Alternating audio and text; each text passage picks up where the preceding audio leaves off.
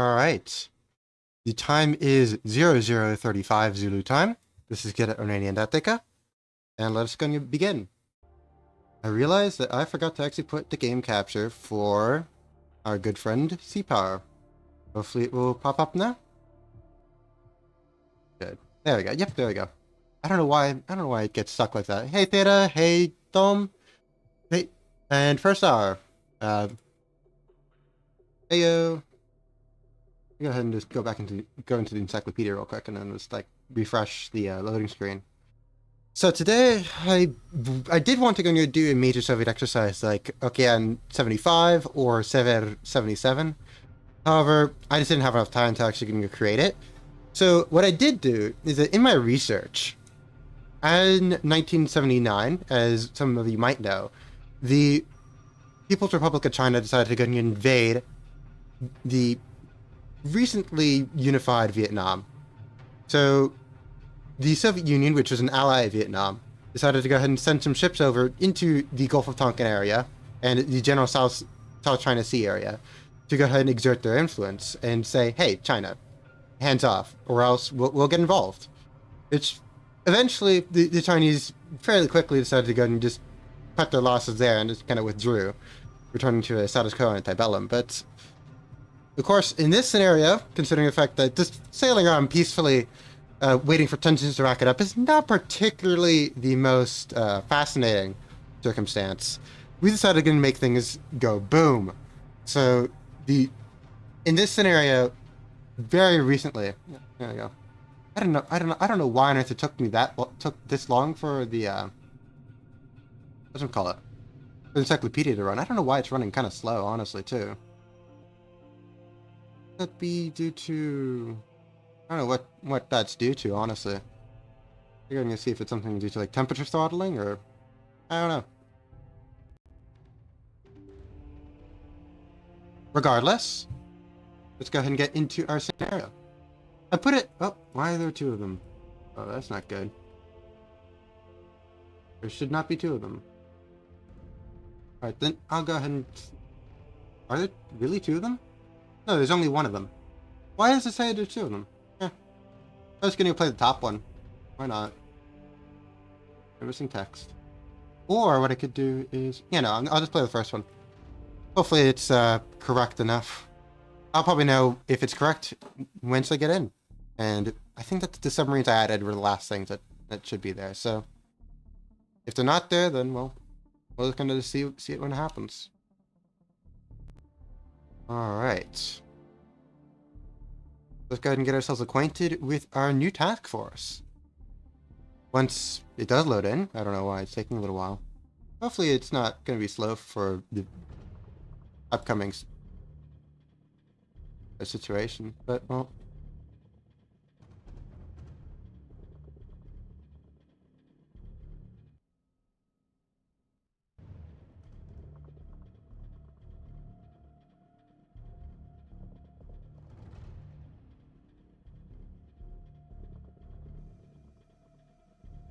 Alright.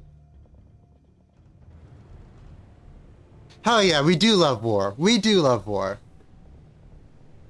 So, yeah, it's kind of interesting because the fact that I just came back from Sea Power, well, from Samsung, which had all the docs on OBS kind of all over the place. But this time, I'm playing it in full. I'm playing Sea Power, which is full screen. So I just have a little thing here with the chat. So very interesting dynamic. But well, regardless, let's go and wait for our good friend to load up.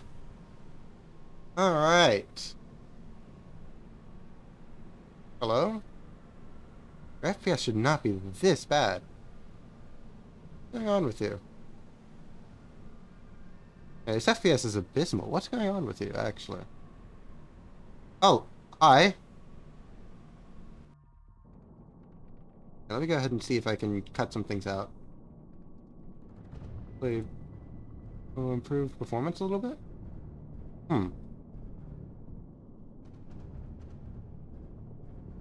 Why on earth is your performance this bad? It was not this bad when I started it up earlier.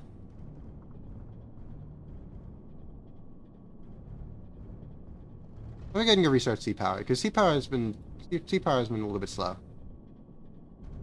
Let me do that. But regardless, I'll go ahead and begin explaining the units that we do have available from memory, because that's how I am. So what we have is the following.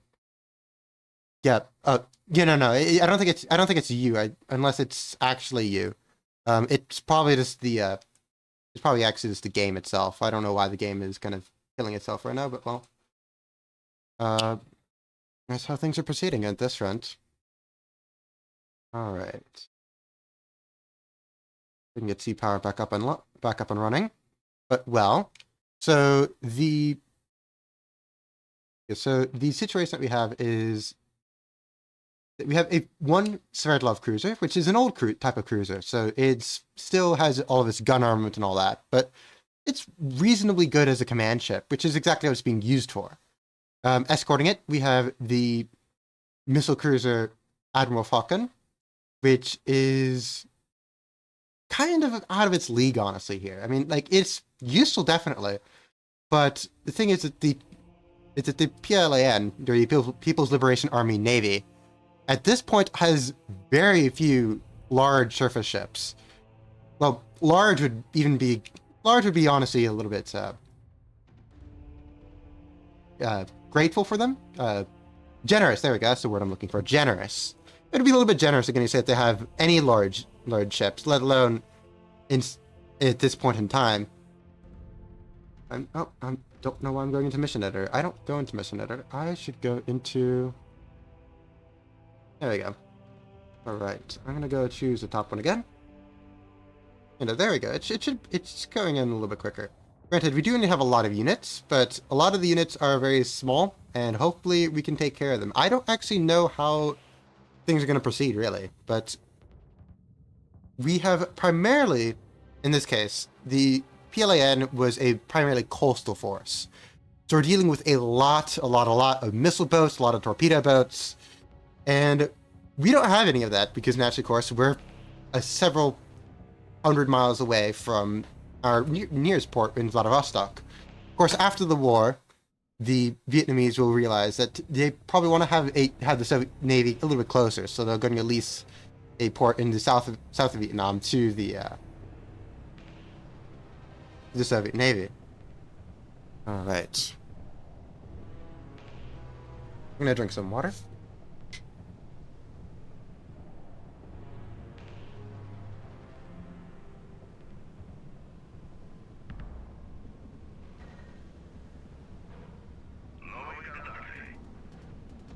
There we go. I don't know why the FPS previously was so poor. Alright, so as we have a abundance, I'm gonna go ahead and just turn in all of our radars because, I mean, there's not really much reason to Alright. So, let me go and introduce you to the scenario. And it seems like if you have a good... Oh my, I didn't expect you to be doing it from that far away. Wow. I mean, we are indeed in very shallow waters, but that is 37 nautical miles, and that's getting picked up by the November? That's getting picked up by the November and the Foxtrot. I guess we're kind of in a convergence zone area. Interesting. But we don't even have enough depth for convergence zone. That's really interesting. I don't know how that's working. Anyways, weird sonar mechanics aside, we are escorting this convoy over here. I'm gonna tell them to go pick up the pace. Escorting this group of 6 convoy ships over here to the port at Haiphong, right over here in Vietnam. So these are carrying military supplies to the Vietnamese military. And opposing that, we have units of... Oh, and we have you guys as enemy. Okay. And opposing us is the PLAN with various different aerial units.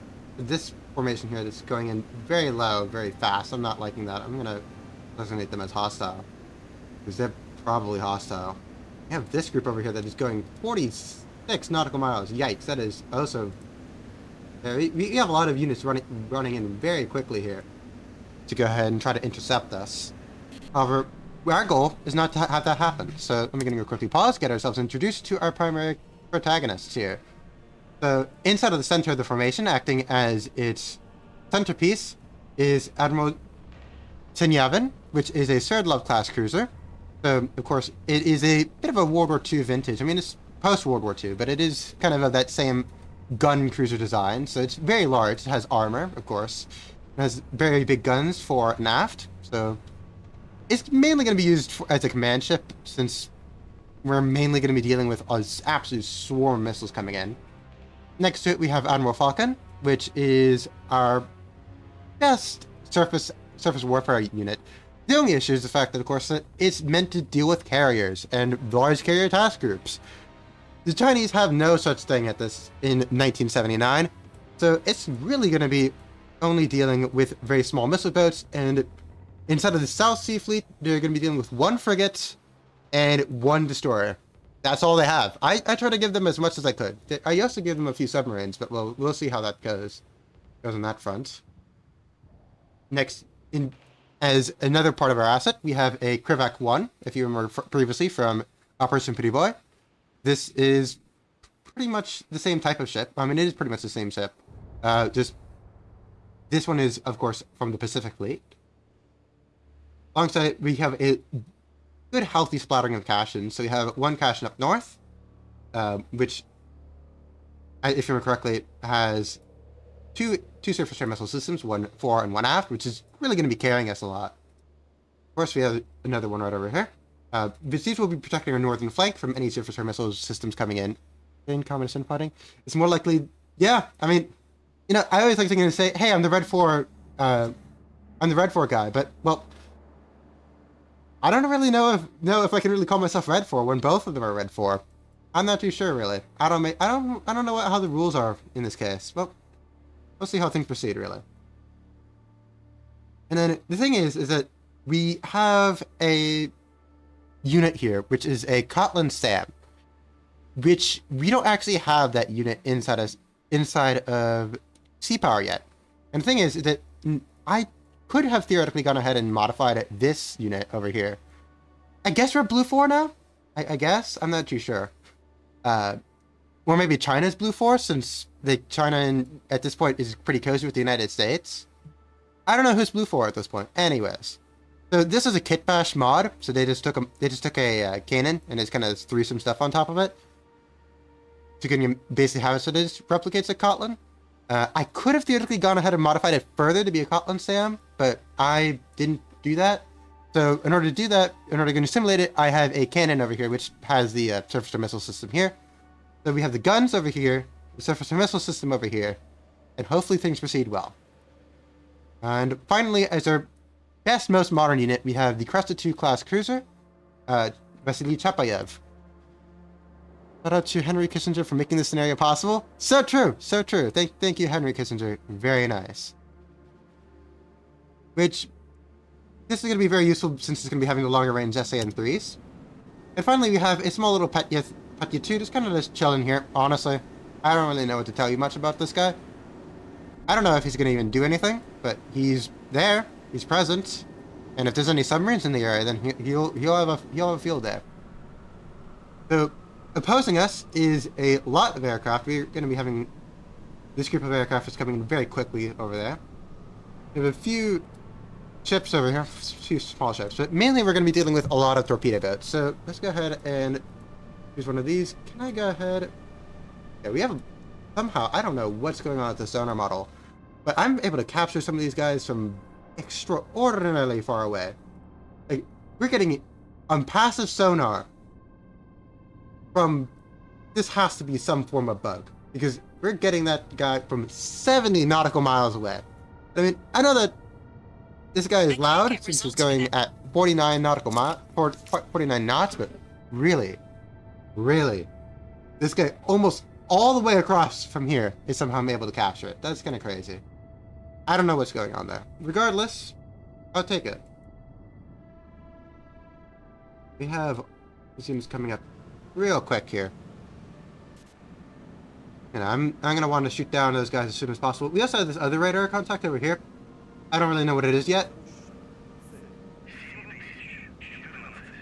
Alright, we've classified it as hostile air, and we have... Ooh, we have some SAN-3s going out already. We're gonna meet them. Alright. I don't know what these guys are yet, but I mean, they're going very low, very fast, so that's kind of telling me, hey, they're probably hostile. If they're doing that, they want to get underneath our radar horizon. Of course, in this case, they're not far enough down, but well. Alright, we have one volley of SAN-3s, we have another volley of SAN-3s going out.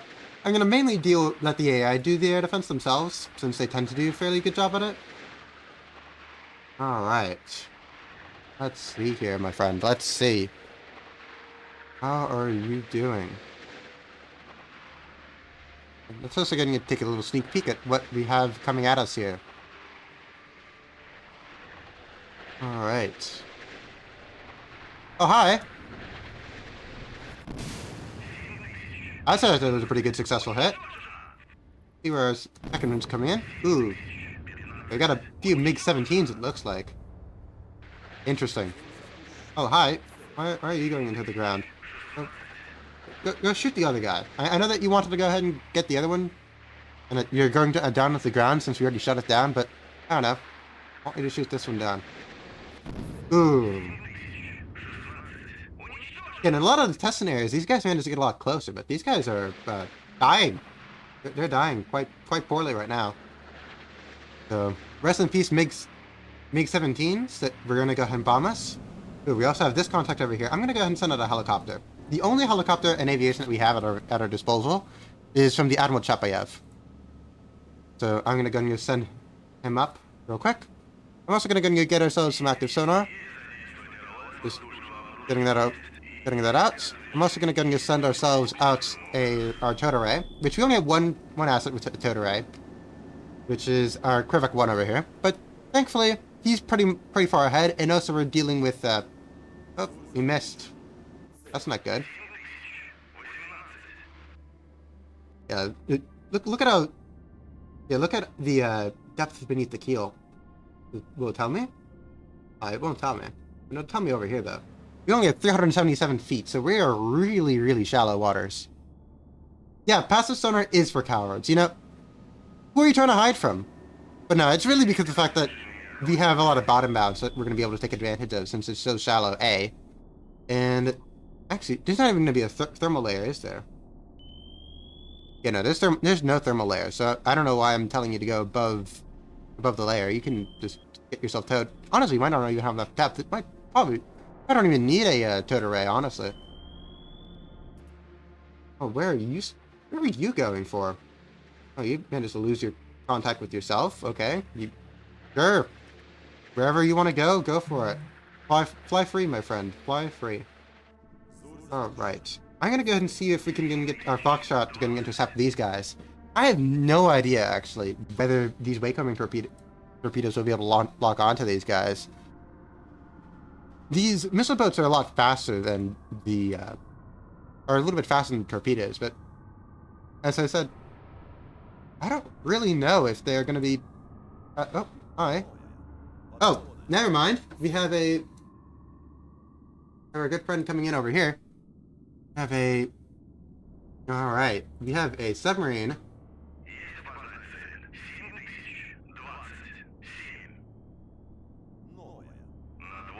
Actually, I'm gonna send a November friend to deal with it. It's November to go ahead and move.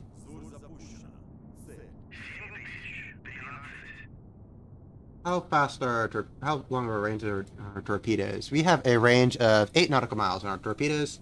I'll draw a little circle of 8 nautical miles right over here. I can go and get that. I want to get these submarines out of the way since I don't really want to deal with them. This November is not actually historical. It would be a Echo 1T, but unfortunately, I don't actually have that inside of the scenario. So I figured just that a November is kind of close enough. I mean, it's the same generation, same technology. Alright, we have all these guys classified as something. They probably are Huangfangs, or an OSIT too. Probably one of those two. Which, they're pretty much the same thing, honestly. They're a little different. Alright, and we have our last SAN-3s going out. Let's see how they perform.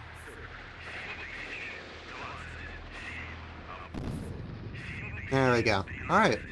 So we have our MiG-17s are all taken out. We have ourselves some... Uh-oh, we have a few P, P, uh, P6 torpedo boats coming in. These have 2 torpedoes, as you can see. And they have a few, what do we call it?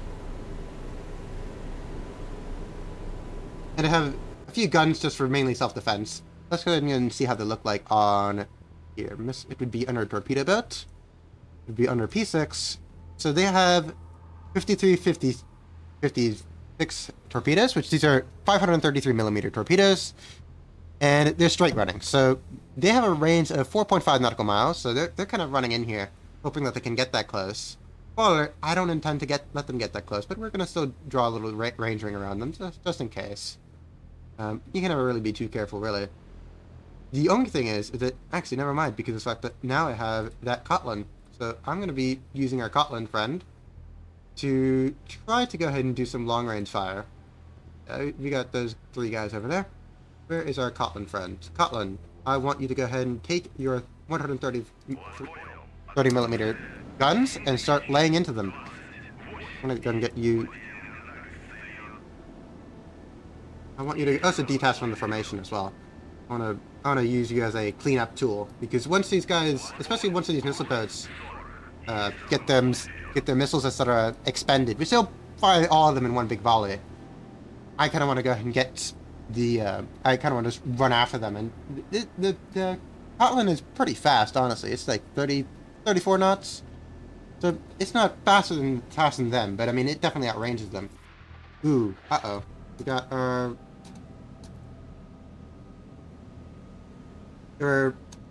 These guys are going fairly fast. They're going at least Mach 1. So these are probably...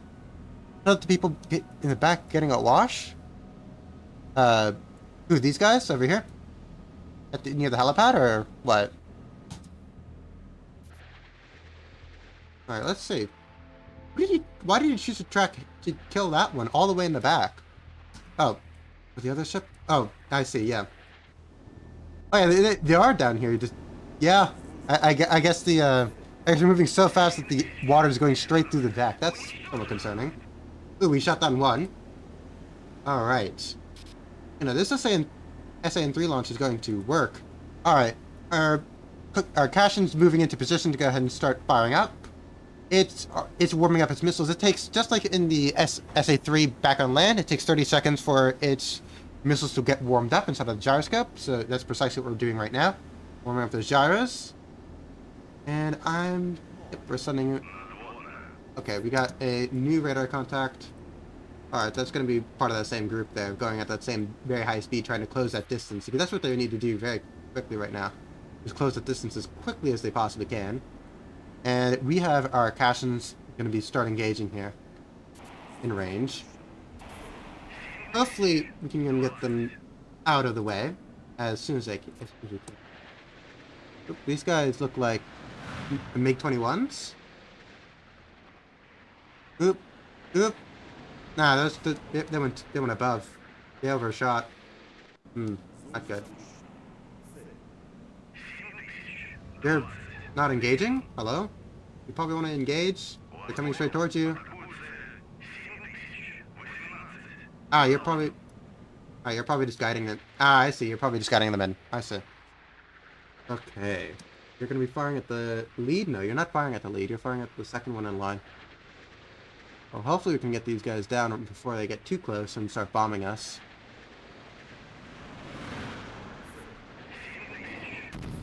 Ooh, there we go. We got one. Alright, we just have 2 left. Alright, we have this one going down to the lead, to the back one there. I want to get... I need to send 2 more to that guy. Alright, we have MiG-21 Bissies coming in. And they have bombs. I don't want to die, so hopefully these guys can get themselves going. Alright, we have 2 more coming in. Do you have... You guys... Yeah, you are in range, so I'm going to get... You guys... It's going to take you 30 seconds, of course, for you to get yourselves in range. I'm also going to go and get our... I don't know if our OSAs are going to be in range yet, but, I mean, I might as well get you guys warmed up just in case. Now, where are you going for? Who are you going for? Where are you going, my friend? My MiG-21 friend.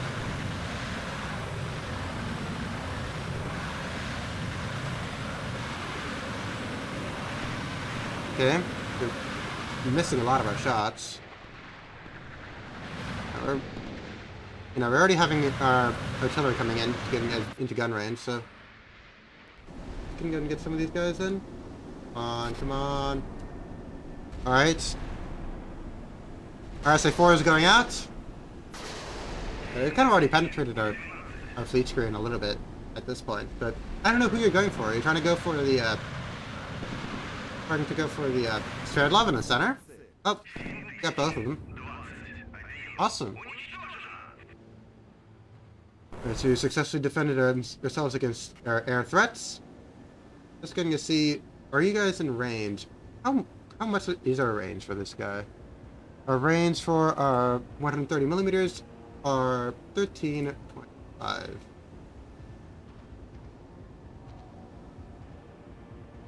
And I could go ahead and use our, our SIN-1s on the cannon class to go ahead and engage these guys, and it will be very effective, granted, but, I think that this one probably over here seems to be, he's kind of going slow, relatively slow, and he's kind of going high up. He's probably like a civilian airline or something like that. I'm not too sure, really. Ooh, we have our contact over here. Oh, did I forget to forcibly change your, I guess I forgot to forcibly change this guy's nationality. This is... Oh, yeah, I guess I must have done that by accident. Not fun. Alright.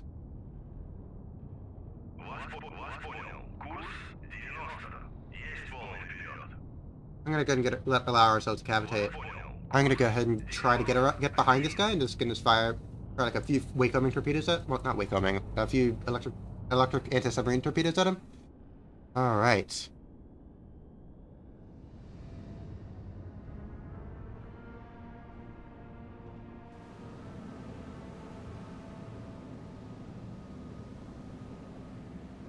There we saw these contacts over here. Alright, I forgot. We do have ourselves a Ka-25.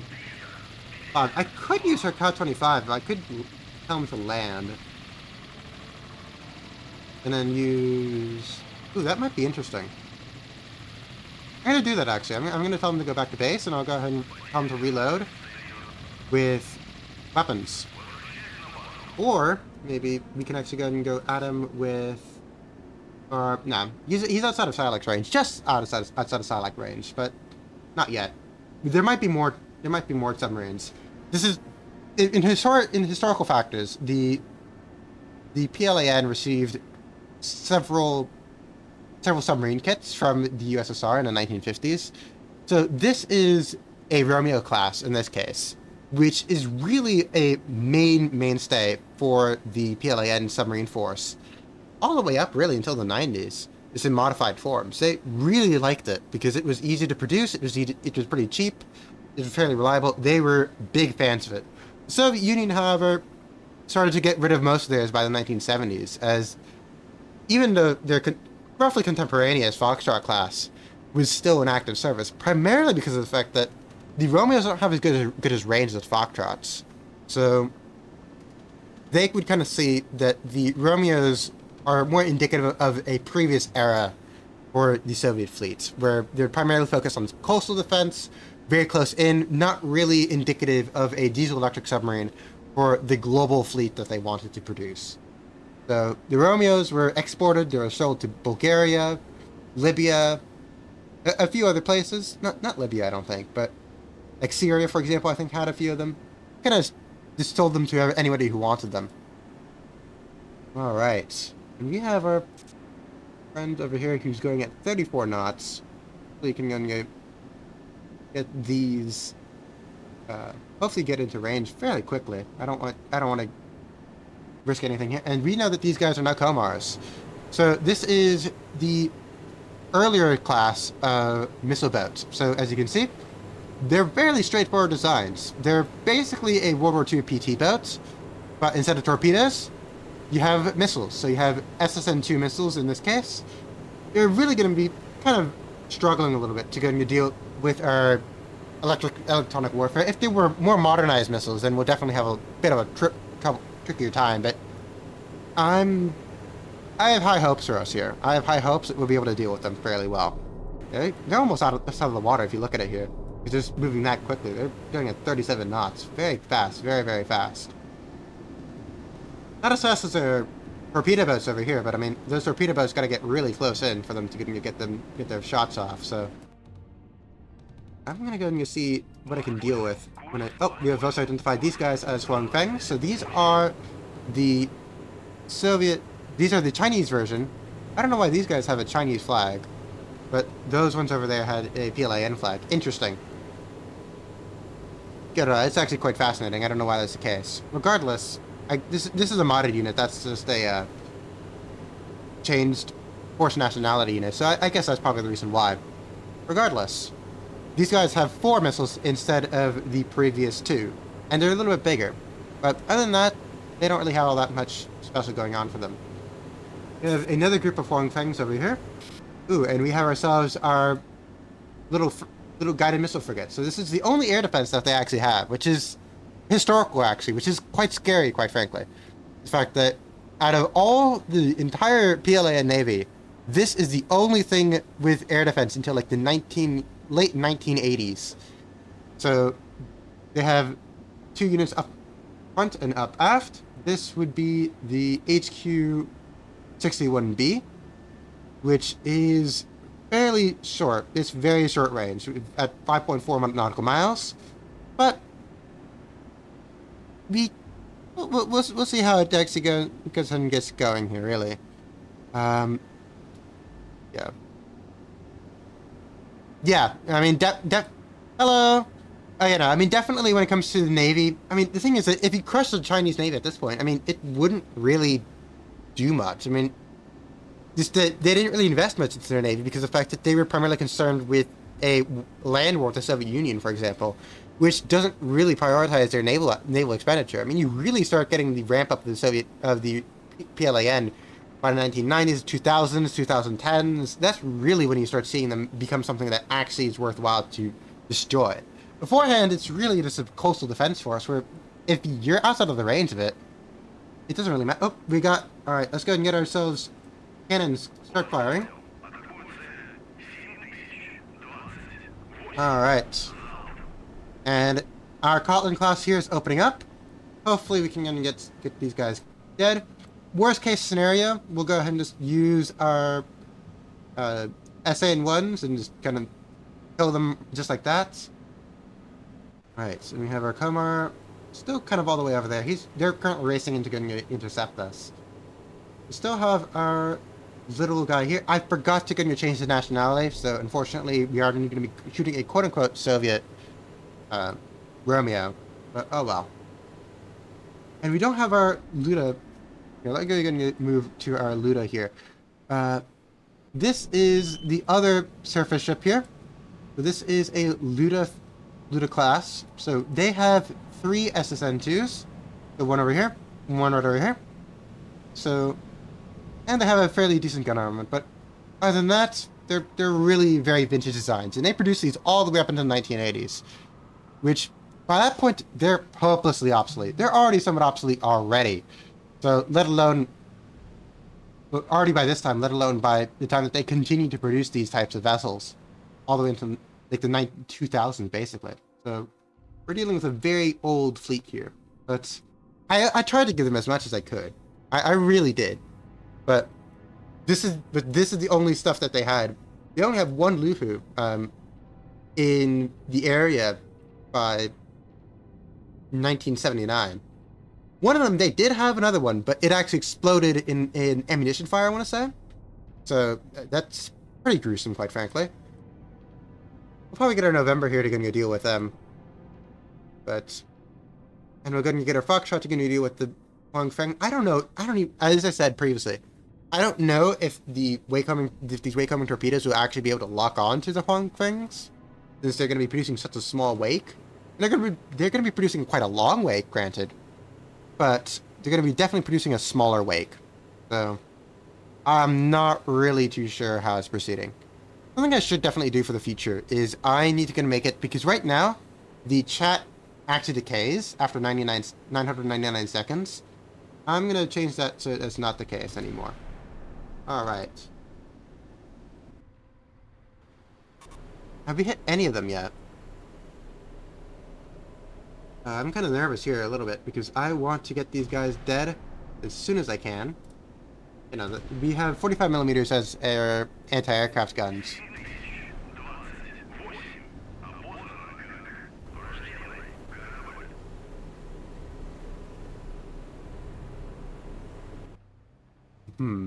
That is the... Is that the new one that they're producing? Because if I'm not mistaken... and that is the newer one. Yes, that is the newer one. I mean, it's... And it's definitely a fairly large vessel when it comes down to it, especially compared... And it's definitely a flush deck group, so... I mean, it's definitely... And it's... I mean, obviously I like to go and have my nuclear powers. Just that it's generally fairly well, but I mean... So it is definitely a very big leaping off point. So as, if I remember correctly, the previous two were... Or the previous two were like modernized vessels that the... Or modified vessels that the Chinese got. It wasn't one of them like a... What was it? It was like a Kuznetsov. It was modified Kuznetsov, and then the other one would be like built by yeah, the other one's like a Kuznetsov. So I mean, yeah, it's definitely a... Okay, we got a neutral air, so one of our convoy members managed to get spotted up. Awesome. You know, curiously, I actually managed to go and figure out, because in real life they did need to send this exact same kind of operation wasn't being conducted. But of course, in real life, the Chinese did not actually go ahead and go to war with the Soviet Union. But these first 3 vessels are actually the historical vessels that were sent from the USSR to Huangfeng to go and deliver supplies. So we have the MV Georgy Chikarin, Valery Mislauk, and the Belakun. And these are the ones I just kind of chose randomly. I did find it somewhat comedic because you have one of them be called Ho Chi Minh. So there you go. I figured that... I don't know, I found that would be somewhat amusing. So we have Ho Chi Minh coming in to help Vietnam. Alright, you're still engaging them here. Have you had any success? And now you guys are going at 9 knots. Why are you guys going so slow now? Interesting. Thank you, AI, for deciding to do that.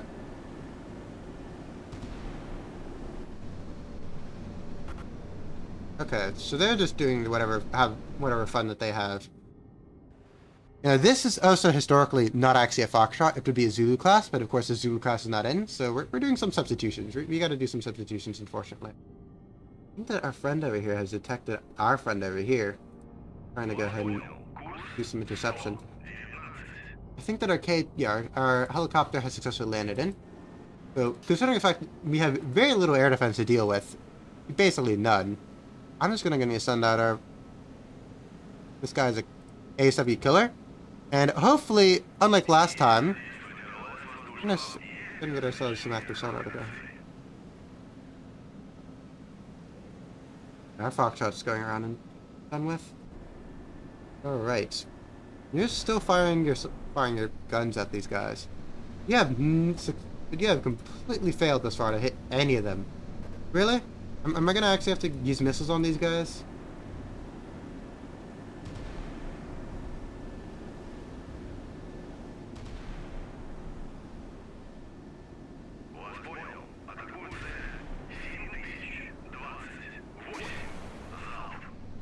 Okay, we're firing in a wonderful circular pattern around the target, so hopefully you can improve that range solution there. You have red arrows on, so. Right. And I'm gonna bring our... Oh, we do have it successfully identified as a Romeo. So you can tell that the Romeo and the Foxtrot are kind of like brothers, honestly. It's the Foxtrot's longer range, it's a lot longer, as you can tell. But this one over here, kind of almost like equidistant, really. But this one, it's a lot farther here, so there's a lot more battery storage, primarily. I think that we also have more weapons on the Foxtrot as well. So we have a lot more weaponry and all that. because it's a bigger submarine, so I mean, it makes sense. But fundamentally, I think that they use pretty much the same sensors. So if we can see him, he probably sees us. So in terms of our patrol submarines, yeah, they have the same hull mounted sonar. So yeah, just about 1,000 roughly thereabouts tons lighter. The Romeo. We have the same weaponry and all that. I don't know whether the Romeo in real life that the Chinese got managed to get the same weaponry that the Soviets had, and or they reverse engineered it or what have you. But regardless of how they managed to do it, they have fairly formidable weaponry here. But I don't really want to get in the range. But well, I don't think that's really going to be an issue here. Historically, it was very brutal operating conditions. The Vietnam area. The submariners inside of the submarines basically got cooked alive. They described it pretty miserable. Granted, they're enthusiastic about their situation. Just that they saw themselves that they were defending Vietnam from farther from the PLA and from getting involved, and generally acted as a deterrence force. But still, just that there's only so much enthusiasm one can have from being in a very hot metal tube, which was fairly similar to their experiences when it came to Northern Fleet submarines that were Northern Fleet Foxtrots and submarines that were sent over to Cuba during the Cuban Missile Crisis. That they also had to contend with very difficult operating conditions. Have we successfully managed to hit any of these guys? Okay. Well, I guess if these targets are way too small for us to actually hit thus far, I might need to get send missiles at them. If they start increasing their speed, I'll send some missiles at them just to stop them in their tracks, because they only need one missile and they're not gonna miss. Alright. Where is our little helicopter? Our little helicopter's getting itself up. I'll do a little bit of time compression to ×3, since that's the maximum we can do so. Since we got some guns firing up here. Alright.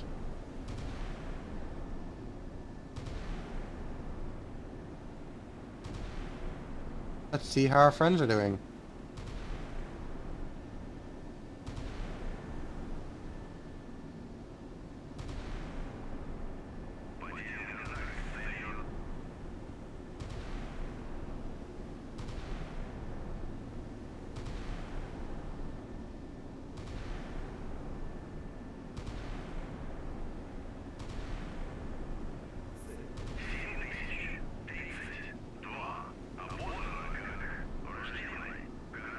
Alright, we have another hostile sea, so we're just kind of classifying these guys at this point. But yeah, we can see all of them, so that's good at the very least.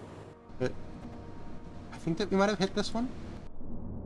Hey, look at that. We do have, I think that's it, or is that just, that's just general just grime and dust on it. Unfortunate.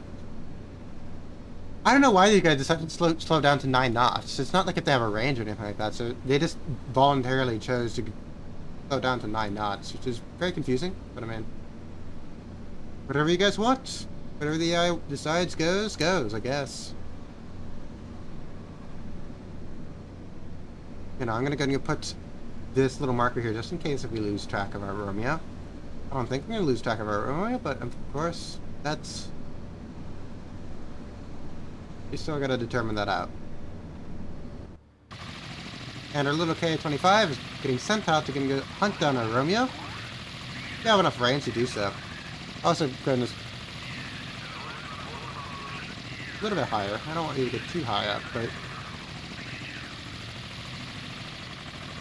what I'm actually going to do probably is I'm going to go and let our November get a sonar contact once again on these guys up here. And I might go and send a decent amount of the missiles from Admiral Fulton at them. Since, I mean, the thing is that historically they probably wouldn't want to use these missiles because they're very much an anti-carrier and they want to still have the strategic deterrence that has. But, I mean, in our situation, we know for a fact that that's not really a concern for us. So we have a lot of Huang Fengs. I did not realize that I put this many Huang Fengs all in this little formation here. So they're booming right now, very quickly down south, which is concerning.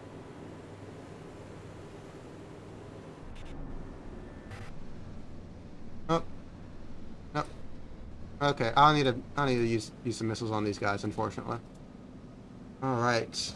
I'm just gonna send one missile towards each one of them, and it should get them done. You know, I'm gonna see where, I don't know where on earth I put it, but I should have some drinking. Anyway. Here it is. I'm gonna go ahead and quickly, as we do this, just gonna step away and take out the tea bag from my tea cup, because, yes. And hopefully nothing bad should happen. Just, if something bad does happen, then I guess spam in the chat, but I mean, I don't know how I'd see otherwise, so, well, yeah.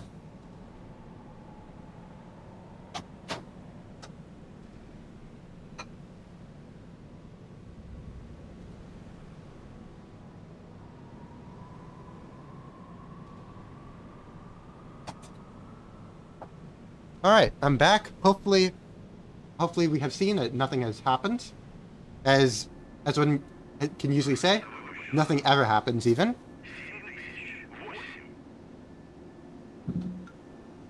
Tea's very nice. It's a spearmint tea. Just, I quite like spearmint. It's a very good flavor of tea.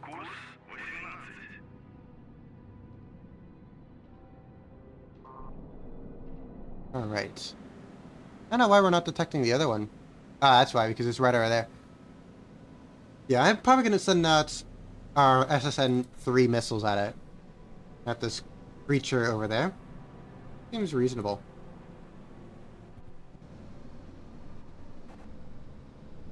Yeah, we have our first SAN-1 coming out.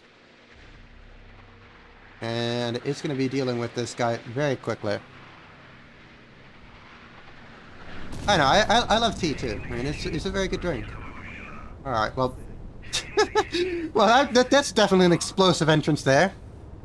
Yikes. Yeah, no, you have pretty much the entirety of the top of this bad boy here ripped off, so that's definitely a very good hit there. And we have the next one coming in immediately afterwards. I think that's it for that little group there. We should be having next... Yeah, we have the next two warming up right now. I don't know why they got... I don't know why... Because I did tell them to go ahead and go at an anti-ship. I did tell them to go to anti-ship, so it's not an issue with the AI. It just decided... Well, I mean, it's not an issue with the way I set it up. It's that the AI decided, hey, I'm not gonna go ahead... Like, they have their radars on, so they can see me. But that's not the issue. I love the fact that they have superstructure destruction. Because look at that. Look at that. Nobody's left on this thing. It's just a Hulk at this point. It's pretty brutal, quite frankly.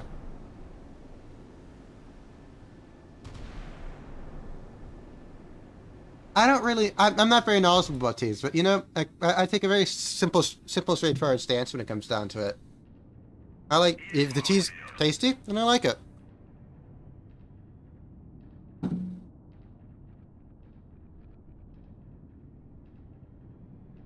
Alright, we still have our K-25 coming out there. I don't know how long it's going to take for you to get out here. But I do hope that I find you fairly quickly. Well, not find you, I mean I already found you. Probably just a lot of bottom bounce. That's primarily what's going on probably. It's just so shallow that the sonar waves. Because, of course, sonar travels in waves. I love the fact that I'm so unconcerned about the torpedo boat fiasco that I don't even care about the fact that they're all dying right now. You know, torpedo boats, Kamchatka. Well, in this case, Bozmucheny doesn't see torpedo boats. They do see torpedo boats. So there you go. Finally, they have seen Finally, the Russian Navy has seen East Asian torpedo boats. There you go. The legacy of Kamchatka has been finished, and hopefully now we will not accidentally shoot a few British trawlers and have to go all the way around Africa now. So there you go. And here is the last little torpedo boat that we're going to be dealing with. Very sad, because I think that if it wasn't for the fact... They're trying their best to shoot it down, but I mean... Their best, in this case, is not all that much. And there you go, you have all four of them down. we do have these Komars, which they should be coming into range eventually. I don't know how long. Ah, I see. You guys have a range of 21.6 nautical miles. So once you guys need to get into that, I'm gonna go ahead and get you here. 6 point 21 point something. Yeah. 21.6. Yeah, so they're coming into range fairly quickly here. I'm just gonna get rid of all these little lines here because I don't need them anymore. I don't need any of these because we already have killed all of our possible torpedo assailants. I'm just gonna get rid of their gun range here because we're not gonna be going into gun range for anybody else for a little bit. For a little while here at the very least.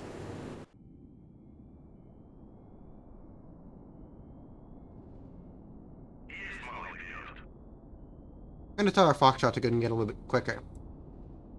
I want to see what happens here with our long-cutting friends who are zooming very quickly in.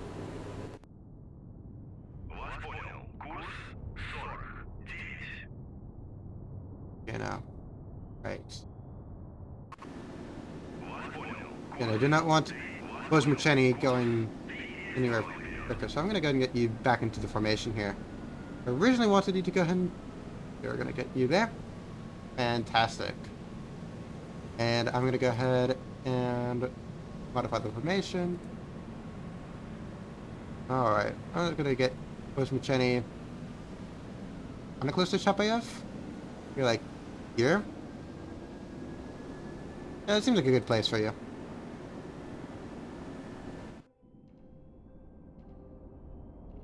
Alright, as I previously said, I don't think that they would actually send any torpedoes at these guys, but this really not that much that's actually up. And I forgot to go and attach the range circle to our November. That's unfortunate. Oh well. Alright. I'm gonna go ahead and speed us up a little bit.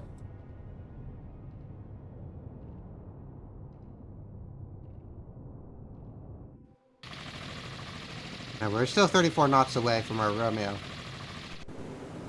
I really wish that we had some missiles that we could attach to our Ka-25s. We're going to deal with these missile boats because that would be fantastic.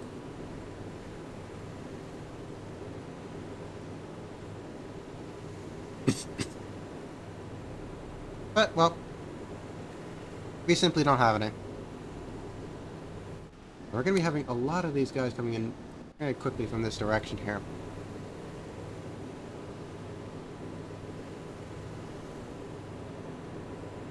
We're going to be having, oh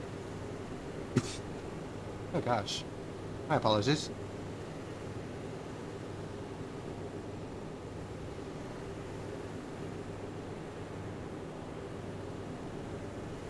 You guys have a range of 21.6. Let me just drag you out to 21.6.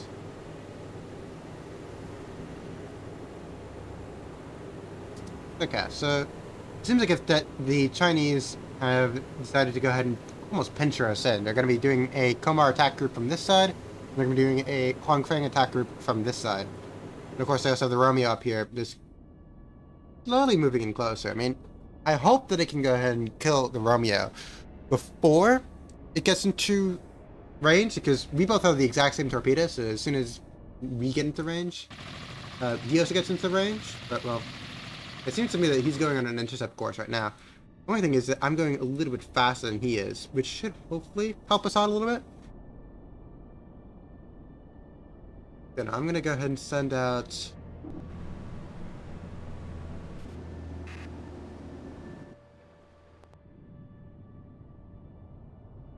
I'll tell you to go ahead 1/3 and see if we can pick up our frigate and our destroyer friend. I don't see anything. Okay, we'll continue going at ahead 2/3. At 2/3 eye.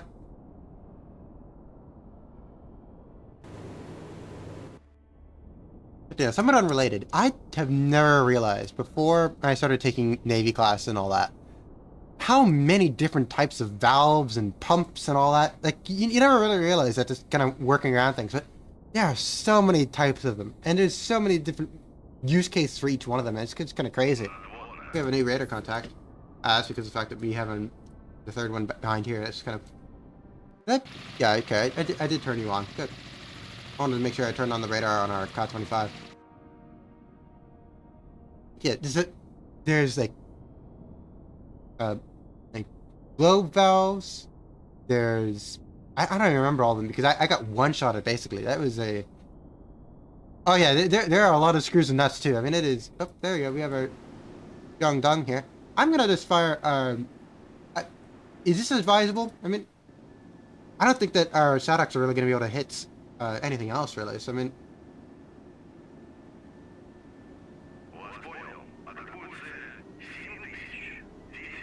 I might as well fire our SSM-3s at this formation here, because really, what's the loss that we're gonna have? It's not like if we're saving these missiles for anybody else, and those are the biggest targets that we have, so we might as well.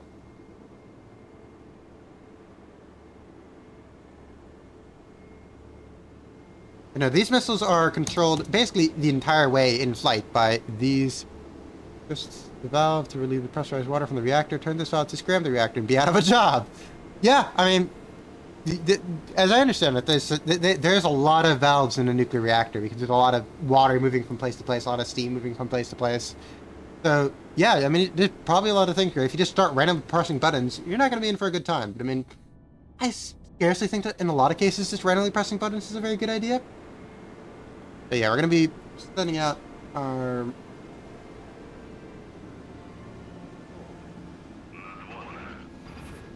Ooh, hi, we got our other friend here.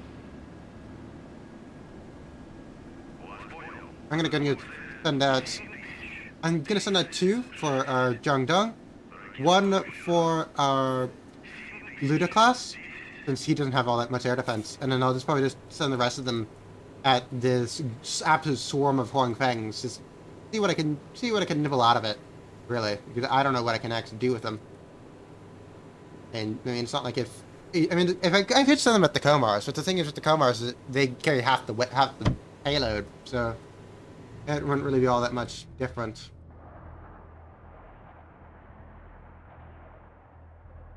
You know, I don't know how effective their air defense is actually going to be. I have a feeling it's probably not going to be all that effective, but I mean, we'll see how things develop. You know, I don't want to discredit them too early. Because that's how people lose lives. That's how people lose lives, by discrediting the enemy way too early. But this is definitely a Luda class. I mean, he's in formation. You get 27 knots, 26 knots. I don't even know where you guys are going. Why are you guys going that way? You guys do know where I am. They know where I am, so it's not like if it's an issue of like a targeting solution. These guys are basically beelining it towards me at 39 knots, which is scary. Scary, I think is the correct word for it.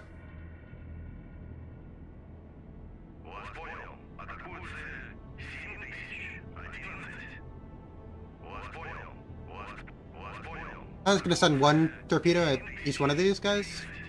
I'll see what happens. I mean, do I have high hopes that they're going to actually be able to hit them? No, because these are very small targets. And inside of the Cold Water scenario, which features most of these, the Cold Water's campaign for 2000 against the PLA, where you're the United States Navy, they basically recommend that you use missiles against these targets, because using torpedoes is like the torpedo itself is basically as big as the boat. So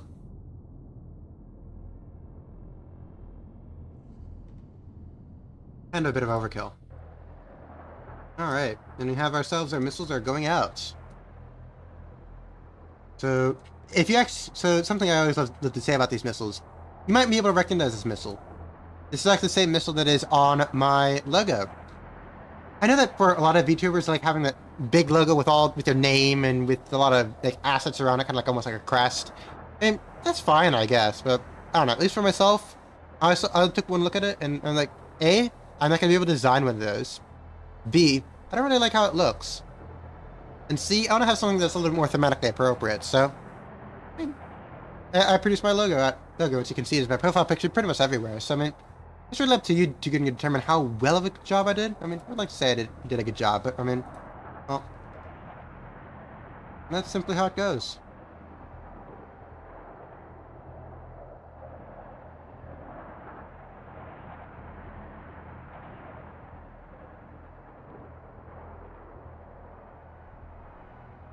All right. I'm just gonna speed us up a little bit here. Oh, and we have our torpedoes coming out. These are away-coming torpedoes. Oh, look at how shallow it is here. Oh my gosh. It is really shallow. We're doing some very literal combat here. And you're at 100 feet. You're probably like 300 feet. You're kind of roughly all equivalent. So, I mean, we're doing some very literal waters. But, well, that's what we do here. So these are away-coming torpedoes. So basically the way that they operate is that they'll lock onto the wake of their enemy, which is fairly good at dealing with, which is good when it comes to not being easy to decoy, because the fact that it will go ahead and actually just directly follow the wake.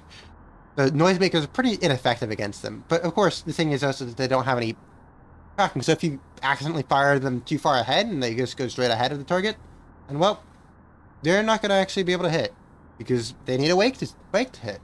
And if there's no wake, there's no luck. You know, these guys have no idea what's happening because they have no sonar. They have nothing. So this can be continuing, hopefully, just continuing straight ahead. This Romeo is going to be, there's going to be up top inside of the sonar. You know, they wouldn't be able to hear it at this range. I mean, it's a fun possibility. It's a fun hypothetical, really. That's the word I'm looking for. It's a very fun hypothetical.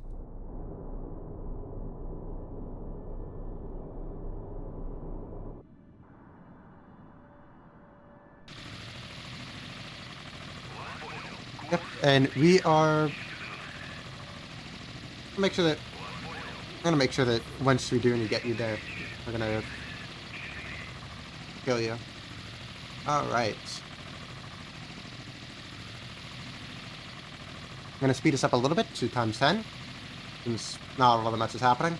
We're just waiting for our results. We're waiting for our torpedoes to intercept. We're waiting for our missiles to go ahead and meet the sole air defense of the Chinese Navy. Oh boy. Well.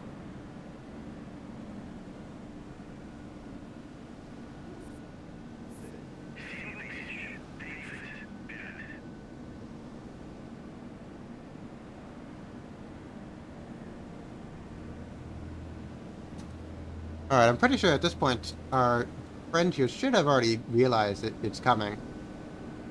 These are not the actual historical launchers. These are reskinned SN4s. They just chose to have it because, well, I mean, this is basically a kit bash because they had not actually installed the game yet. Alright, and they're beginning to go down at approximately 13.19 nautical miles away from the target.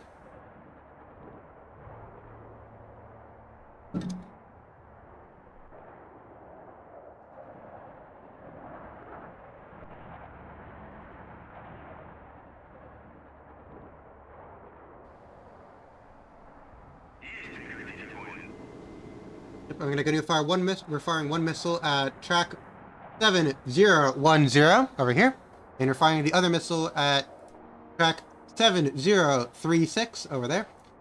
And we already have our active. Yep, they're both off left to their own devices.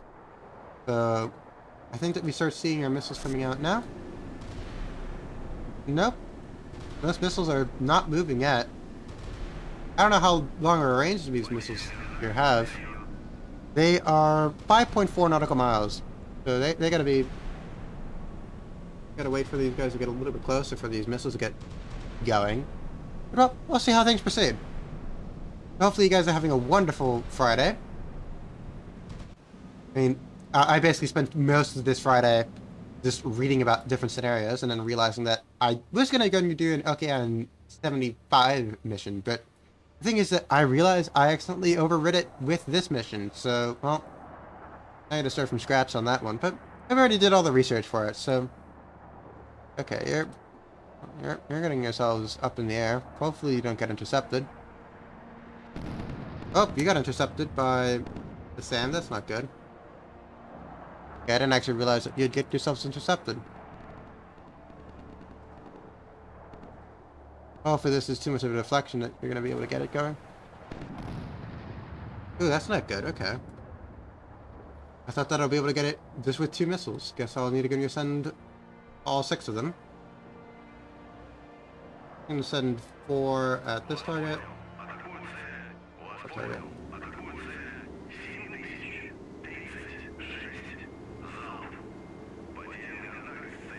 Alright, and we still have our... And if we had some ships with some SSN2s ourselves, or SSN2 2-3s, that would be amazing. But unfortunately, we don't have that ability yet. And speaking of that, we're going to be getting into Tacoma raids fairly soon, so we got to get ourselves ready. I'm going to be moving... I think that those guys... I'm going to be moving... Because we're going to be dealing with a major air threat axis in that direction, so I want to go and get themselves bunched up a little bit. The Petya 2 is not really going to be a major air defense asset, so I don't really care what it does. It can, for all I care, just kind of just exists in this corner and just kind of meander there. I really hope that these torpedoes get it. I don't know if they will, but I mean, they're closing at 45 knots and 37 knots, so... Oh, hi. Okay, the Romeo disappeared, which is not good.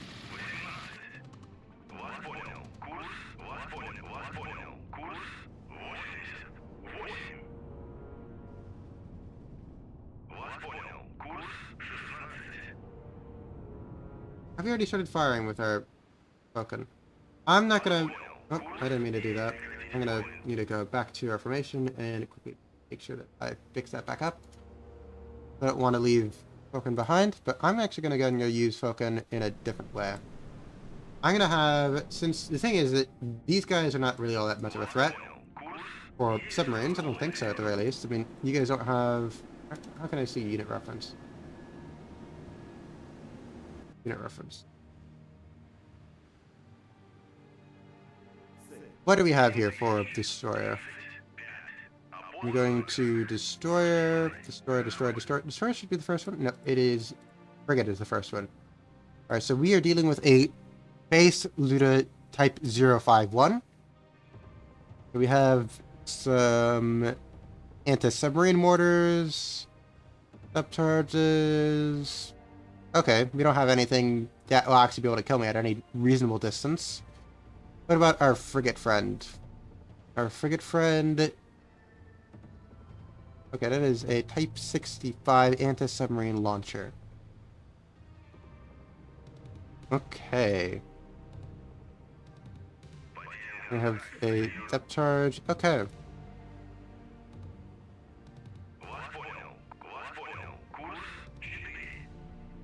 What I'm going to do is very straightforward. I'm actually going to go and use our November against this group, since I want to go ahead and use most of our missiles against this swarm here.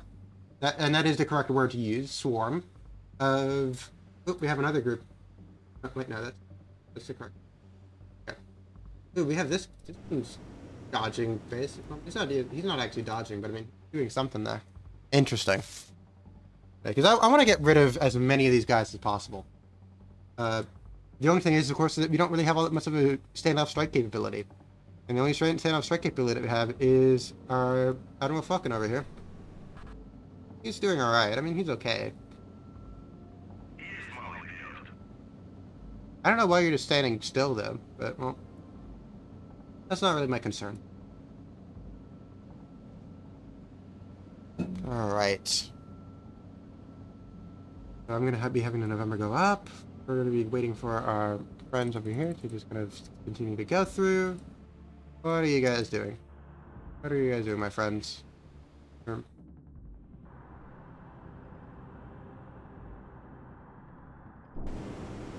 are you guys slowing down? Yeah, it seems to me that you guys are slowing down here, so... Hopefully you guys don't slow down completely. Hopefully you have enough of a wake by the time that this guy comes in. I can just slam you guys. How are you guys doing here? You guys are still steaming ahead, so they might be waiting, honestly, for the other groups to come in and then just do a coordinated assault, which would be very bad. I don't want that to happen, because that would be 4 times. This would be 16 SSN. This was 16 plus 8, which would be 24. 24 missiles at a time.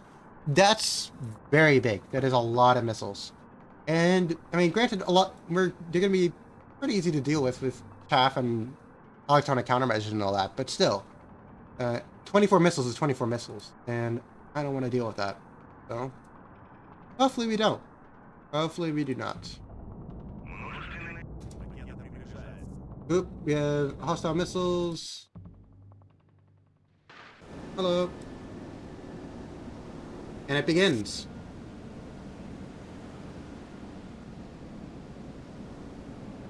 And move our cannon class a little bit back.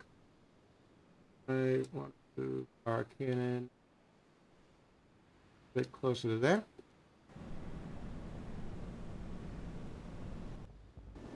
Alright, you're warming up your missiles. You're warming up your missiles. Are you warming up your missiles? You're warming up your missiles. Are you warming up your missiles? You're warming up your missiles. Alright, is everybody warming themselves up? Because once it's go time, it's go time. And go time is right now. Go time is now time. Damn that these torpedoes don't actually have a time ticket and you figure out whether they work or not. I missed too. But regardless, pointless of support.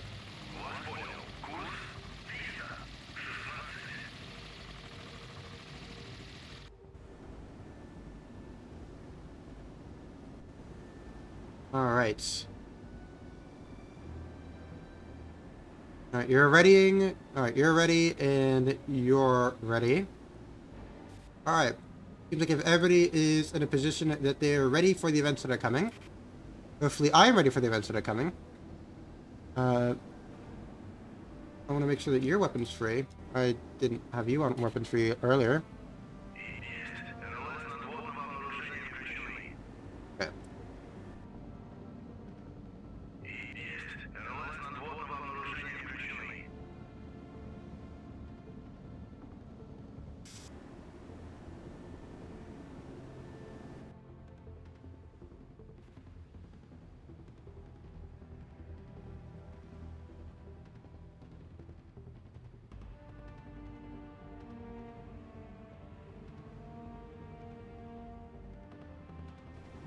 Alright, and there's our missiles. Fantastic.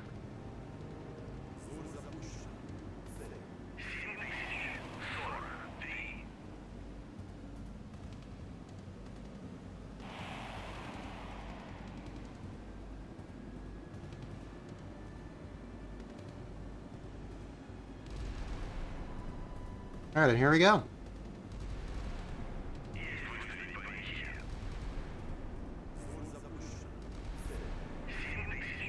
Let me get this over here. Hopefully we can go and get some of our electronic warfare to get rid of some of these. Thankfully, it seems to me that the Komars over here are not in range yet, or at least they're withholding fire. So what I really hope happens is that they just go ahead, because we're still dealing with a group of 16 missiles coming in. Alright. We're missing thus far.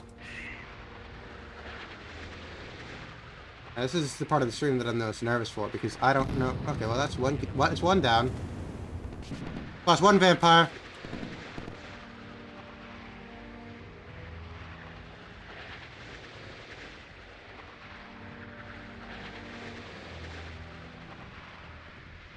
This is a bit of a high angle here. Are you gonna be able to make... Are you actually gonna be able to make the intercept?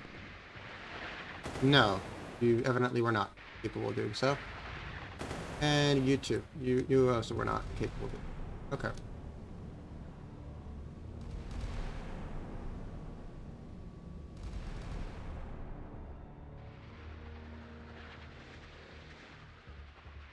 Alright, come on, come on, let's see. Let's see.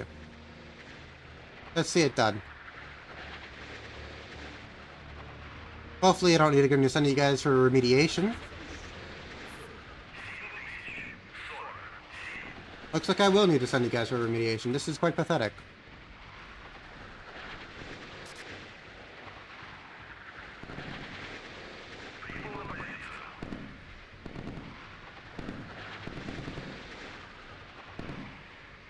Oh no. Ugh.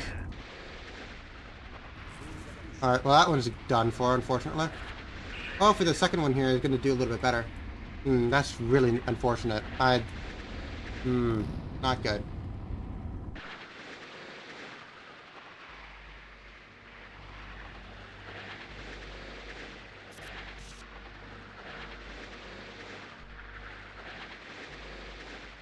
That's really not good, actually.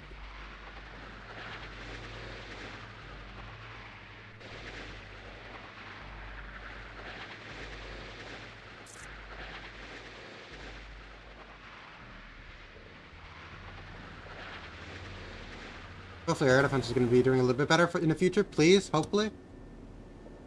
I really need to get these missiles killed.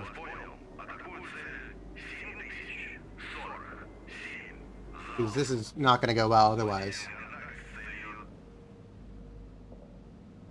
Come on, please. I might need to tell them to go take a little bit more active approach, because I don't really care about missile. I don't really care about expenditure. I just care about getting these guys killed and done for.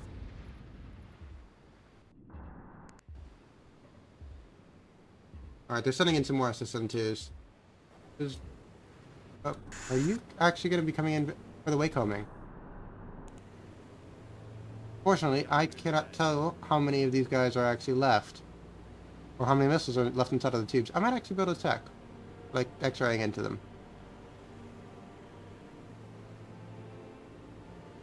Seems to me that this one's already empty.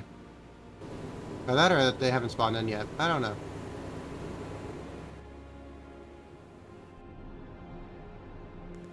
Regardless, this one seems like it's chasing its target, and that seems to be the only one that actually manages to get itself on target. Well, I wish that they got themselves on target a little bit earlier, but well, that's simply how things proceed. Oh, this one might be able to get on. Oh, there you go. We got one. Still not very pleased thus far. Not at all pleased with the air defense thus far. Yeah, this is going to be hard to explain to Moscow, but at the very least, it's a cash and not not anything else, which is somewhat relieving. And I need to do pretty good thus far, just going to make sure that. And we are dealing with a considerable amount of units, though. So I mean, I just gotta get these guys done and dusted with.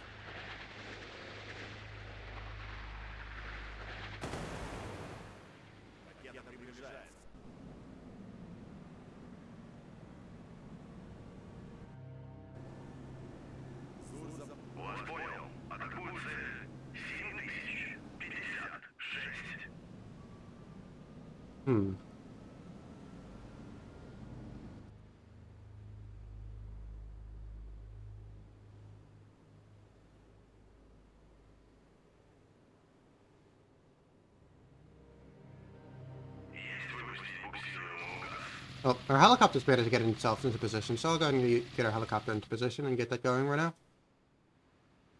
In the meantime,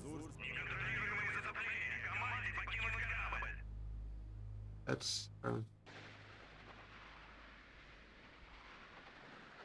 cash in there. That is dead now. Oh, very dissatisfied. Very dissatisfied.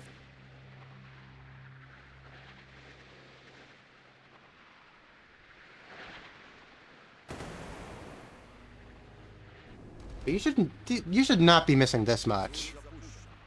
I'm sorry.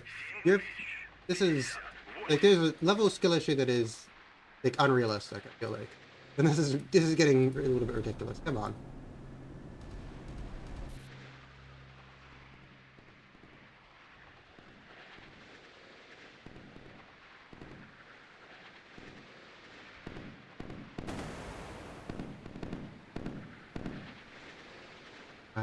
Come on, please, please, please kill them. Kill, please. Here we go. Alright, you at least one, at least the SAN-3s are getting some interceptions here. Alright, some more SS.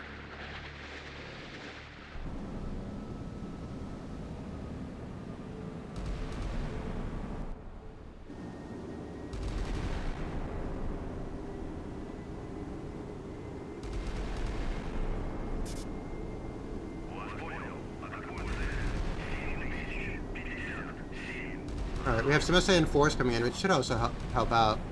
Hopefully, at the very least.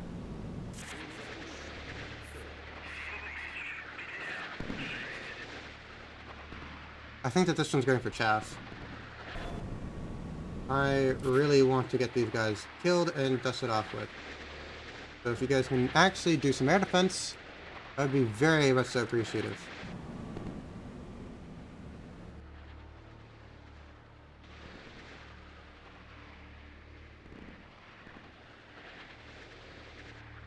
Okay, this one went over. This one is also seems to be going over. Is this one going to be going over?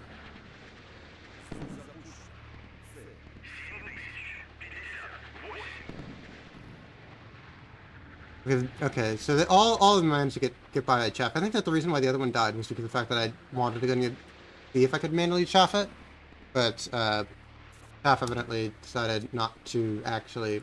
I don't know. I thought that it would going to work a little bit better than it did. Okay, cool. Alright, and our second one is going to get hit right now. I'm very dissatisfied, though, because I should have been able to get that, but I didn't. Ugh. You know, I am extremely dissatisfied. Because I should have been able to go ahead and save this ship right over here, because as you saw with the other one just went ahead and popped chaff, and it was pretty much a done deal right then and there. But, well, nope, I had to go ahead and manually.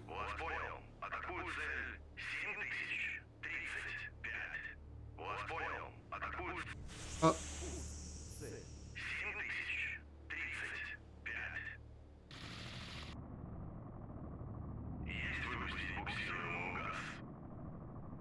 Hmm.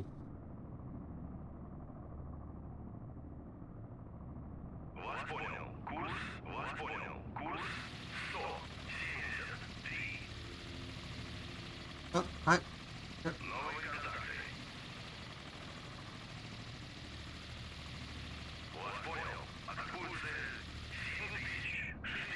Alright, well, we found a Romeo. Let's get a Romeo done for. Well,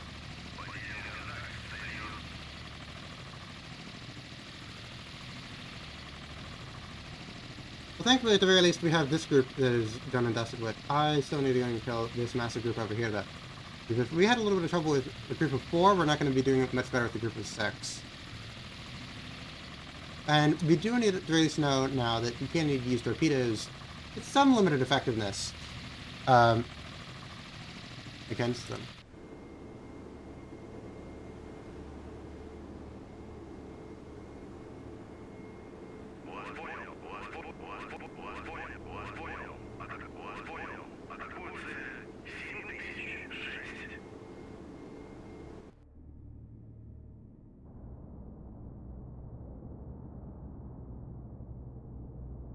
I'm gonna get these guys to go a little bit lower. Lower?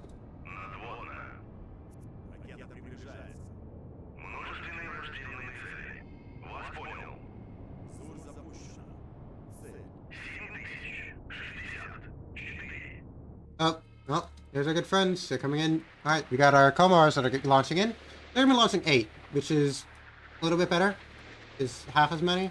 It's less than. Yeah, it's half as many, so. I'm gonna try to take a little bit of more of an active fence here.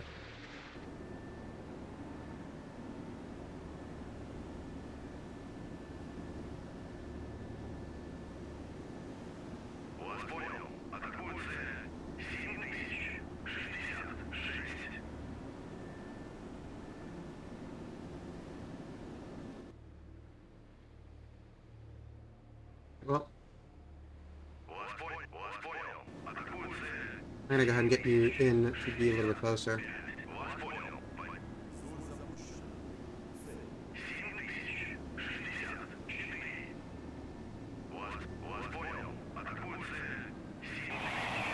There you go.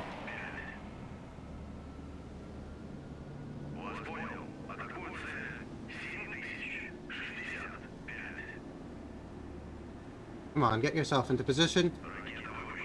Let's get this show on the road. Ugh, very dissatisfied, as I said previously, with the fact that we lost one unit. I mean, I think that it would be pretty easy to explain if we killed everything else and being like, hey, yes, like, we killed, like, half, because if I remember correctly, that they had something like 100 or so, OSA boats, and, like 50 or so, other ones, so they can be like, hey, like, we destroyed half of the entire Chinese Navy for you, congratulations. Then I feel like if that would probably be good enough to get a report back to Moscow, but you know, we're gonna need to see how things proceed. Alright.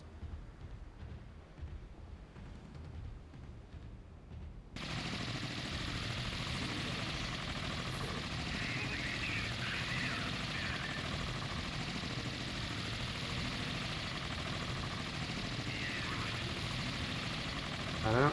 Oh, nope. Okay, you're sending out a torpedo. I'm gonna see how that torpedo goes. It should go fairly well, since, I mean, there's not really all that much involved with it. And we got ourselves our missiles going out against Huang Feng and company. Hopefully that goes well for them. I wish them all luck. Hopefully the missiles are not too big that it will cause them issues. Because I feel like the missile itself is about the same size as Huang Feng, so...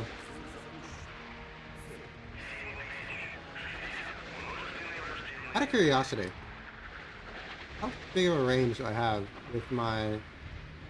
That's not the correct one. Wait, what? Wait, are you telling me that we managed to get rid of the entire magazine of SCN-3s on this thing? Oh my gosh, we're really going crazy with it. I mean, that's fair enough. Alright, catch you later. Thanks for dropping by.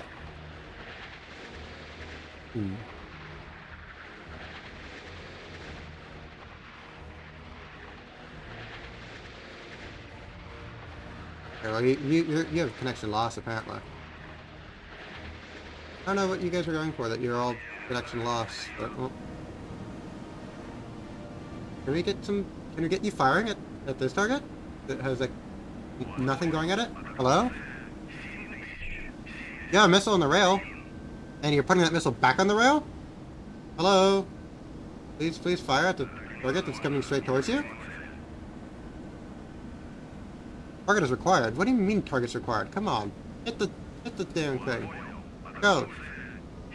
There you go. Fire, fire, fire. There you go.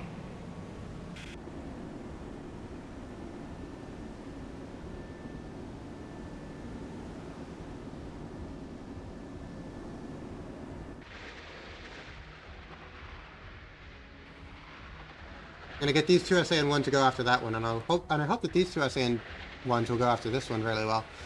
This angle's not the best, but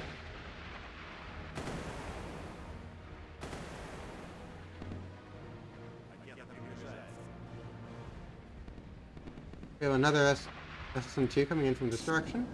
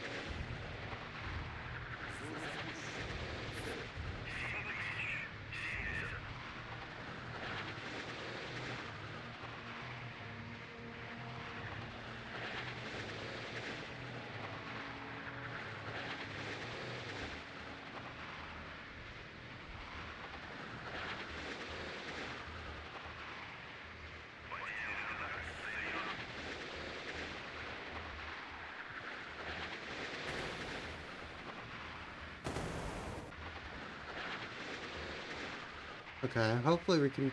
Alright, hope we can get going. Please do so. Okay, at the very least we have torpedo going out on you, and we have, of course, our missiles going out on our Wangfangs. It shouldn't be very difficult for me to take them out.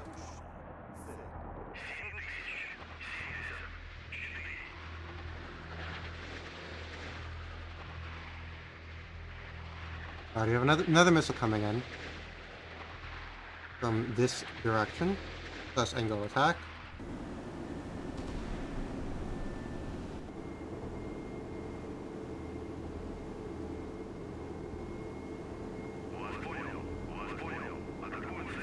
And make sure that we have you guys ready and queued up for engagements. The SAN-4 probably is going to be the only one that's going to actually be able to take care of you. Given the pretty poor track record that we have with our GOAs, unfortunately.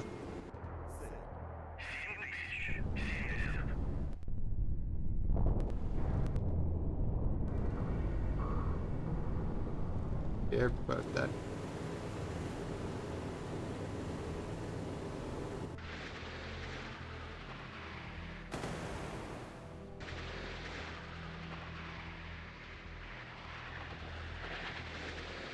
Hopefully you can go and make the intercept. It's looking promising thus far. Come on, hit it. You're going too far ahead? Yeah, you're going too far ahead. Alright, we have these two that are coming in here, but hopefully that chaff is pretty good timing. Chaff seems to me to be pretty good timing, so...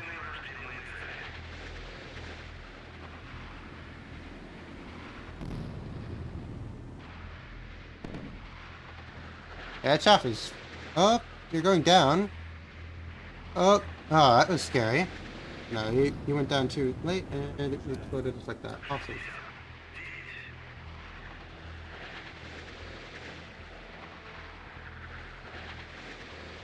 I haven't been counting how many missiles we have thus far, but I mean, we have 3?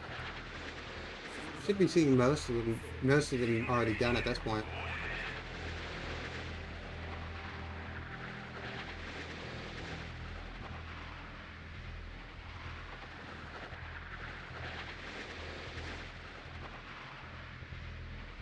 Oh, we have more assassin crews coming in. Really?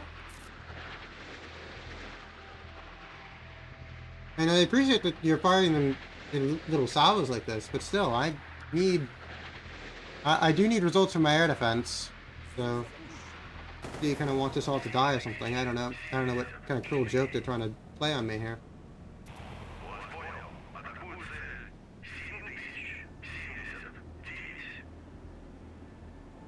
You're going for this? Oh, you're going for Scotland. That's not good.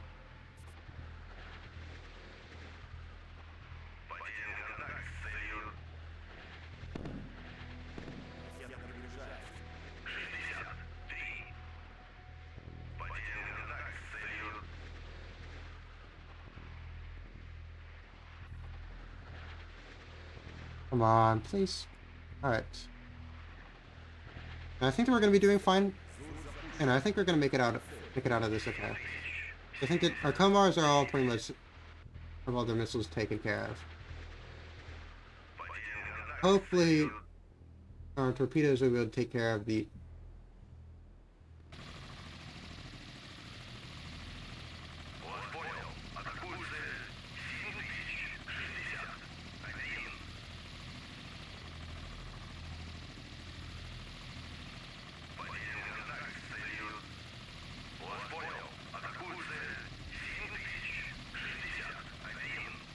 Alright, so we're withdrawing our turret array.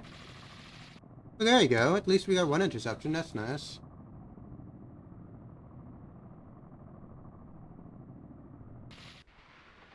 And this one is going to go, hopefully fly straight over. Oh, actually, I don't know whether you're going to actually fly straight over. This is like cannon class? Oop, Okay, so somebody managed to spoof it by defensive jamming. That's good. Oh, you were going for Vasily anyways. Okay, cool.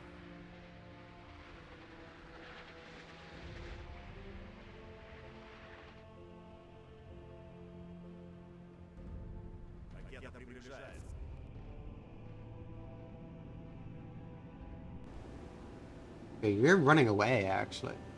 You're... Well, I don't know what's going on here, because you have the, because there's the Luffy over here.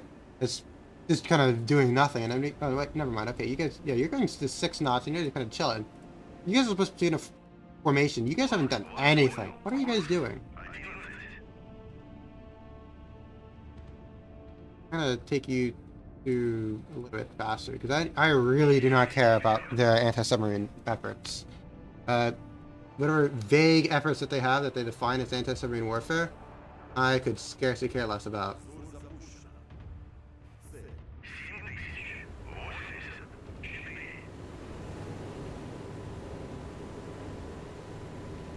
Okay, it looks like more folks have finally decided to fire, but that's... We're honestly running out of missiles at this point. Which is not something I thought that would actually ever have to say, but I mean, that is the situation that presently stands, is that we are running out of missiles.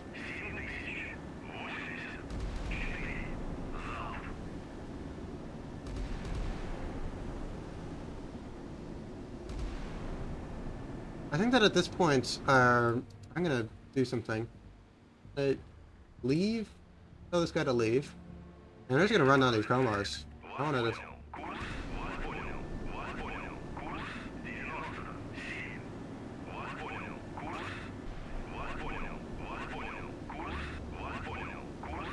Okay, it doesn't say that you're actually doing anything, but you are doing something.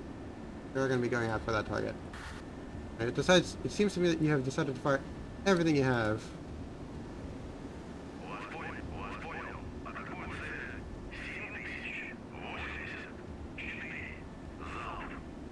You have launchers on rails. Please get in. Please unmask your batteries so you can fire.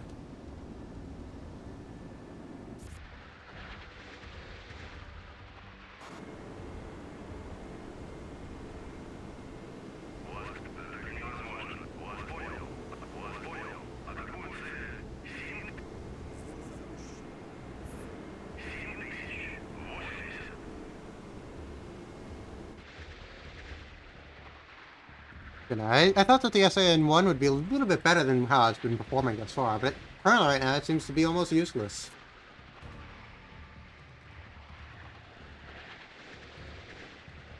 But I've been making a few interceptions. Oh, there we go. We got an interception right there.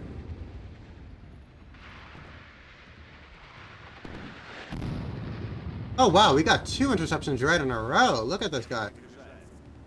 The only thing is that, unfortunately, we don't have all that many missiles left. So...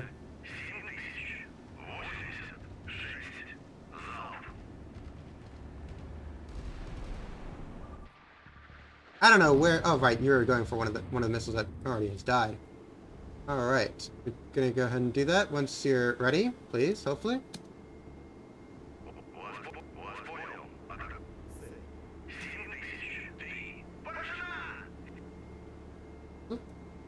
We hit something with somebody? We hit some... Oh, hi! Right, we were firing our SSN-3s at these missile boats. Because there's nothing better for us to do with them. We have 1 down, which is good, because that means 4 SSN-2s are down. Hopefully this next one... I mean, these guys go kind of slow, but I mean, there's not much that they can do. They're doing a manually aimed gun. There you go. That's a wonderful shot right there. And speaking of wonderful shots, alright, that one missed. This one hopefully misses. Yeah, this one I don't know who you're going for. Going for someone. Okay, you detonated because you missed your target. Hopefully you also self-detonate because you missed your target.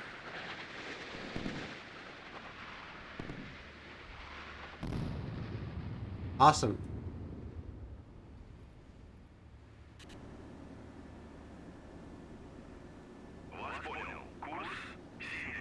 Alright, then let's go ahead and get you guys running over here because I want to get as many points as possible.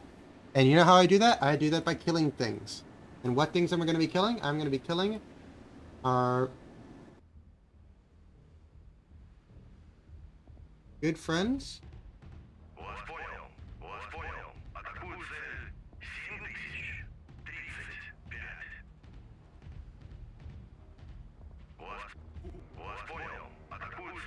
I'm gonna have to tell those guys just gonna get themselves ready. Just gonna go ahead and align yourself so that you can get those two big surface combatants out of the way. They still have a lot of Komars and a lot of other nasty things coming out here, but, well... Now, how many do we have a cannon? Okay, we don't have anything for the cannon. We only have one SA and 3 left. Yikes. And you only have, there's barely any air defense that we had. The only air defense that we have is some SA and 4s, which are not bad, by the way. I mean, they're not bad by any means, but they're tricky. How do you put it? They're tricky to use. They're kind of tricky. But, well, that's how it goes, really. Oh well.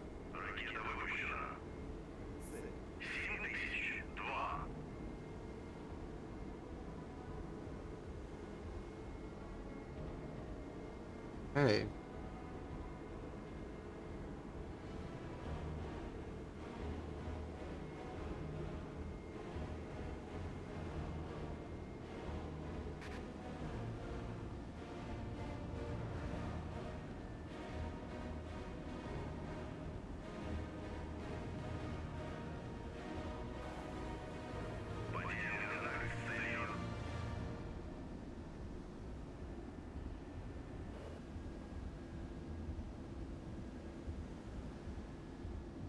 Okay. I just wanted to see what the situation was. I don't know if these guys are actually dodging or what they're doing, but they're doing something interesting.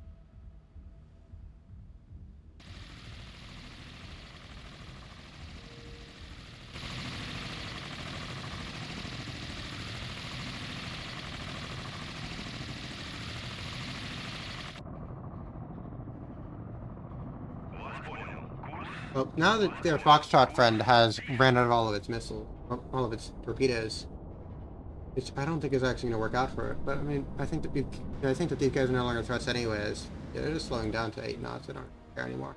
Wow, that's disappointing.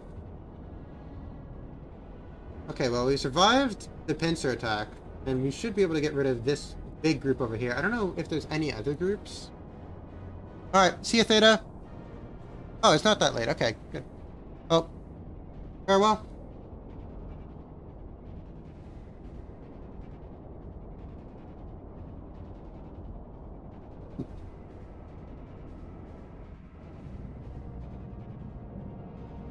Okay, well, you're moving at 30 knots to go and make the intercept. That's a little bit fast, but I mean, granted, what are they really going to do? There's not all that much that they can do, so I don't really care.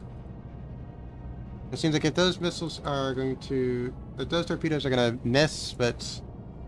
Oh well, they don't really matter all that much.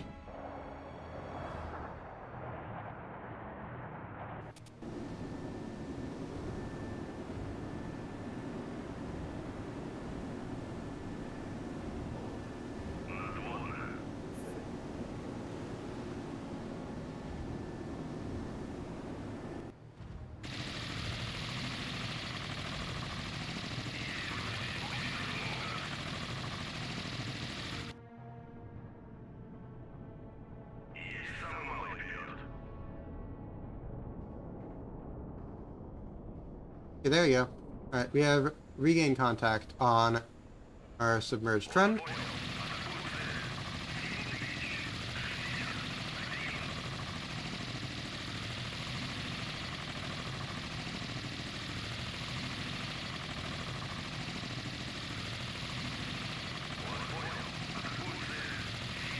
Alright, let's go ahead and kill that Romeo.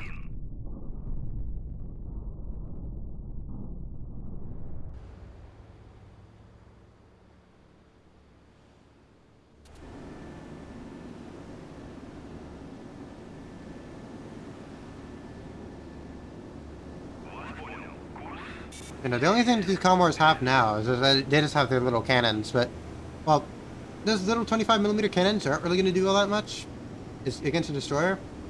Especially when I have a lot heavier weapons that should hopefully be able to take care of them before they get into 25mm range, so I mean...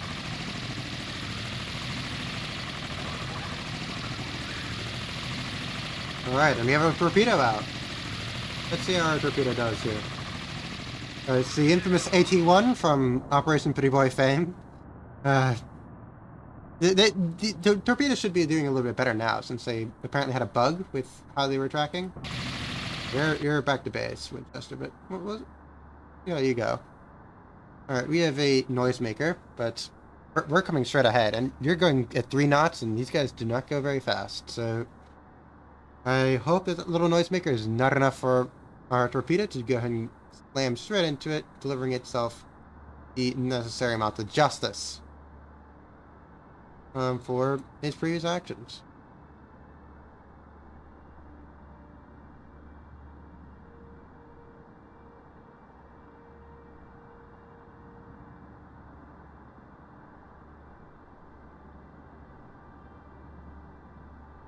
Yeah, something that I'll probably do if I redo this in the future is definitely be a lot more manual when it comes to the assignment of air defense, because it seems to me that just putting it on weapons free, oh, and you're active and you've tracked.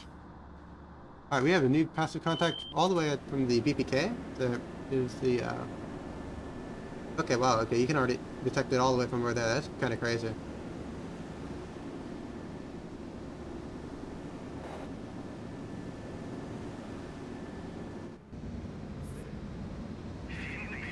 Oop. We have it. Oh, now look at this. Look at this. This is, yeah, he's gonna be hit by a missile that's... Oh, I was gonna go ahead and try to get him, take a little screenshot where it was kind of just touching it. Alright, well, we have 2 Huang Fangs left, so we'll take care of those in short order. So that should be this group already done, which is a lot of SSN2s already taken care of. Considering the fact that we've dealt 10, that's about 10% of their... That's about 10% of their force, which is not insignificant. About 10% of their... I think that we might have another group as well, but we have a noisemaker there. So, it seems to me that our AT-1 is having a little bit of difficulty. Not really. You know, our AT-1 is locked on, it's going for the money shot. Let's see it. Let's see it, AT-1. How are we going to deal with this November? How are you dealing with this November? Oh gosh. With this Romeo. Come on. Let's see how you're going to deal with this Romeo. Make the intercept. Make the shot. Come on. And there we go. Great shot. That should be him. That should be his death right here. I can't... Might be doing an emergency surface? Just last pitch, it seems like. I can't see him getting very far though. And he's a very small boat. Yeah, no, he's already going back down. Oh, he's going up very slowly. He's kind of getting a little slower. Slower each time. I don't know if he's going to make it to the surface or not to give me release his crew. I hope it doesn't, because that's what they deserve. But, well, that's besides the point.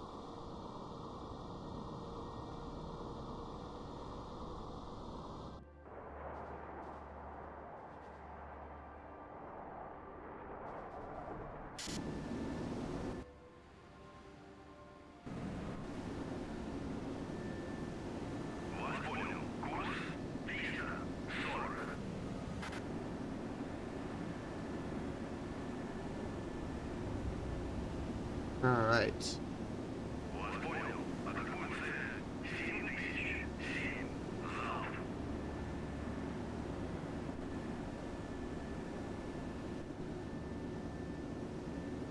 You know, we're pretty much almost exhausted when it comes to air defense, which is scary. It is definitely scary to think about that.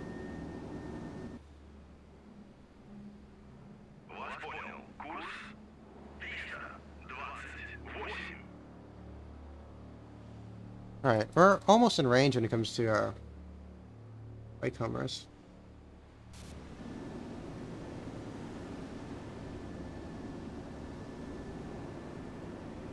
Ooh, thanks for the clip, Maltberry? Maltberry? I'm not too sure. Do you pronounce the E's? Do you pronounce the 3's as E's, or how do you personally pronounce it?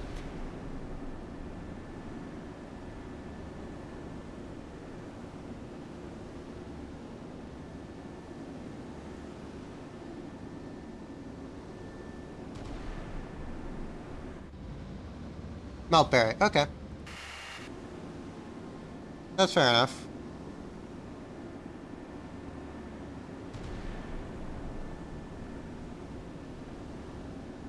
Alright.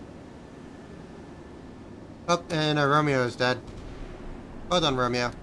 You're successfully dead. Now, the only things that we gotta get done is you gotta get these two... Gotta slow down here so that we can regain sonar contact. Fire? And slow down? Awesome. Let's see. Okay, you guys are still kind of hanging out around that same area.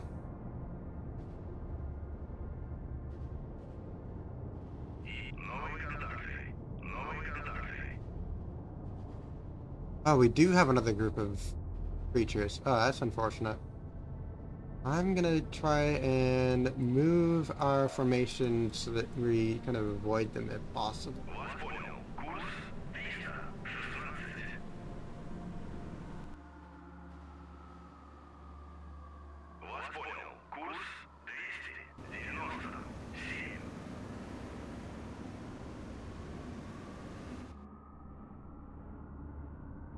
Because that is...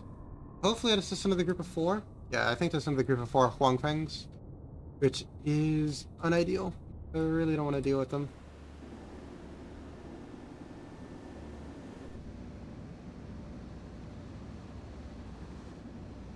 And I really don't want to deal with any more missiles than we already have. But, well... That's not really my decision to make right now. I'm gonna go ahead and tell them to give me a ceasefire. I just want to get him closer. Because I think that at this distance at maximum range, there's not much that he's actually gonna be able to shoot. But, hopefully if we can actually get a little bit closer, then things will proceed very well. But you know, one of the things that kind of factored into my equation is that the Luhu here doesn't actually have all that many more missiles than a Huangfang. It only has 6. So, when it comes down to it, it's not really all that much more dangerous. So I figured that it's a lot smarter for me to go ahead and just go after this group over here of missile boats. Take out, this is 24 missiles right here that we just took out, which is a lot. That 24 missiles is a pretty significant amount. I'm very glad I can take them out. Because we dealt with about 24 missiles here, and that killed one of our units, which, granted, that was a mistake on my part. That was a blunder. You know how, like, in baseball, how you have errors that they'll be given out and they'll be like, yeah, like that play should have been done, but for whatever reason it wasn't due to an error on the part of this player. Yeah, that was me. I should have not played around with the chaff for that one casting class, because it would have easily been able to survive, and it would have been, but, well, it evidently did not, so... Oh well. Alright, we're gonna go to speed it up to 10, because I'm gonna use time compression a little bit more liberally here, because of the fact that I don't want to be here for too much longer. Pretty much, we've won against this group functionally. This group is functionally defeated. This group is functionally defeated. This group is actually defeated. This Romeo is dead, rather. So all that's left is one other Romeo, the 2 surface units over here, and then this far-off group. But I want to see if we can actually avoid that far-off group entirely. The only thing I need to do, because there's no way that they're going to be able to get any radar information unless they somehow get it. So in order to do that, we gotta kill all the snoopers, which would be the Komars over here. And of course, these 2 remaining Huangfangs that might be withdrawing. I don't know where they're going. Just kind of chilling around and not doing anything. Alright. And our SSN-3s are successfully having some fun by going down into the terminal phase. Very well. And they have somehow dropped off of our radar. I don't know who was picking them up earlier, but regardless, their radar contact should be hopefully obsolete in a few seconds. And there we go. I love the fact that this missile is basically the same size as these guys. Not too much bigger. These guys are not too much bigger than the missiles that they're currently facing, so...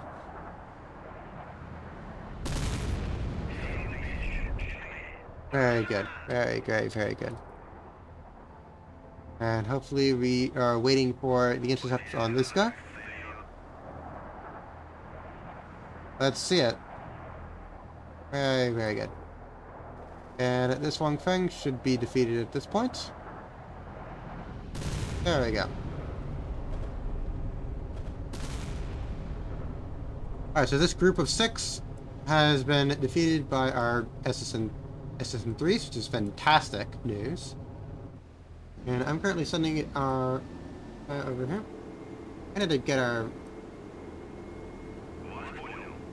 over here. I gotta see who has big guns otherwise. I might send our escorts here and kind of as quickly as I can. Yeah, I'm gonna do that. I'm gonna go and get our. Go ahead and modify formation a little bit. Let's get our Chapaya kind of over there-ish, and then I want to move our Patya 2 be in that quadrant. Very nice. And we should be proceeding well at this point.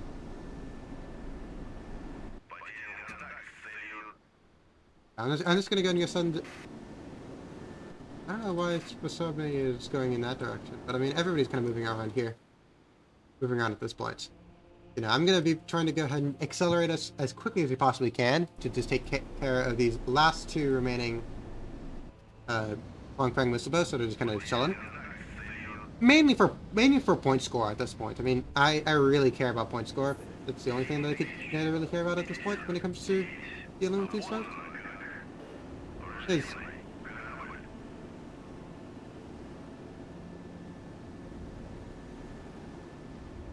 I don't know whether I want to use some surface air missiles on these guys here. How far away do I have to be for... Okay. And I'm just going to speed us up to 10. Times 10 is evidently the best we can do.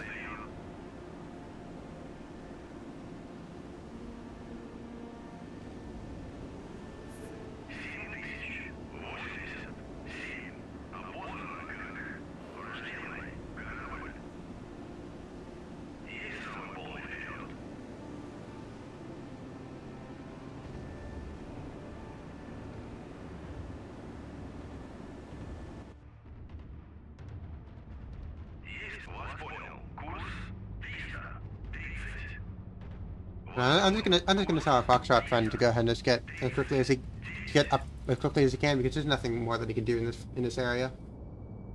Maybe not at full speed. Maybe at like 2/3 speed. No, 2/3 speed is head standard maybe? Head standard I think would be fine. Oh, maybe not? Okay. We had 2/3. Yeah, we'll just send him at a head standard.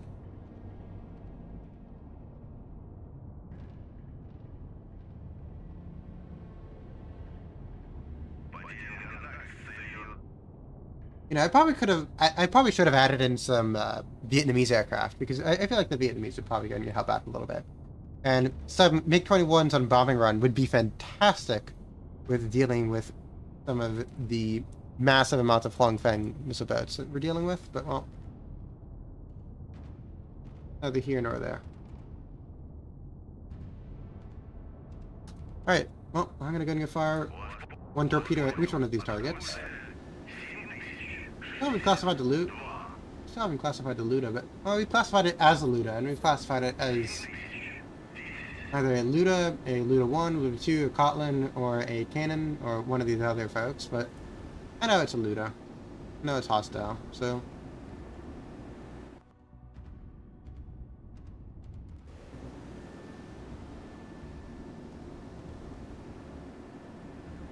And right now I'm just rushing ahead with these 2 units because I want to get rid of our friend over here. Friends over here are just... I don't know why these Kotlins are just kind of just chilling.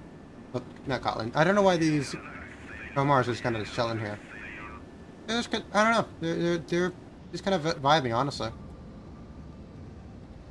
They're just chilling at 8 knots. And I'm going to have these guys here... I'm moving this one here specifically because it has 4 surface air missiles left. And I can just use those to kill the rest of the Comars. I could kill them right now, but what I want to do right now specifically is just kill them with the guns, because I want to keep those forward just in case, if anything. And to see. Will you be able to actually hit the target, or will you just simply miss?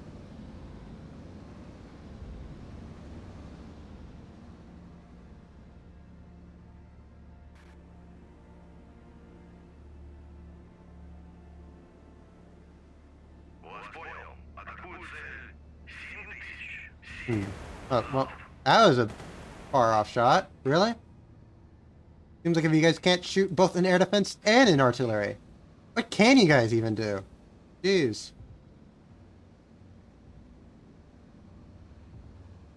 We have Wakehomers going out. Very nice. Very, very, very, very, very nice. Okay.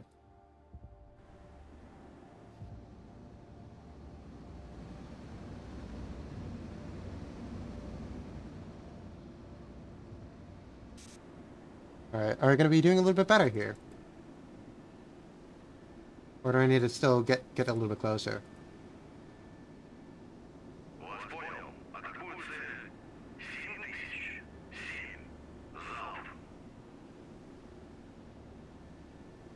Or maybe you just don't just said, hey, wouldn't firing be an awesome idea? No, it's not going to fire. There you go.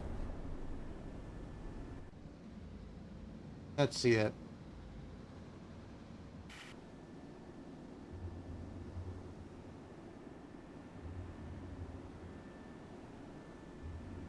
Our K-25 is coming back in. Fantastic. Our torpedoes are still going well. I mean, I don't know why they wouldn't, but, well. I guess if they weren't, they're still going well. Alright.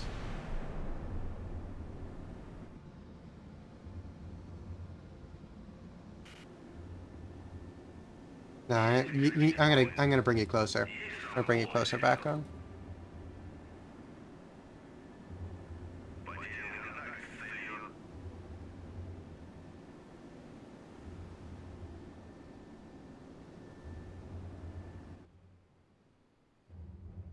Right. You saw about 3 nautical miles or so, like 3.5 nautical miles until target. Right.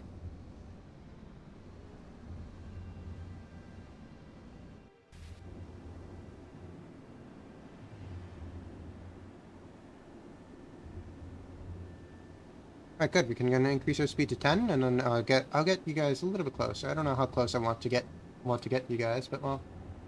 Alright, and since the Komars and the Huangfangs have already fired their missiles, I'm gonna get rid of their range rings. Simply no need for them anymore. And all their missiles have been expended.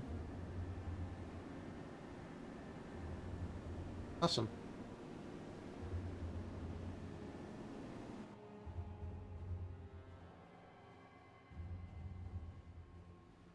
Alright, we're 2 nautical miles away with our torpedoes. Firing them head on like this is not particularly the best way to use homing torpedoes, but I mean, this is the launch position that we're in, so we'll just have to make the best with what we have, really. I might go ahead and do a smaller deflection at this point. Just try to get it just in case if these don't go in. They're in for a better angle next time, but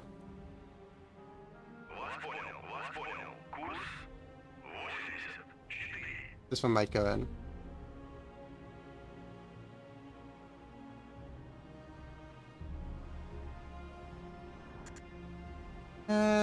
No, I don't know.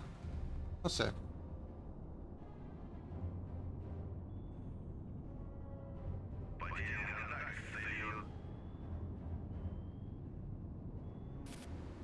Nope. You found it. Well done. So hopefully we can get this Luda out of the way, which will be the only heavy surface combatants. Very well. Very good. Well done. I do think, however, that our one over here is going kind of wide. But Regardless, these vessels don't have really any air defense, well, any submarine defense. They don't have any homing torpedoes. They're not at all prepared for anything submarine related. So I can just cruise around them pretty well. See how you guys are doing. It's getting a little bit closer. I'm gonna wait until they're about like 5 nautical miles away, and I'll start blasting at them.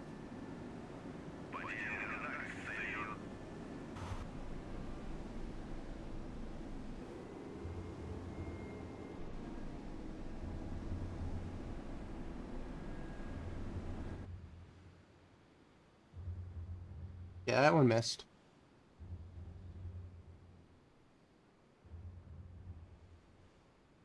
Same.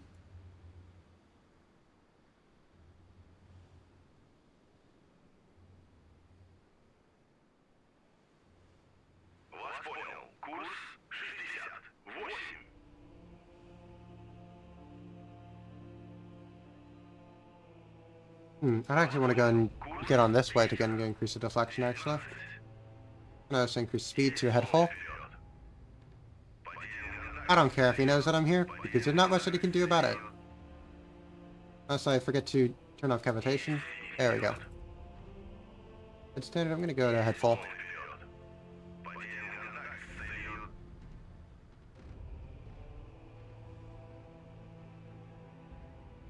As you can nervous, I want to fire another one at him.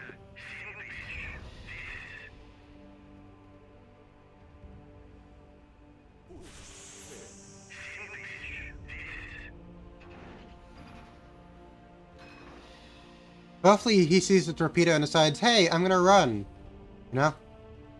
Because that's exactly what I want. Because if he stays on his current track and I'm a little bit wrong, or if he changes speed or something like that, then I'll be in a little bit of trouble. I'm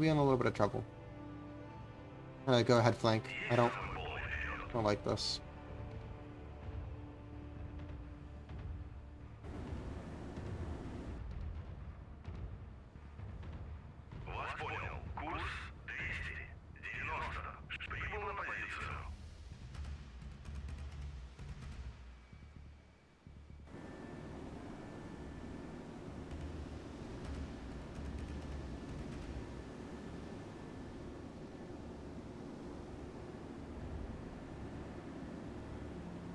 Alright, we're almost ready.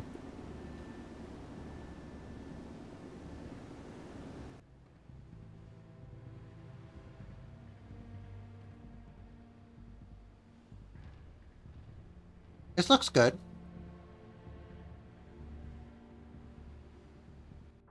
You know, this looks great.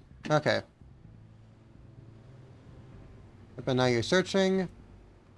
Hopefully, you should make the intercept.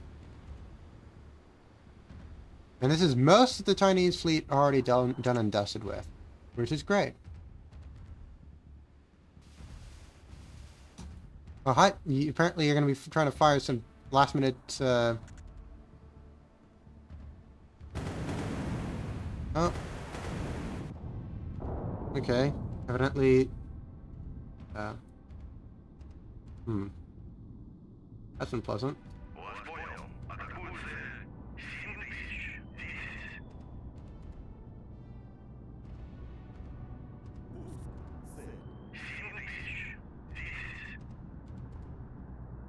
I don't think I could actually fire a torpedo at 30 knots like this, but I mean... We're doing it.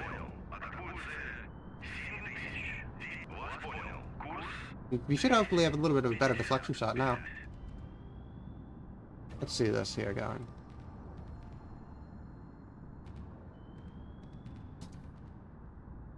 I want to make sure that I don't get too close here. Last thing I need is to get too close.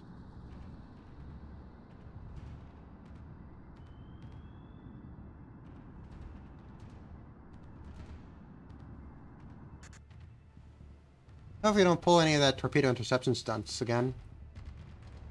How are our friends doing over here? Are they doing a little bit better? Oh yeah, no, you're in range. Good. I don't know if you're in range with your 76mm to go ahead and get... Oh yeah, you are in range with your 76mm.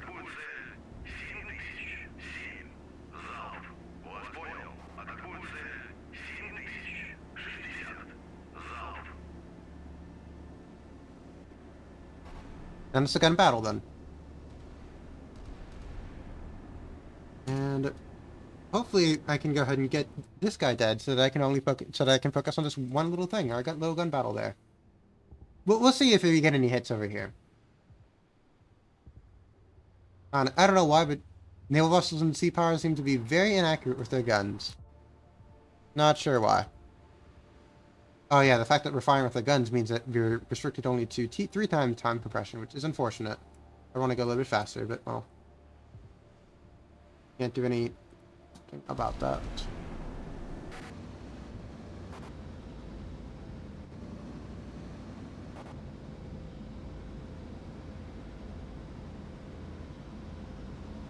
Alright, and our torpedoes are 1 nautical mile away.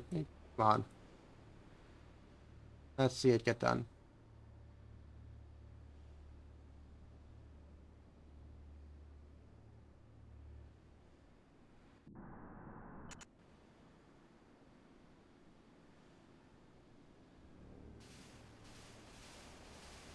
Alright.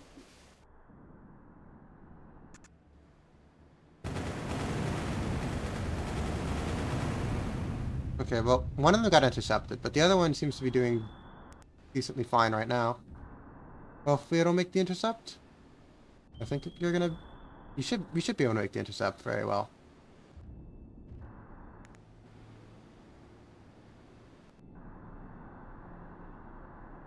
Yeah, you're gonna be crossing the wake right here. Ooh, rookie mistake. To be fair, if you're already in this position with a wake homer, and you're not at the edge of its range, you're kind of already in a screwed up position. Boop. Alright, one of them got a hit with their guns. Let's go and watch this torpedo hit, and then we'll go ahead and switch over since... Ooh, what are you doing here? You're trying to do some Tokyo Drift.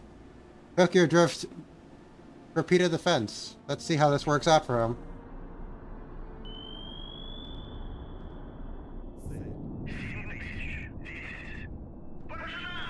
He was not very well.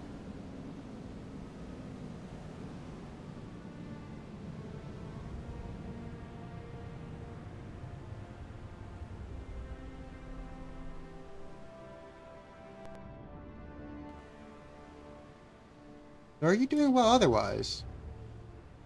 Why are you being so stubborn? I'd be sinking at this point. Not that big of a target.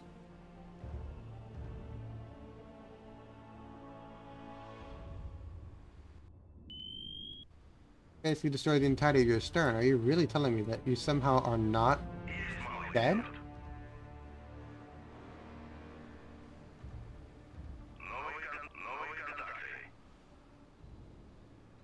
That's all those guys. Okay, no, we have water lapping up at the edge of it here. Could be... You know, I mean, there's no way that you can really come back from a torpedo hit like that.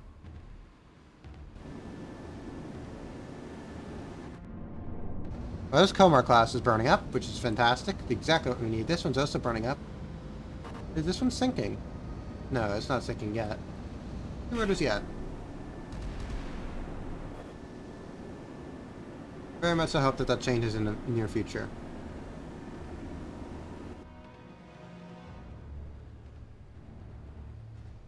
Okay. When are you gonna decide that this is enough for you? The water's going up to your gun turret, my friend. Are you really gonna be... Are you really gonna be saying that you're still alive at this point?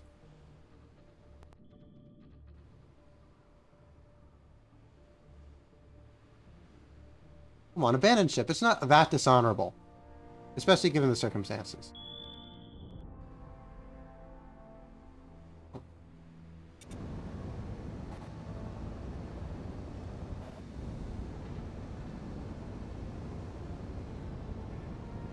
Well, these guys are still moving around, even though that they're currently on fire, which is quite impressive. Quite impressive.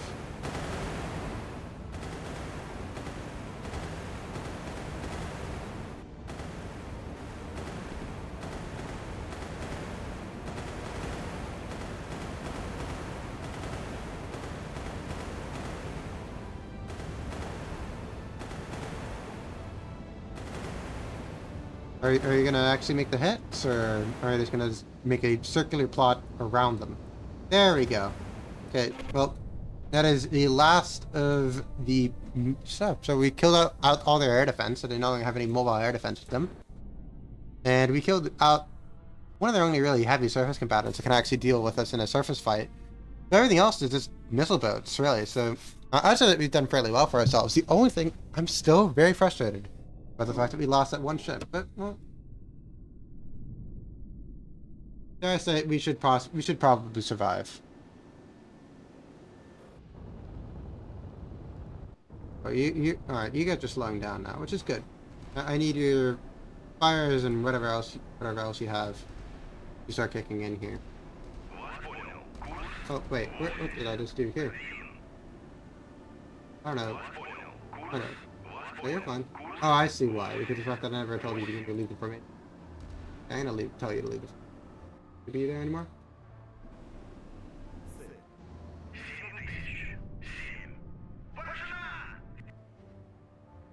Send these guys up. I'm gonna send their November up north.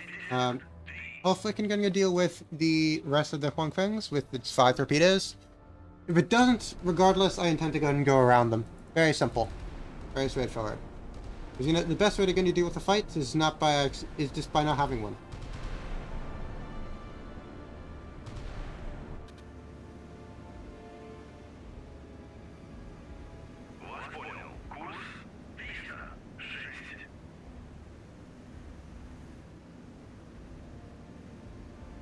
Well, if we can gonna kill these Komars in a decent time frame.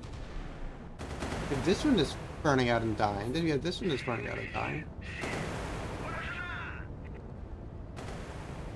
Well, your gunner's not that good, but really, come on, guys. This is serious. We have a serious operation on our hands. So, maybe lock in a little bit?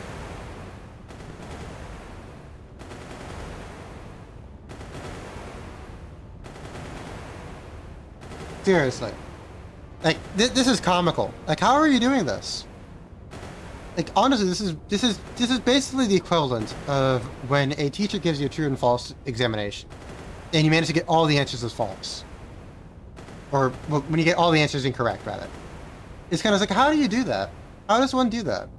This is exactly what I'm seeing here. How are you managing to get splash all around the target, in a circle around the target, but not actually being able to hit them?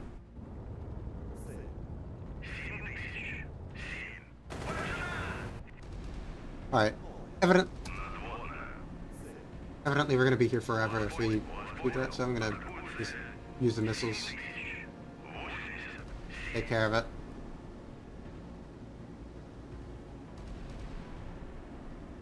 I'm gonna take you about... I'll leave these two that are currently burning up as... I'll leave these two so they can just continue to burn up.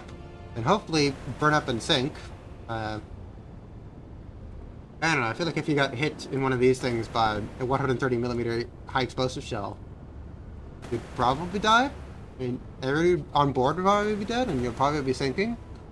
But evidently not. No, apparently they can just take and tank a few shells, because sure. Why not? Alright, we have 11 seconds left with you. Oh, thanks for the clap. Thanks for the clip. Thanks for the clap, yes. Yes, sir. We're a horse VTuber now. Clop, clop. So true. Alright. Let's do this here. You're just, you know, those are both dead in the water and they're burning up.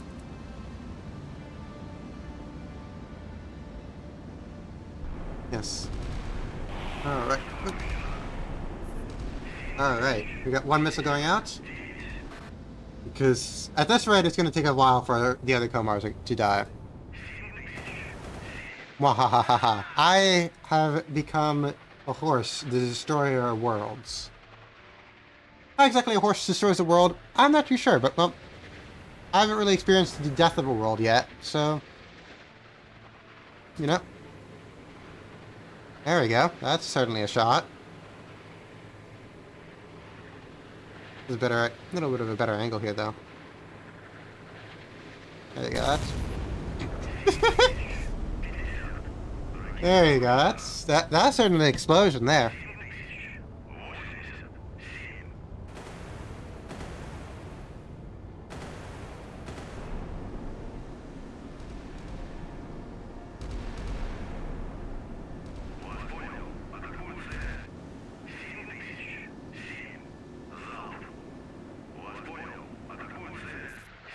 All right, and then we have the next one coming in. Very straightforward.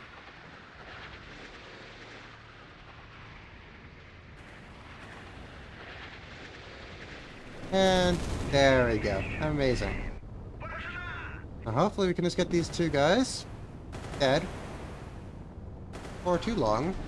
I don't want to be here I don't want to be here just waiting for them to die too much longer, really.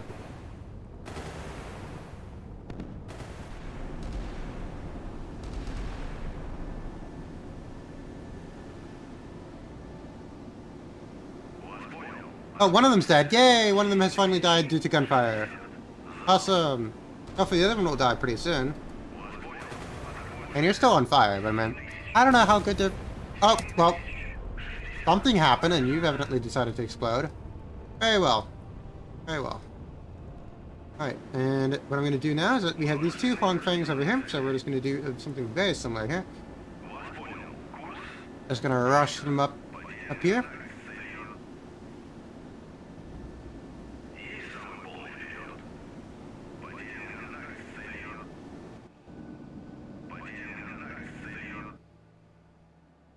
Modify the formation there, since I know that guy over there is not really going where he's supposed to go.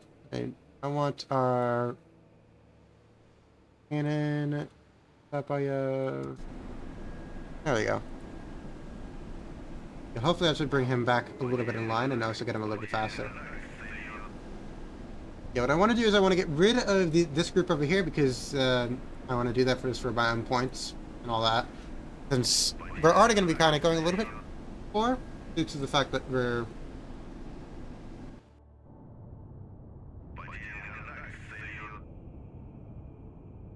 Alright. I can actually just speed us up to 100%. Hopefully we don't get that voice line a little bit more, because if it does keep on happening, then I'll just, whatchamacallit. I think I can turn off that specific voice line where it's like contact lost, contact reestablished, contact lost, because that's kind of annoying, quite frankly.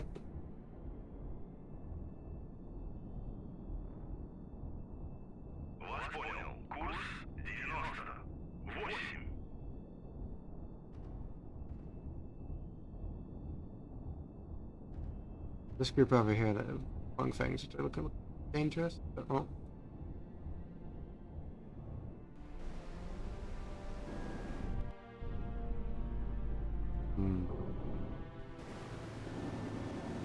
I wonder how it would, because obviously our only mission objective is just getting our 6 transports over here to Haiphong. I really wonder how that's going to proceed when it comes to like the point calculation and all that. It's going to be generous to me or not.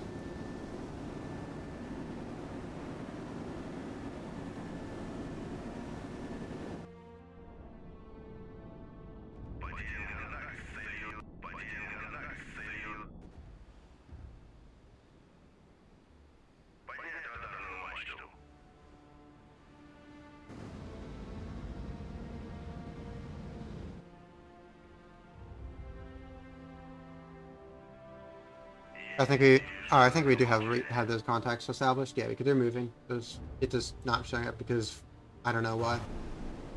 Because it said you shall not show up, and it just decided to show up.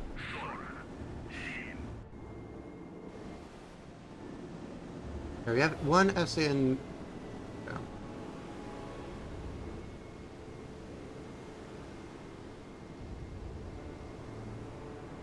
Oh, okay, you know, right? We just 300 speed. We just 100 speed basically direct into the formation. Fantastic.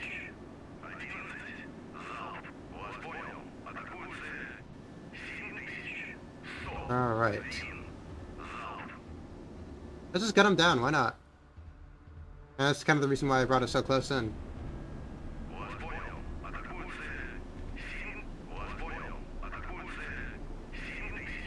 Alright, let's go see how Chapayev, well, not Chapayev, how Admiral Yavin manages to go and do exercise his gunnery. How are you gonna do, my good friend? Let's see. Let's see, kill some of these Huangfeng missile boats.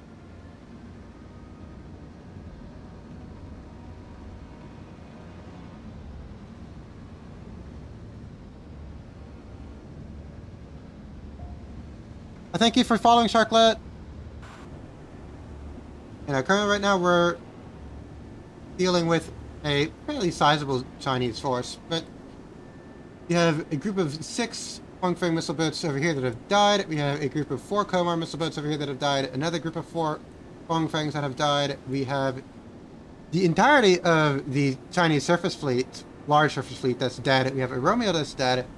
We still have 1 Romeo at large, and we have a group of Huangfeng missile boats over here that we detected, but I'm hoping to get around them. We have this little group of 6 merchant ships that's got to get into Huangfeng port over there. So we're just currently gunning down these missile boats after they've expended their armament. So hopefully it goes well for us here.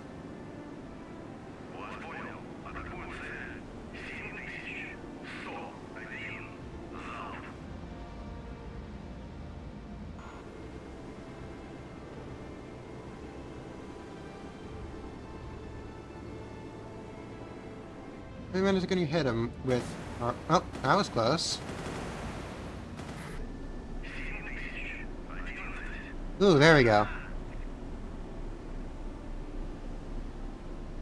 This is true. This is true. You know, generally when it comes to... I heard of saying from... If you know naval stuff, you probably know Drakenfell. He's a great person to listen to, etc. He's fantastic. Regardless, he once said, on the subject of submarines and surface ships, you know, like those are completely different kettles of fish. But, and of course, one of the comments said, generally, submarines are kettle.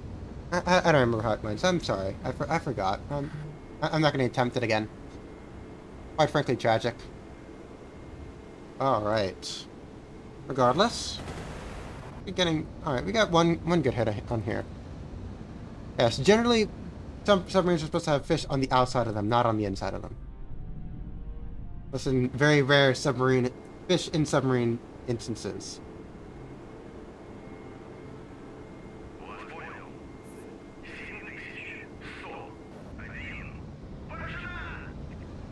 I love how these guys over here just continue to go so fast. Like, they're still going 8 knots after they get hit by a 6-inch shell. Like, really? Like, I don't know. I find it a little bit hard to believe, but well, regardless of what I choose to believe or not to believe.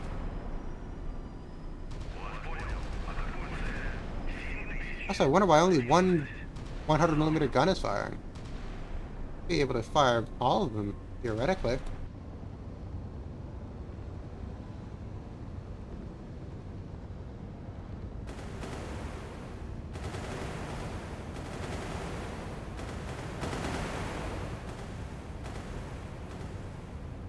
Alright, this one's dying. Really? Yeah, you're beginning to slow down because of the fire. Alright. I don't want to... I could use some more surface area missiles on these guys, but I really don't want to do that. Because I don't want to expend any more of our... Okay, we got another one of them got hit. We should be able to get these guys done pretty quickly.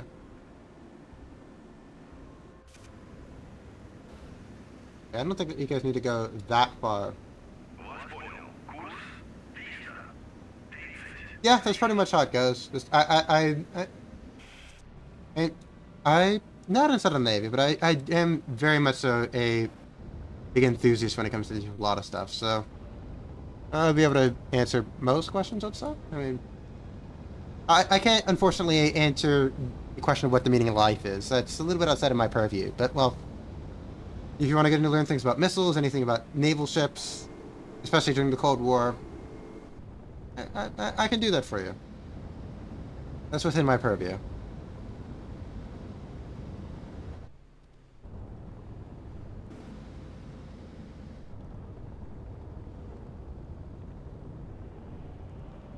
You're burning up here and should be dead in pretty quickly. Oh, you managed to fix your fire. That's unfortunate. I don't want you to fix your fire. I want you to go ahead and die, please.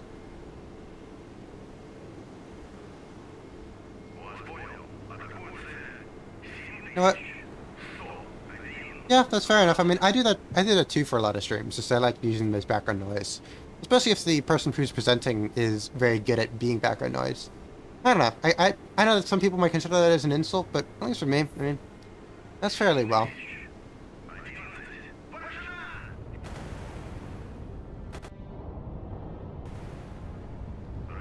Alright. Alright, we got two SAN-4s coming out at this one boat. I think we should be able to get them fairly soon. Fairly soon as it flies fairly direct in. Alright, one hit, and then next hit should be dead at this point. Very good. Very good.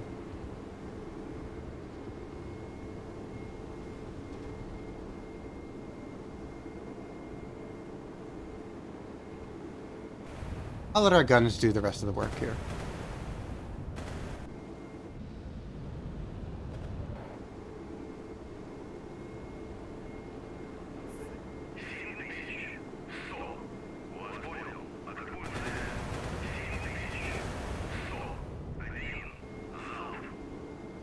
I don't think that...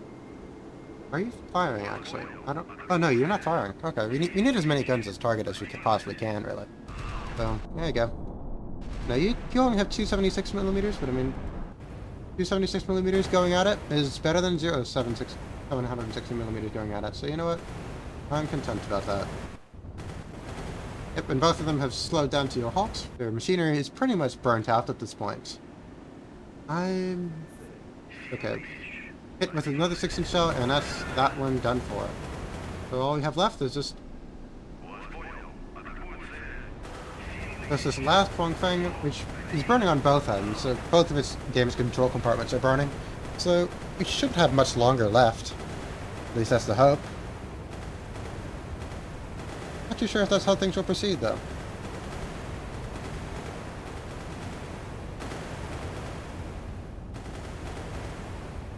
And I'm very much so torn because of the fact that part of me wants to go ahead and go after that last group of Huang Feng boats, and just so that they can be like, hello, yes, I killed everything in the scenario.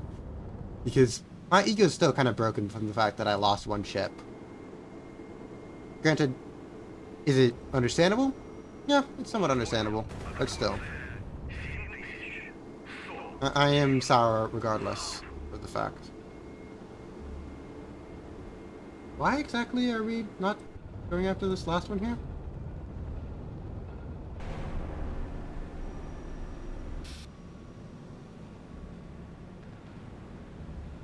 Right. Now you're reloading your clips. You still have...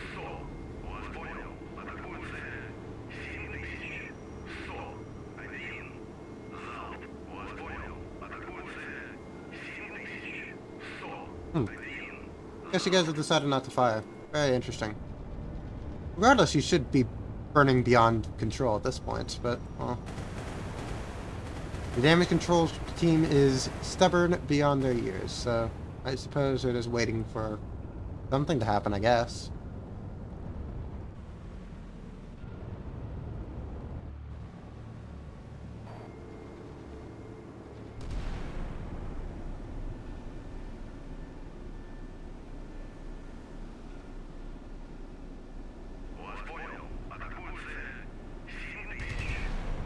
I don't know why the 100mm previously deciding not to fire. I'll get you involved as well. Do I think that you're really going to do all that much? You could. You could land shots. You could not land shots. That's fundamentally the duality of many things, but... Oh.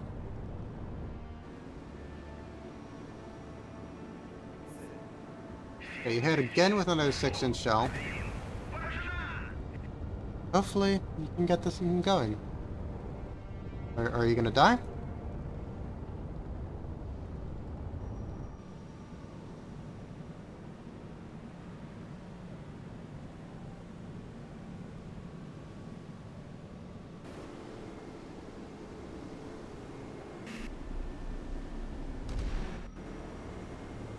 Look, you are within 2 nautical miles, basically. I'm gonna just turn you here.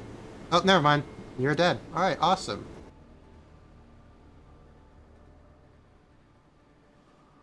Let me get a modifier formation here a little bit. I kind of want everything just to be a little bit closer in. That's the thing, really.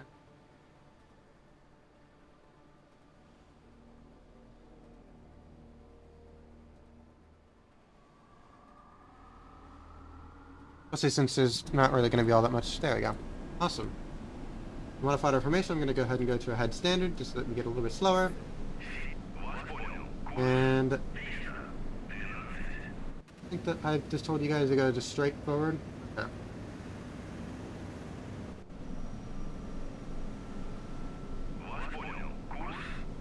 Very well.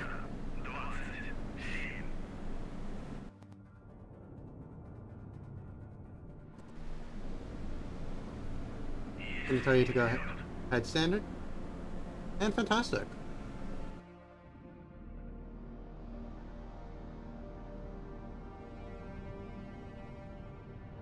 That over there, is that the...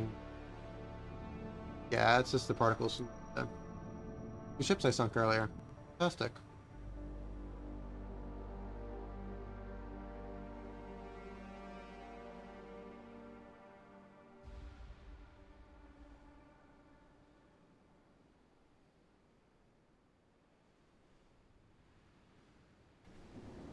I'll just tell you to cease fire in case you guys are still...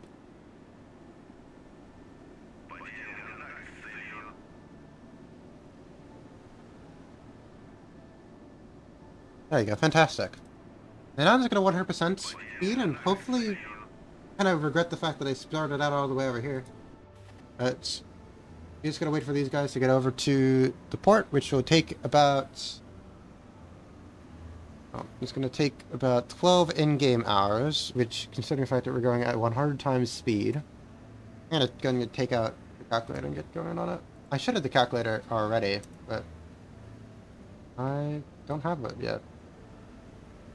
Okay, so about 12 hours, so it's going to be 60 minutes, or 100. There's going to be about 7 minutes remaining. So hopefully in about 7 minutes, we should be done. I'm going to take this time to go ahead and actually go to the bathroom, so I'll go ahead and do that. So I'm not too sure whether I should go ahead and... Yeah, well, here's what I'm going to do. I am going to go ahead and turn off my little source for myself. And then I'll quickly go, since it shouldn't be very long. Unless I can't find the source? Sure. So the fact that I can't... Oh, there you go. Yeah, we should be fine and everything. That's stuff.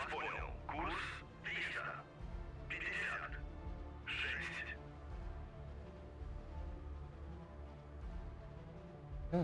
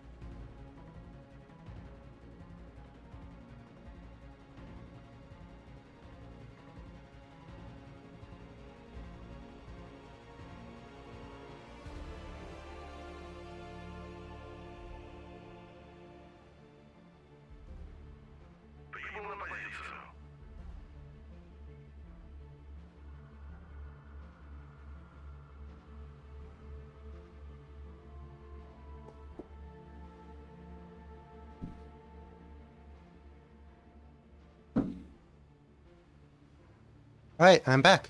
Hopefully you guys were watching my ships as I went. It seems to be going fairly well thus far. Good. you know. So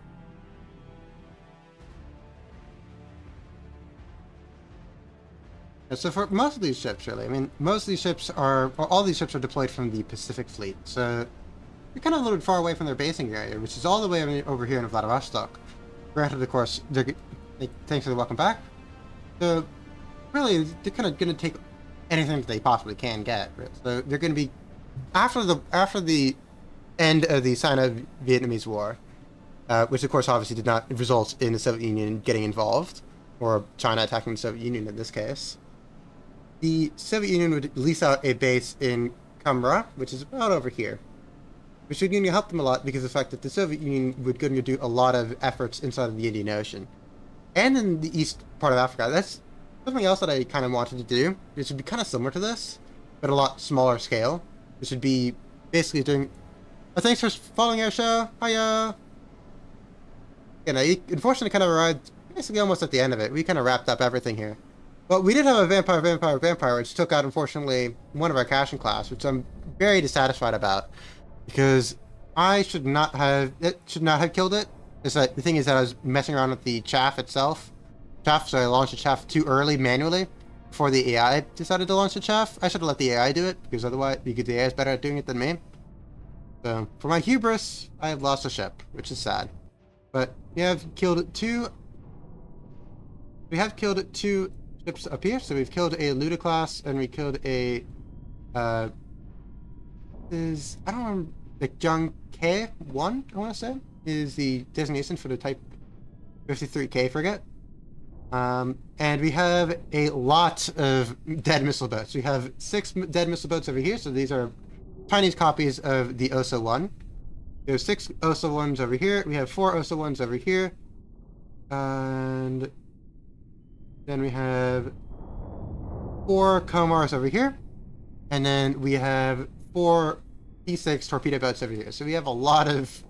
We have a complete and utter wake of littoral combat destruction going on here. I do want to get you to stay away from Hainan here. I don't know. That's not a ruler. The ruler has broken. The ruler is broken here. Marker. This is the ruler.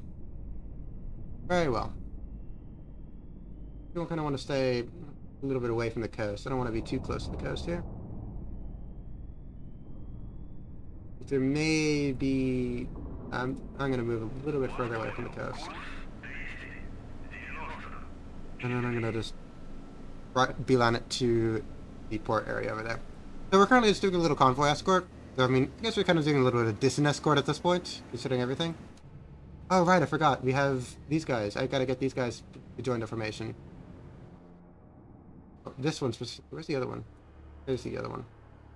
Now, the thing is that for a lot of us, for a lot of these ships, the thing is that I've realized that putting our air defense on weapons free when you're dealing with a lot of missiles is not really the best idea because the AI is not very good at dealing with a lot of missiles coming in. So that's something I'm going to need to deal with in the future.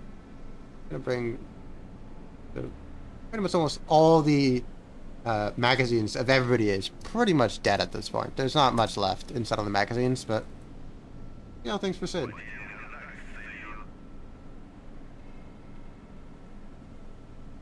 But the yeah, it's our airliner.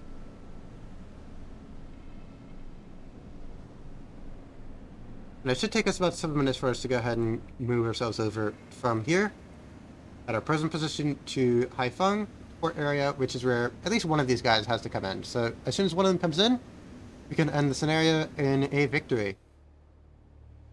And oh, yeah, really shallow here. I'm kind of concerned. I'm gonna move you up to shallow here because I do not want you to go and accidentally get hit by a ground. I know that you can run aground. Okay, so hopefully they'll take the necessary precautions to ensure that this does not happen. But well, however it happens, it happens.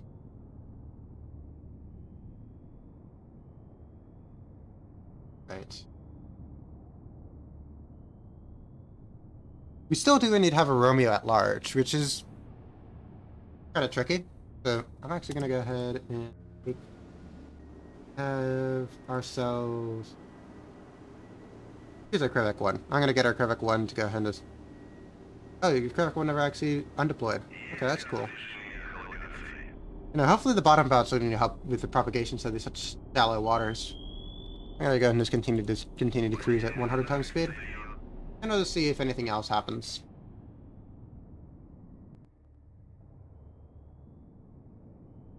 I'm gonna tell you to just go to periscope depth. Hopefully, don't run aground by accident here.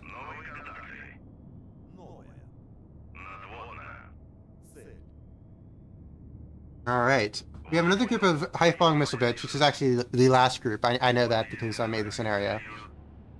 So, I don't know what they're doing right now. They're kind of just going around in circles, which is going to be tricky for these torpedoes they're going to actually deal with. So I'm going to just get them close as close as possible. I do know that the wake homers actually are capable of locking onto them, which I was kind of surprised about. But, I mean, it's not too surprising, but... Oh, is the microphone wiggling? I think it is, because I was moving around in my chair to get a little bit more comfortable. Hopefully it didn't completely destroy your audio. That's the hope, at least. So we're just waiting for you arrive? Yeah, actually, just to kind of introduce you a little bit to myself. I pretty much know most things about naval stuff. I'm kind of a little bit of a... I don't hope, considering the fact that I am in Soviet naval garb, that I, at the very least, have some idea of what I'm talking about. Some idea of what I'm playing. But, you know, the thing is that, unfortunately, there's a lot of things inside of this sea power that are still not here for a lot of the... Especially the more... I'll take a note of that. Because I still don't know a lot of people inside the community. I'm still kind of working that out, really. Is that I know people like Scab, I've seen Shark before, I've seen you before. Not a lot of people outside of it, which is a shame, because there's a lot of very cool people out inside of the community that I just simply haven't interacted with.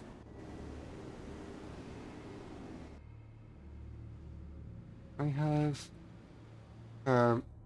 little, you know, I chose to have a November replace a Echo 1T. Actually, I don't know what they actually decided to go ahead. Yeah, all in good time. I don't actually know what the NATO designation is for the... Because, of course, the Echo 1s are the ones with the P5 missile, and they don't actually have the provisions for the...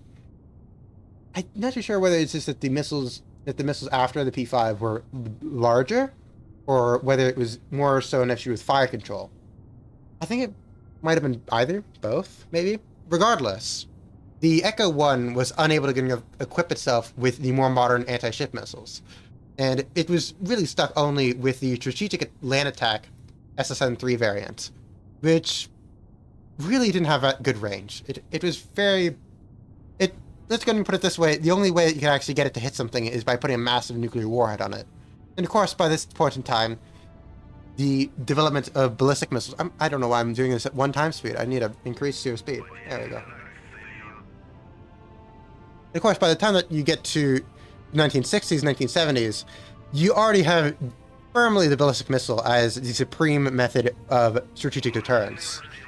So the Echo 1 was kind of left as obsolete and surplus to requirements, really. So what they did was that they didn't want to get rid of any holes because it's the Soviet Navy. They have to have every single hole basically live out the rest of its life until it's breaking apart, really. So they decided to go and have the Project 659T. I want to say that that's the designation for it. So they basically converted them into normal attack submarines, which this is what this is supposed to be representing. I think that the November 1 is good enough as a representation. I could have done it as an Echo, but the thing is that if I had the Echo, I'd be tempted to use the missiles on it. And of course, I don't want to use the missiles on the Echo since the Echo, since the Project 659T is the attack submarine variant of it. Well, so we traded in a little bit extra speed for a little bit less temptation. So how it goes. You know, these 4 Huang things, I'm pretty sure I'll probably be able to deal with them. I mean, I'm not too scared of them, but I do want to go and get them. I don't actually know how big of a range they're. I should see here when it comes to missile boats. Missile boats. I'm gonna move up so that we're not getting hit by active sonar. There we go. We have the Huangfeng class. The Huangfeng class, the Luhu class, and the Jiangdong class? Is that actually... Okay, that is actually the NATO report name. Jiangdong. Okay, there you go.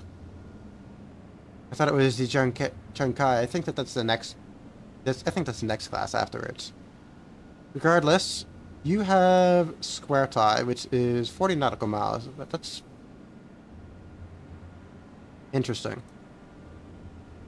And you have your navigation radar. Okay. I don't think that I can actually go 40 nautical miles or 40 kilometers or whatever the measurement is. If it's 40 kilometers, that makes more sense. It's kind of like the missile range there.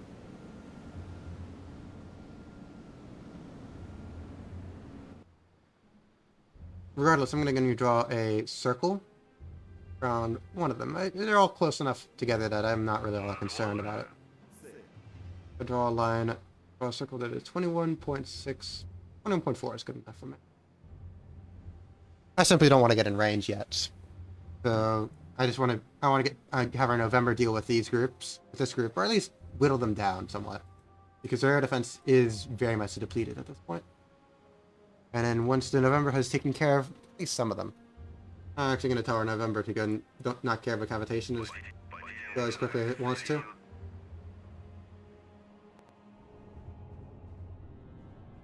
Mainly because of the fact that it just simply doesn't matter. I mean, what is a Huangfeng missile boat going to know about my submarine? It doesn't have any sonar, so it won't know anything is coming until it hits it.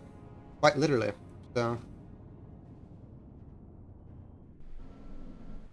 you guys are going to be cruising in.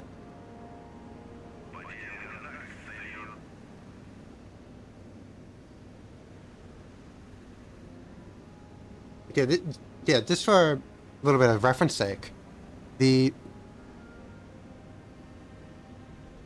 scenario is based off of the real world squadron that was sent to Vietnam and the Vietnam area during the Sino-Vietnamese War. You're going to protect Soviet interests and to going to act as a deterrent force for the Chinese Navy in case if they didn't decide to do any strikes on Vietnam. So they were primarily as like an anti-escalatory force, really, and we had two Cashins, one Cotland Sam. In this case, there's no actual Cotland Sam mod. I could have taken the Cotland Sam mod. I could have taken the Cotland mod and gone ahead and made it into a Cotland Sam, but just by simply taking this one out here and adding in like the that's kind of annoying. It's off center. I didn't realize that the mod maker decided to put it off center. No wonder it was no wonder it was so inaccurate. And look at that, it is off-center. That is incredibly infuriating. Sure. Regardless, we have one Cotland Sam, we have two Cashins, we have one Krivek 1, we have one Grozny class, Kienda class, that's the NATO designation. I always get confused when it comes to the Grozny class and the Kienda class, on like which one is actually the NATO designation, which one is actually the Russian designation, because I usually just call it Grozny. And we also have a Sverdlov here, just kind of chilling inside of the center of the formation for command purposes. Alright. I'm going to just tell you to go faster. I want you to go faster. You're going to be going 15 knots? I'm going to just tell you to go. So just go ahead flank, I don't care.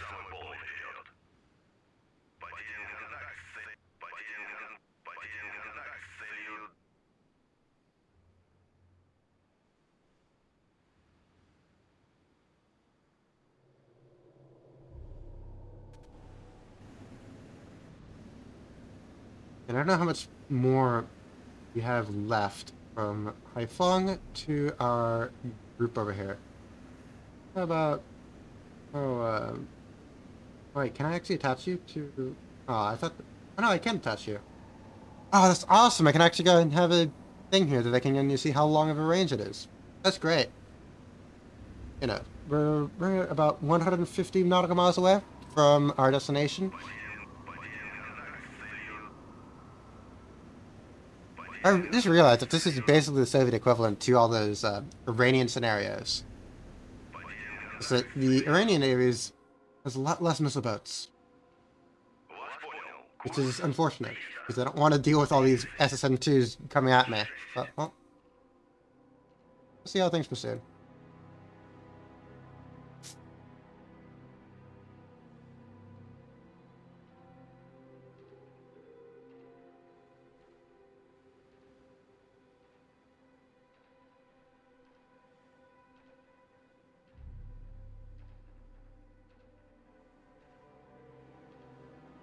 Right. And we should be getting closer into them at this point. Where are we right now, though? I had no idea how close. That is a marker. That is not a ruler. I don't know why I keep on always confusing the two of them. Take you to you, so I can know the distance. I think I can do that. Yeah, I can do that. Awesome.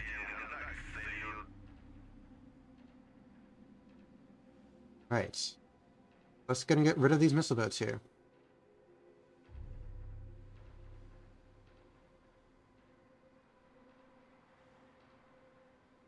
I'm gonna need to fire at them once I'm at like two nautical mile range. I mean, really don't need to be. I don't care how close I am, really. I need to be as close as I can to make sure that I get these guys down and dusted with. And once I'm done with these guys, the only thing left is a. Oh, actually, that's something I can do. I'm gonna do that actually. I will take the Chapayev, and I'm gonna go and take out its helicopter, and we're gonna go out for a little stroll. Why not?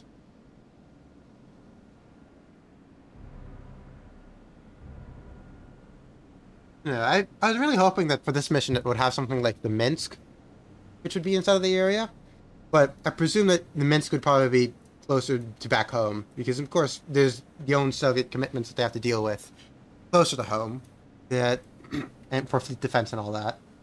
So I mean it makes sense, but we're kind of the spares that are being sent to Vietnam to go and make sure that the situation stabilizes. So by the end of March, there'd be 30 ships. This is about 10 ships thereabouts. So I think that there's also supposed to be a minesweeper inside the area, but I mean the minesweeper's not going to do much, and it's just going to be slow, and it's just going to slow me down. So I don't really care all that much.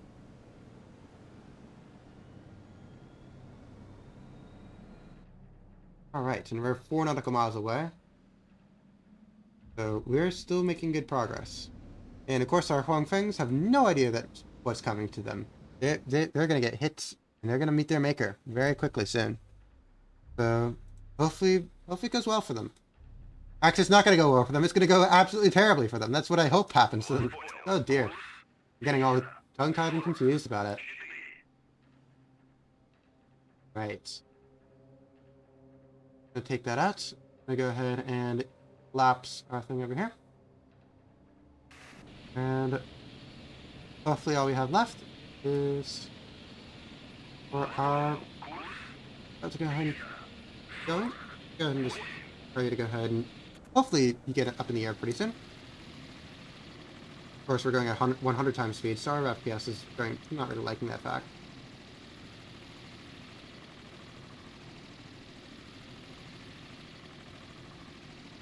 Put a bunch of Sonobu's as we go out. We still have 1 Romeo left, so I don't know where our Romeo friend is, but wherever our Romeo friend is, I hope that it does not have a good day. You know, the Romeo is a very interesting type of submarine, in my opinion, because the fact that, well, it was indeed obviously inside of Soviet service for a while. The Soviet Union never really seemed very fond of them. When it came to diesel-electric submarines, they produced the Foxtrot. They produced, like, oh, we have a... Alright. We're still getting closer to them here. I'm gonna go and have a... It's gonna have this over here. Can you go and get that? Awesome.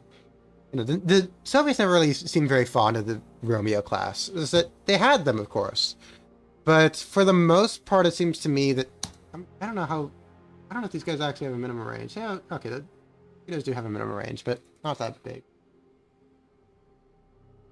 They never seemed very fond of the Romeo class because And honestly, I think that I know the reason why.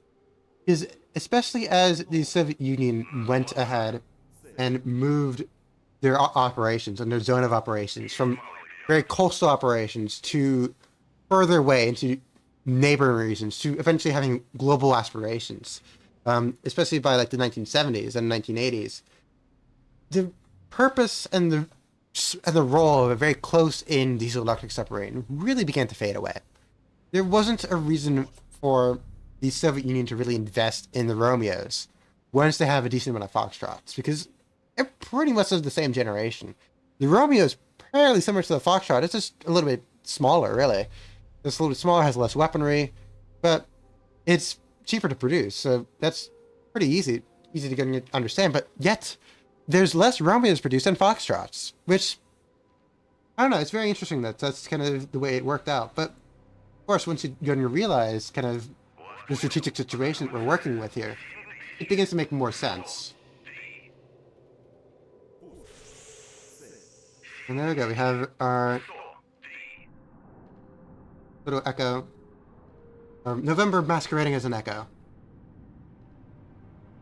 Firing its Wakehomer at him.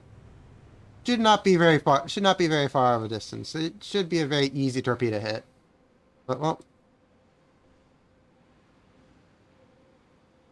only time we'll be able to determine.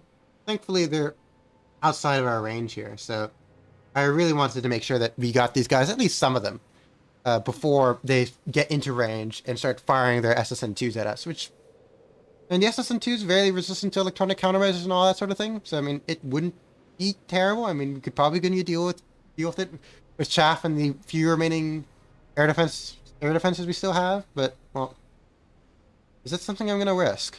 No, I'm not going to risk it.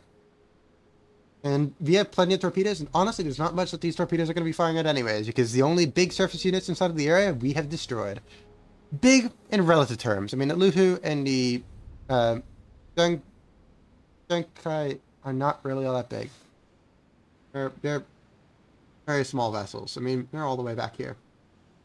But they're very small vessels indeed, so.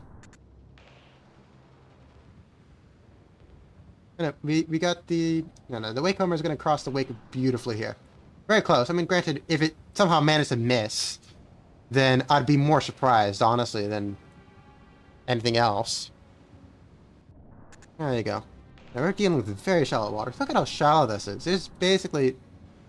If you could take something like a Kirov or like a... Or maybe like an aircraft carrier like a Kitty Hawk and just stand it up in this. Oop. And there we go. We got our... Wonderful hit there. Wonderful hit. Fantastic. Alright, so we have one of them that is dead.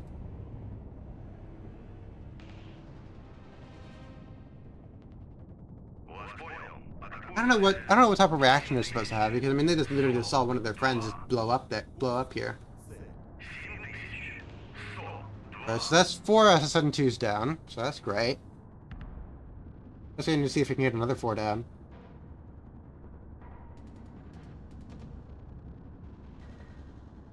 And then after this, the only thing left that we have that are just have to go and worry about is our Romeo. And then I'll probably also end the scenario if we kill everything as well. Since, I mean, it is going to take a little bit of time for us to get all the way from basically off the coast of Hainan to Haiphong. I should have put the win area a little bit closer, or moved us a little bit further up. But, well, oh well.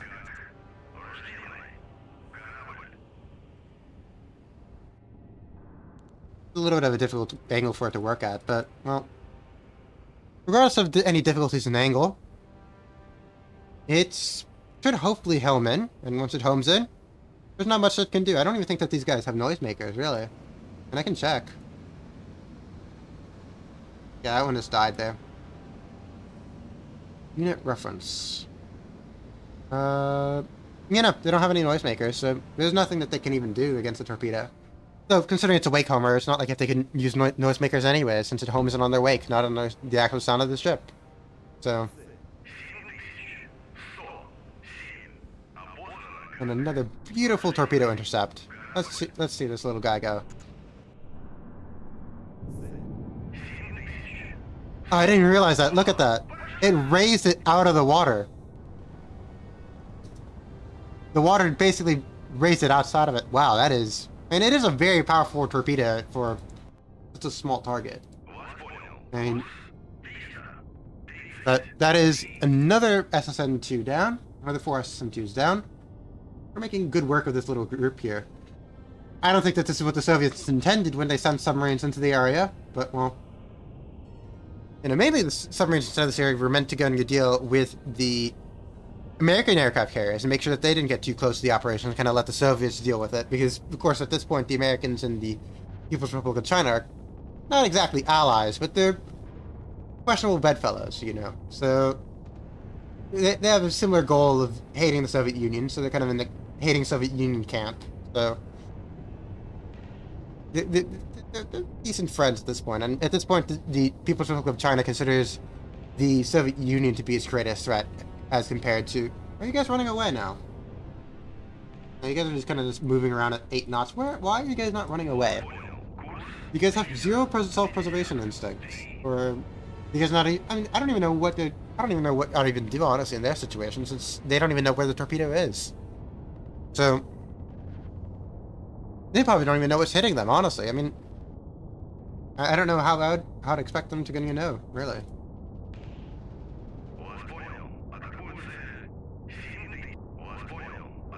Alright, I'm gonna fire 2 more torpedoes at them. Well, one at one, one at the other. And hopefully we can get the last little task group here done and dusted with.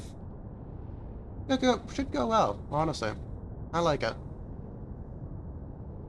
I quite like it so far.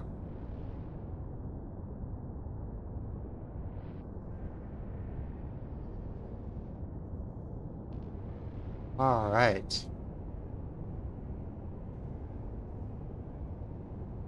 We have this torpedo going out.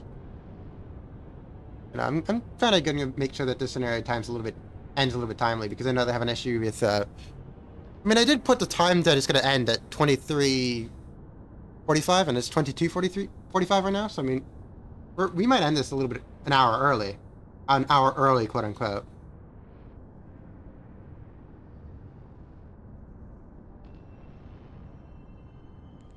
And the fact that you guys are actually going to be walking onto their wakes is going to be quite interesting. Alright.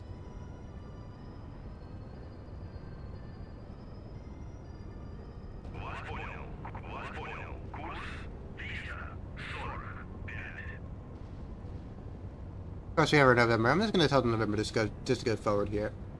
These 2 torpedoes should be able to lock on, and it seems to me that they're going on a very good trajectory thus far.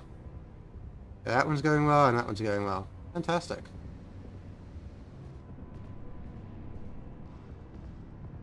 Okay, I feel... My ego feels a little bit better, considering the fact that we have now 6 plus 8, which would be 14. So we have 14 Huangfangs dead, 4 Komars, 4 P6, and 1 Luhu? But 1 Luda, rather. Luhu is the next class after the Ludas. Crazy how, honestly, I don't know how NATO reporting names work, really. I mean, I do know how they work, but some of these people who are inside the rooms naming them, I want to talk to them and be like, really? Is that actually the name that you gave this sensor, you know? How did you miss?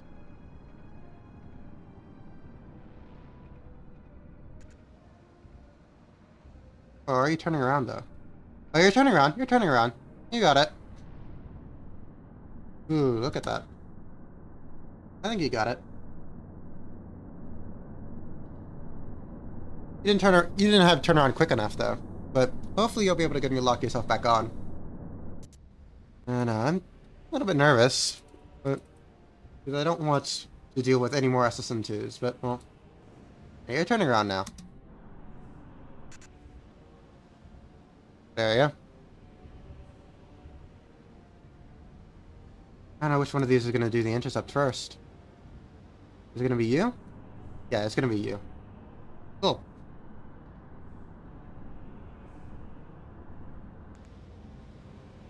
That is another carrier of SSN-2s down. We're killing these SSN-2s very, very well. That one didn't even have a like a pretend to be alive for a little bit there. No, that one just died instantly, which is fair enough. I mean, if you're in such a small little patrol boat and you have a heavyweight torpedo coming at you, I don't know if there's really all that much that you're supposed to do or can do. I mean, I think that when you're going at this thing goes at 45 knots, or not 45, it goes at 45 knots. This thing goes at 38.5 knots, so you can't even run away from it. So I'm not too sure what you're supposed to do in this situation.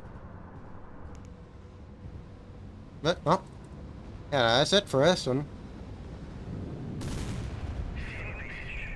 Awesome. And now we go back to 100 times speed. We're 146 nautical miles away from target, so... Of course, the convoy is going at 16.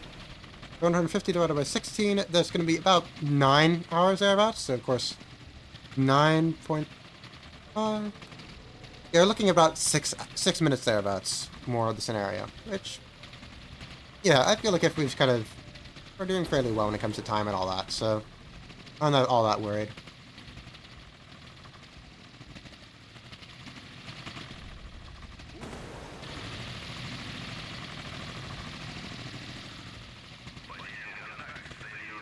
What is that track? Oh yeah, that's our track.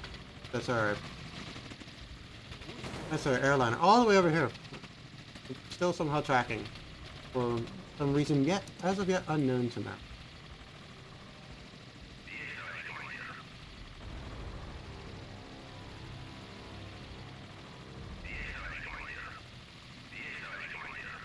If I'm not mistaken, the Romeo should be somewhere in this general area. I don't know where the Romeo is. But I do want to find the Romeo, because that's the only thing left that's actually can kill us. And kill us is a very strong word. I don't think it's gonna do all that much. I don't even know where it is, quite frankly.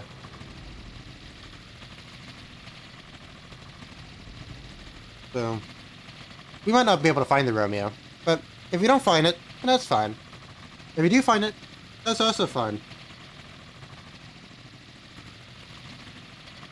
And our little homeowned helicopter is going to be doing its darnest best to do what it needs to do. So.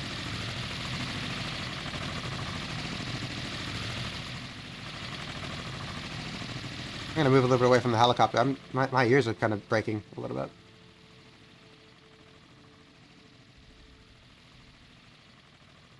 So since we're going to be having like 5 minutes thereabouts, you guys have any questions about anything naval related, anything related to Soviet Navy, anything related to American Navy, anything related to Cold War navies in general, or modern navies? I mean, I feel like I can answer most questions about either topic, really. Otherwise, I'm just going to what we have. I just remembered. I was going to talk about where's our little Krevak 1.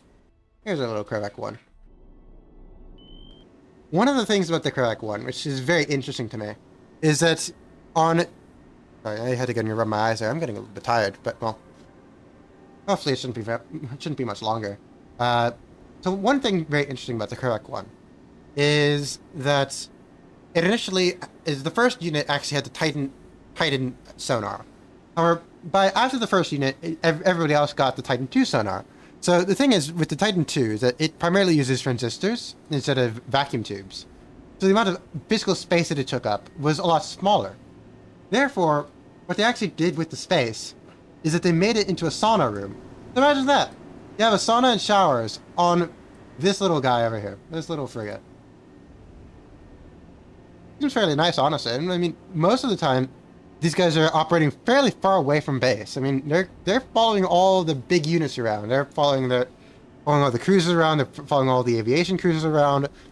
Anywhere that the Soviet Navy goes, they have a decent amount of Krevaks as a good escort. But they're good escorts, especially when you're dealing with a good amount of escorts around it.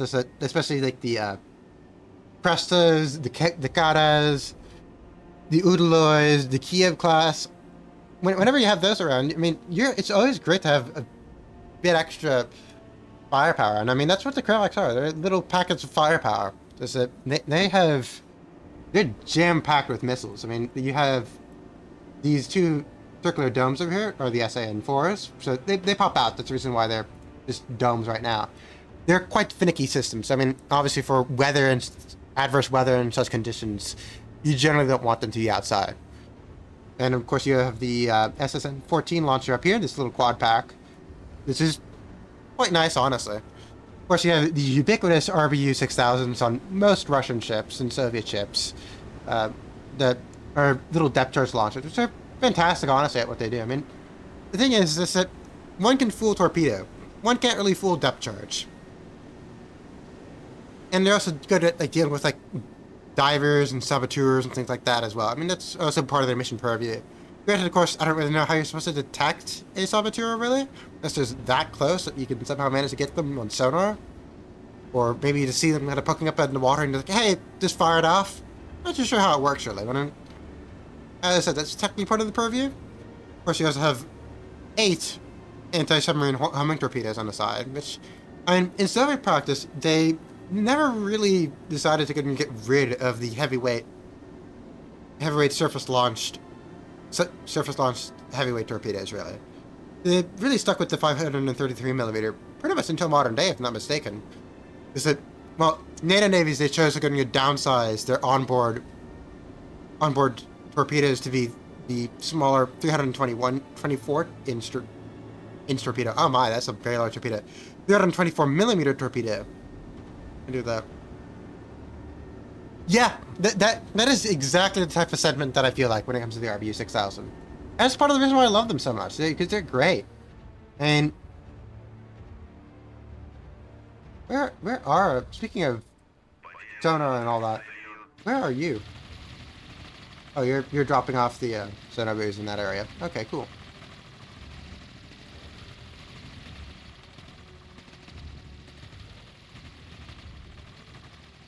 Yeah, so I love the Kravax, honestly. I mean, they're definitely my favorite they're definitely my favorite class of ship. I mean, are they the best class of ship?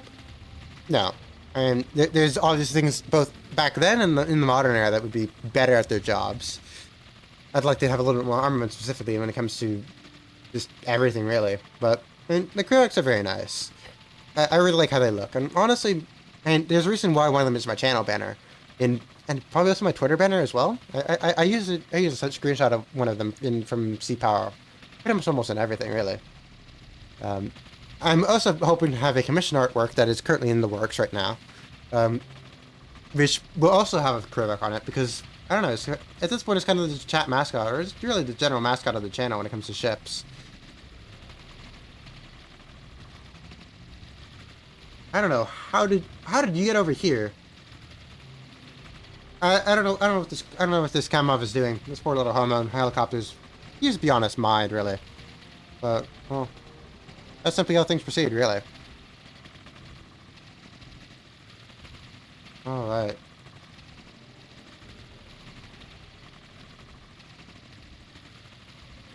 Yep, we still have a few more minutes left. How long of a distance do we have? We have 127 nautical miles left.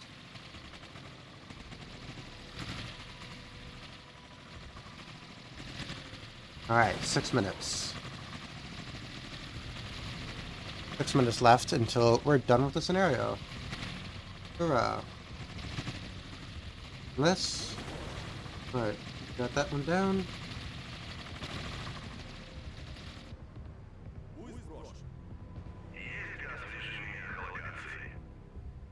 I thought that there might be like a bottom bound scenario. I don't think the what sonar do you have? You have the MT-100, you have the MZ-10M Phoenix. You know, because I know that the Victors have a much wrong tab. But the Victors have a lot better of a sonar on them. It'd be an attack submarine. I'm getting all over them. I'm looking for Victor. You know, the Rubicon definitely has a much better active range.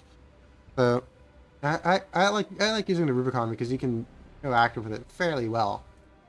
But well, and it seems like if our helicopter's going to be returning back to base, that's great. Alright. Yep, returning to base.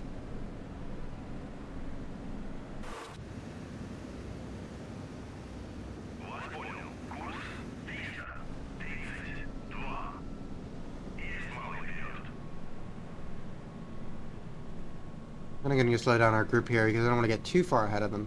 I mean, we already are kind of ahead of them, really. But I mean, oh, it was ahead one, ahead 1/3, and that should mean that we'll catch up with them eventually.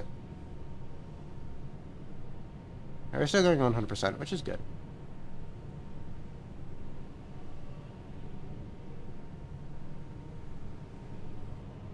Now, honestly, one thing that I find very interesting is the fact that the Sverdlovs last in service for so long, which is mainly because of the fact that they're really floating command centers by the 1980s, really. So there's not a lot of utility in actually having them around for like actual surface gunnery. I mean, I don't think that's really part of the purview, except for in surface bombardment. And of course, in that case, the 6-inch shells are gonna really do some work. But we have slowed down to 30 because of landing. We're landing on the Chapayev here. Fantastic. Beautiful landing. Thank you very much.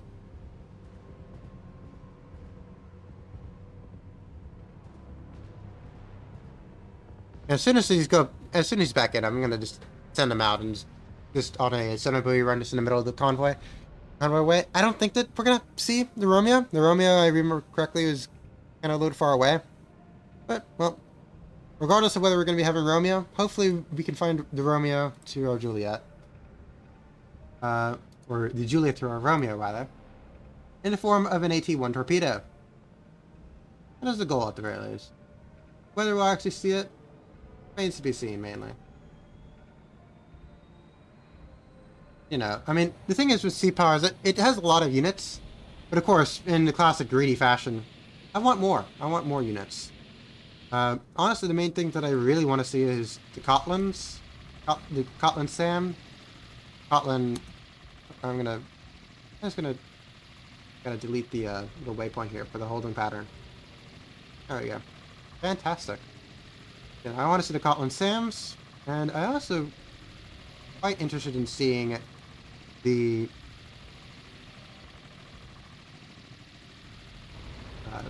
Juliet class. I really like the Juliet class. I mean, it's a very interesting class of submarine. This it's basically the diesel-electric counterpart to the Echo, which, because of the fact that it's diesel-electric, it has smaller horsepower and such things. It isn't smaller. And it carries only 4 missiles compared to the Echo's 12, 10, 8. Ugh, I'm doing poorly with numbers apparently today. Compared to the Echo's 8. So, you really have... And I don't know why I'm doing it at 1 speed. I gotta get myself back to 100 times speed. Unless we want to go and stay here for the next few hours. Yeah, so really what the Juliet class is kind of representative, really, of a desperate need for the Soviets to get more anti-ship missiles onto the ocean. Because that's something that is really part of their grand strategy. Is they're going to have a lot of submarine-launched cruise missiles that are going to be going out to these carrier task groups and killing them. And you need a lot of missiles to do that, because you have to saturate the carrier task force's air defense group. So it's only going to be a process going to get harder and harder as technology evolves. As you get better and better missiles, as you get better radars, as you get better weapon systems as a whole, better launchers, everything's going to get more and more increased. So you really need this Juliet class to go bolster initially and get those SSN-3 numbers up at one time. I know that from one source, the Russian Soviets thought that they would take about 25 missiles to actually saturate a carrier battle group's defenses in early 1970s. So, of course, they also followed it up by dismissing the fact that they thought that they'd probably take that's the commander thought it would take a little bit less, since they saw the Americans only practice on balloon targets and not actual moving targets for the air defense, and they considered that to be a little bit less. Of course, granted, whether that's actually true is another story entirely, but, well, that's how the Soviets thought about the situation. So, 4 extra missiles is very helpful. I mean, especially on a small, fairly cheap platform, which, of course, the nuclear cruise missile submarine is a lot more expensive. You have a nuclear reactor on board. A diesel-electric submarine is a lot cheaper, really, because it's just kind of just a boat, really. It's just a standard boat. The only thing is, of course, is the fact that with that... Oh, hi! Aha! We found him! We found our Romeo. Alright.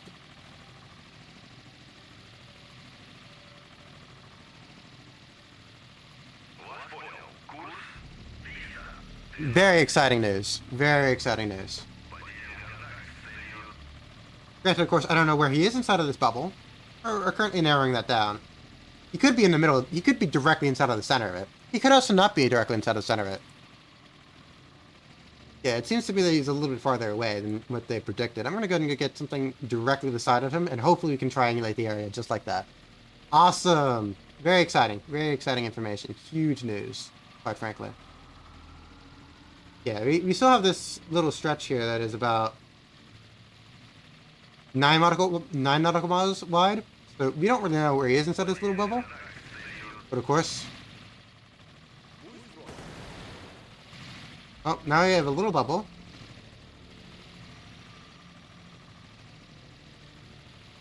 Alright. And this is our Romeo friend. Hopefully, I don't know how far away our... You know, we're still fairly far away with our guy over here, but I might go ahead and... Yeah, I'm gonna tell him to go detach. Or come back to detach, and we'll go ahead and just send him a... That's something I need to do for the future. I'm gonna keep that in mind in the future. That I'm gonna have it so that if all the units are dead on the enemy side, that it automatically ends. That's for the future. I mean, obviously, that's not really something that is relevant at this point, since obviously not everybody is dead from their point. All right, I'm gonna tell you just go full ahead. What is the range of our Silex? Our Silex has a range of about 27 nautical miles. So I'm gonna draw a circle around our Romeo. That is 27 nautical miles, so that they can know once our guy gets inside of this range, we can begin taking offensive operations. Fantastic. Alright, well, it's going fairly well thus far. I mean, it's not really a sub-hunt scenario, but we have a big... I love zooming out and seeing this big, massive destruction that we have here. Because we really do have this massive destruction. So we have a few P6 torpedo boats that can be destroyed. Killed four P6 torpedo boats, 4 Kumar missile boats, a group of 4 Huangfeng missile boats, which have double the firepower, a group of 6 Huangfeng missile boats, and a Luda and a Jiangdong class over here, and finally another group of Huangfeng missile boats. So we've been dealing with a lot of missile boats, but we have successfully killed all of them. Not exactly. We lost 1 ship. I mean, granted, it isn't the worst. But it was entirely due to the fact that I decided to go and mess around with the chaff myself.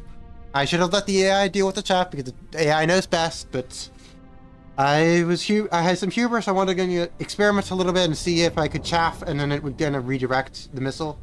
But evidently I chaffed too early, and well, it's on the bottom of the sea now.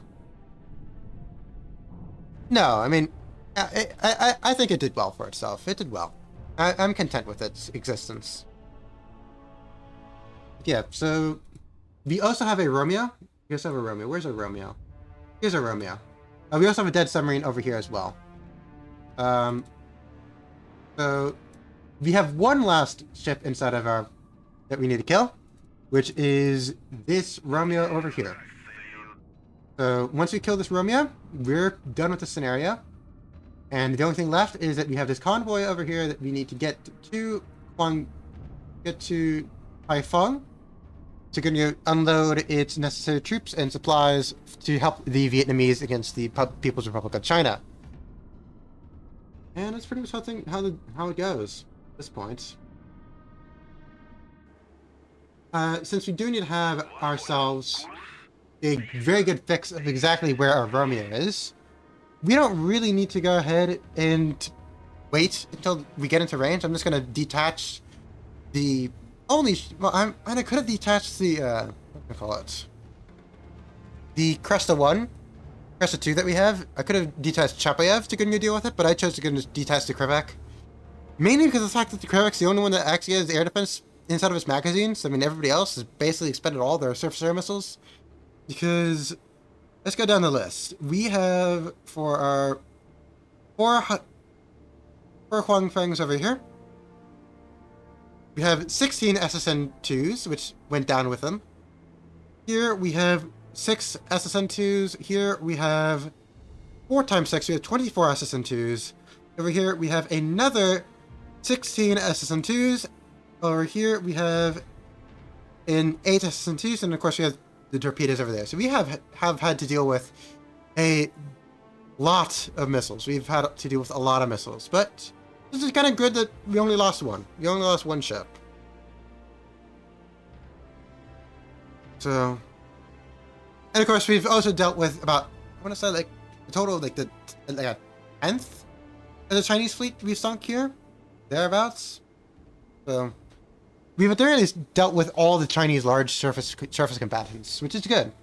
The only surface combatants that they have inside of the area is, or was, the Luda class that is down here.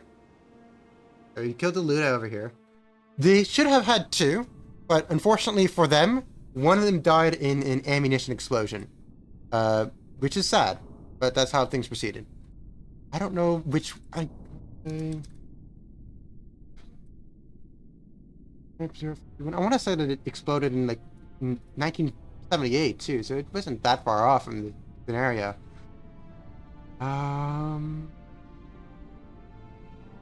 Yes, it sunk. Yeah, basically just the previous year. It suffered an explosion in 1978, as a result of which it was sunk, then raised and scrapped. So unfortunately for them, they did not have 2 Ludas to repel our assault with. Alright. We're getting into range here fairly quickly.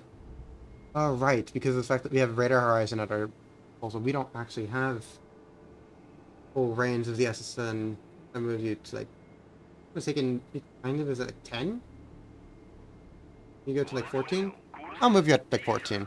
I'll just continue going at a 100 times speed. We still have 90 nautical miles left, unfortunately, to get to our target. So, yeah, about 4 minutes left, according to my calculations. I mean, considering the fact that the convoy is going at 16 nautical miles, and nautical miles are knots, and knots are nautical miles per hour. Therefore, you know, 16 divided by 90 is approximately, I want to say, like 5.5 thereabouts. So 5.5 times 60 divided by 100, that's about 3.5 thereabouts. So the math checks out. The math does check out if you do the math. Okay. You know, the main issue is the fact that you don't have the fire control radar. You're going to deal with that yet. You don't have the fire control radar heights. So, unfortunately, you can't actually launch yet. And these little pads over here, basically, those are the actual fire control radar that are going to be actually commanding the missile as it comes into range here.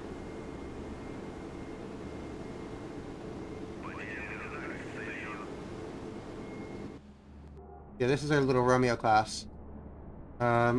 I wonder if our Romeo class actually detects... It should be able to detect that it's coming in, but the Romeo class is fairly similar to the Foxtrot classes that we've had in previous scenarios, and in fact, we actually have Foxtrot class in this scenario. Somewhere. We left the poor guy behind. Yeah, he's here instead of this mess of destruction and all that. Is he snorkeling? Or how's your battery percentage look? You know, he's just loitering around. Not really much that he can do. Because, unfortunately for him, he's too slow, and his battery would be expended if I tried to get and rush him up here, like I'm doing with this November class. So regardless, I think I played way too much of this. I spent too much time. Oh no, I mean the animations here are beautiful. They definitely spared no expense when it came to the animations here. Are we at 100% time compression? I think we are still. No, we were not. Okay.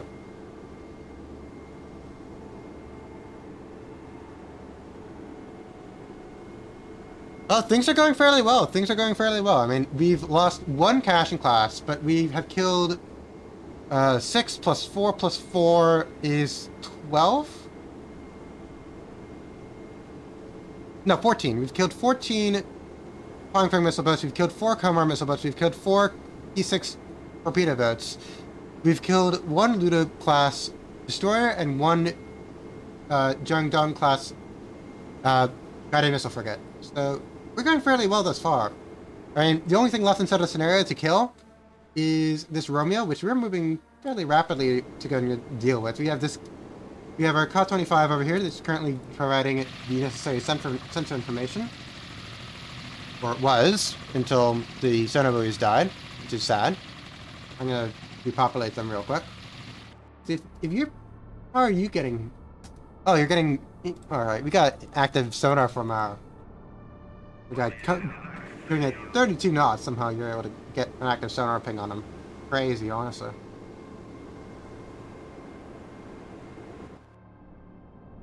They're getting very close to the bottom. Look at how shallow it is.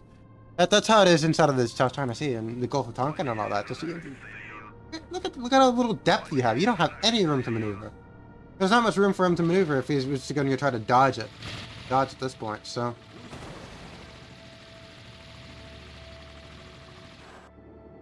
All right. At this point, we're just waiting for the blue line to go and meet. And of course, once the blue line gets onto our Romeo friend, that's it for it.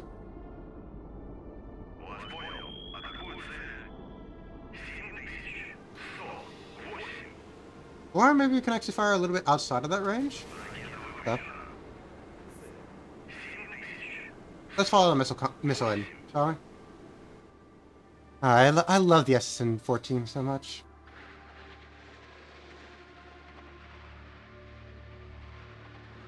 Yep.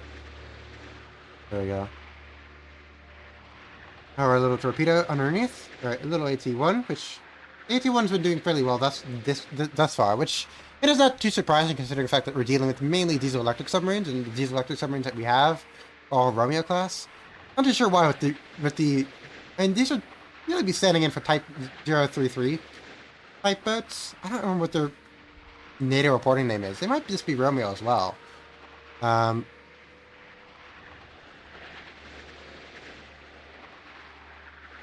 Or they still have the same NATO reporting name as their normal Soviet counterparts, because it just makes sense. They basically are. All right. I'm gonna tell a little helicopter friend to get back home. There's no reason for him to do anything else here. His mission is done. He has successfully found the enemy, and anything at this point, we can probably just use our Krivak 1 to act as our sensor platform. So I'm not all that concerned. I do hope that our Romeo friend over here does not get any funny ideas and start firing any torpedoes at us. Granted, it shouldn't be very difficult for us to evade. Alright. And let's go in real time, go and see this torpedo drop. Love seeing the parachute deploy. That's a favorite thing of mine. I don't see him yet. I don't see our Romeo yet. I'll see him fairly soon, though. I don't see him yet. And I don't see him. Well, that's not a major concern. If I'll be able to see him. Where is he? I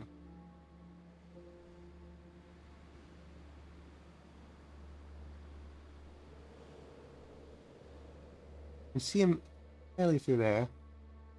And where is our torpedo?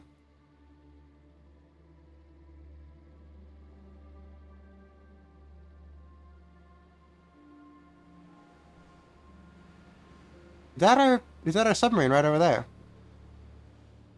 Let's see what that is. Let's see, let's see. Ooh, look at that. Yeah, no, that is a solid yikes for our Romeo friend here. Oh, don't fall into the ground! Oh, that's actually sad, okay. It's actually too shallow for me to use an AT2. Or an AT1. That's gonna be a bit of a yikes. I didn't think that that would be an issue. Okay, I guess we don't use a SN14. So we're going to use our hull-mounted torpedoes. Alright, and it seems to me that our friend over here hasn't decided to go and launch his torpedoes. Granted, these are all waycomers. Just going to go and move a little bit here. I'm going to continue going at a very quick speed. I want to move as quickly as we possibly can. Noisemakers aren't going to help here, so my only thing that I can hope for is that they go for a position that I am no longer in as I deal with this guy myself.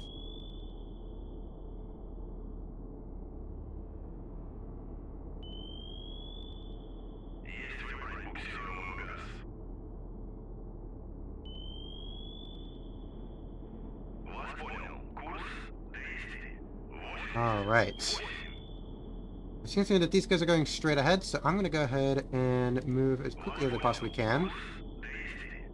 We're pretty much he's pretty much fired them at almost outside of their range, really. So I shouldn't not be too difficult for me to go ahead and just take this here. How many did he fire? Fired 1, 2, 3? We detected 3 of them at least. I'm going to put down another. I'm actually going to keep you here. I don't want you to go escape me this yet.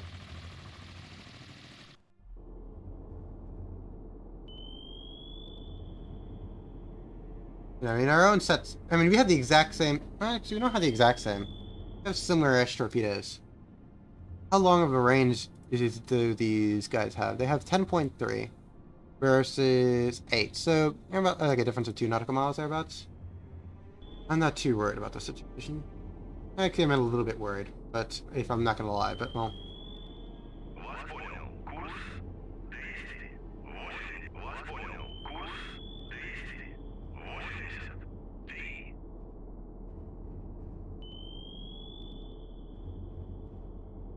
How do you fire more than this 3?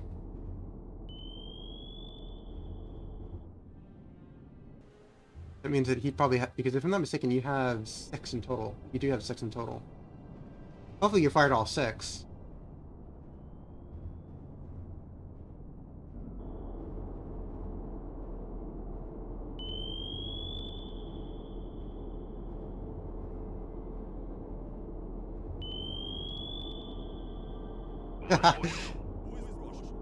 Thank you, Scab.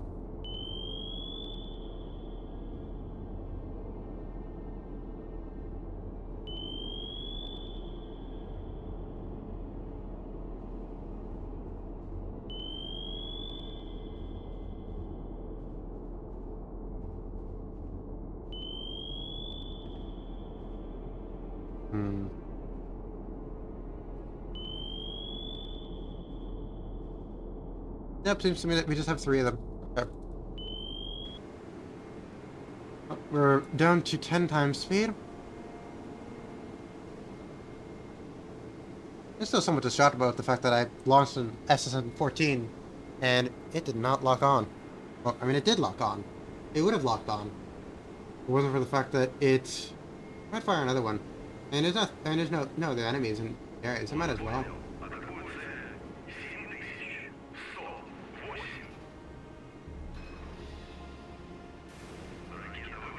How about the Fiend?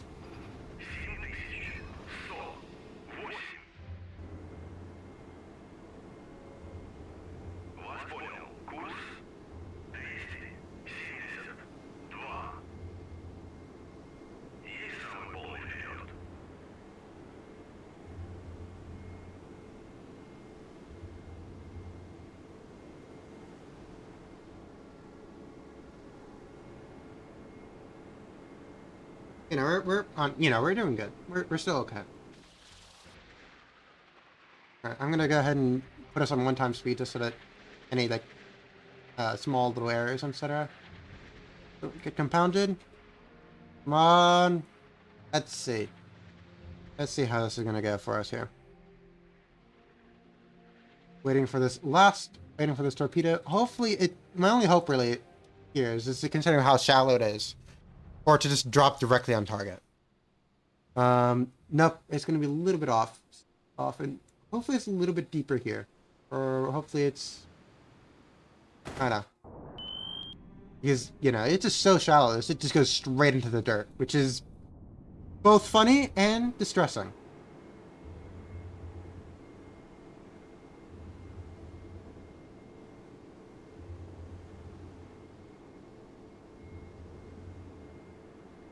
Alright, we're almost in range to fire our own torpedoes. I'm overall not very concerned about these wake homers at this point. Was that your Discord, by the way? What? I mean, I forcibly closed Discord, so that shouldn't be what it is. Oh, speaking of Discord, I have a Discord. Let me go ahead and go over to here. You should be able to do it. Discord. There we go. We got a Discord. So, go ahead and join that as you deem necessary and as you so desire. We mainly talk about things like this, planning for future events, if you want to get like better notifications, things like that. Yeah, there's like this on like a lot of photos, especially of kind of appropriate vessels and things like that. All right. How about the fiend? One torpedo out.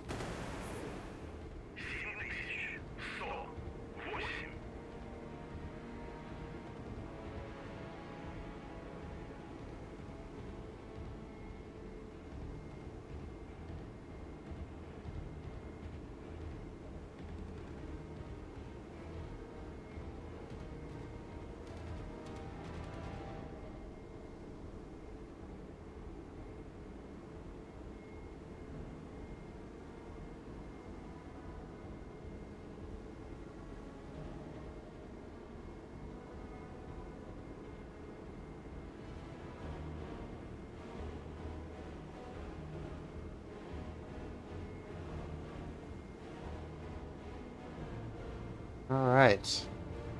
First, waiting for We've successfully evaded his torpedoes. Hopefully, it does not successfully evade our torpedoes. That's the main goal. That's our main goal. Going to get ourselves underwater here. Fortunately, the frame rate is tanking a little bit, simply due to the fact that we've been going for 3 hours. Oh my gosh, we've been going on for a while. Oh, at the very least, it was not as bad as Operation Pretty Boy, because that was for a very long time. All right. The main thing I want to do is I want to keep them boxed in here, just in the event. I'm gonna get another sonobuoy behind you there. I'm gonna get another sonobuoy in front of you. I just want to make sure that we have this guy boxed in, so that in the event that he does do anything funny, we know exactly where he is and exactly what he's doing. All right.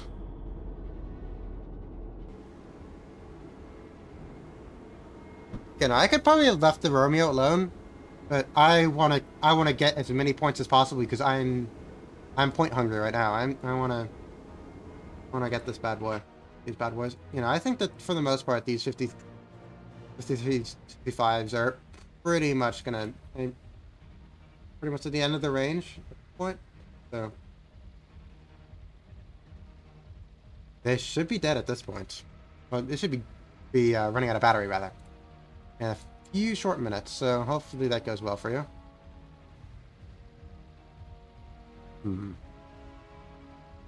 Let's see things here.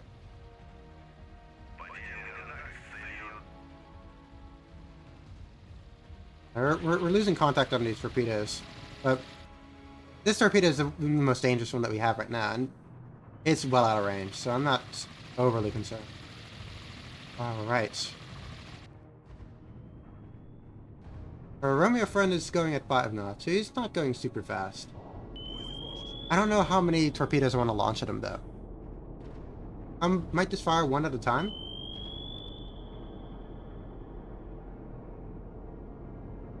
You know, these wake homers are not going to be able to pick up my wake about like 4 nautical miles away. It would be very impressive if they could, but they can't. And even if they did, the range that they have is not sufficient for them to be able to actually do anything about that. So we're safe from those torpedoes. So in the era of counterfire and fire, seems like if we've won their fire, and now of course we got to see how our counterfire is. Of course, I could go and get close enough. Honestly, I'm close enough at this point that I could probably go ahead and go for RBU 6000 range if I so desire. I don't know if I so desire though. That is because that would be kind of tricky, considering the fact that we are. I'm gonna fire another torpedo at you. I just want to bracket you basically. Have you one of them going in that direction, one of them going in that direction.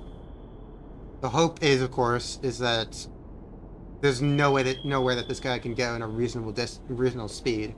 Which is reasonable speed is about 13 nautical miles. 13 knots, rather. I know, it's kind of on the right track. Nautical miles per hour, knots. You know, our convoy is still a little bit far away.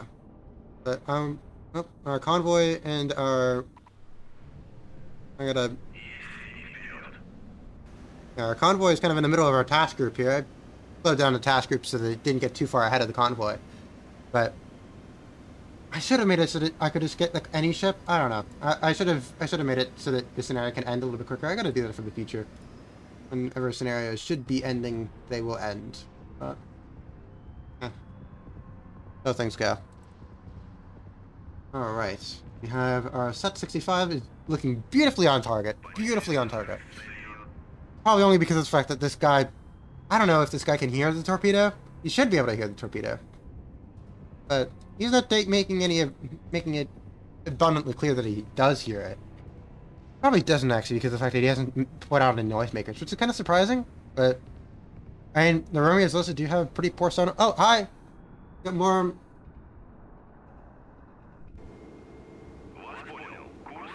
I'm gonna turn around right now, because we have our next volley of torpedoes coming out, and we're a lot closer this time, so...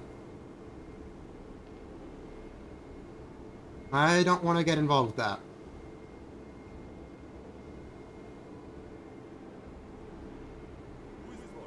And you have noisemakers coming out. Awesome. Good. Alright. Well, let's go ahead and run for the hills. That's really the only official way to actually destroy a wake homer. You just run for the hills, pretty much. You just get out of the wake. You got out of the way, which, thankfully, everyone looks. The thing is, in order to go and hit me, you have to go and do a pretty substantial lead. Get a lead here.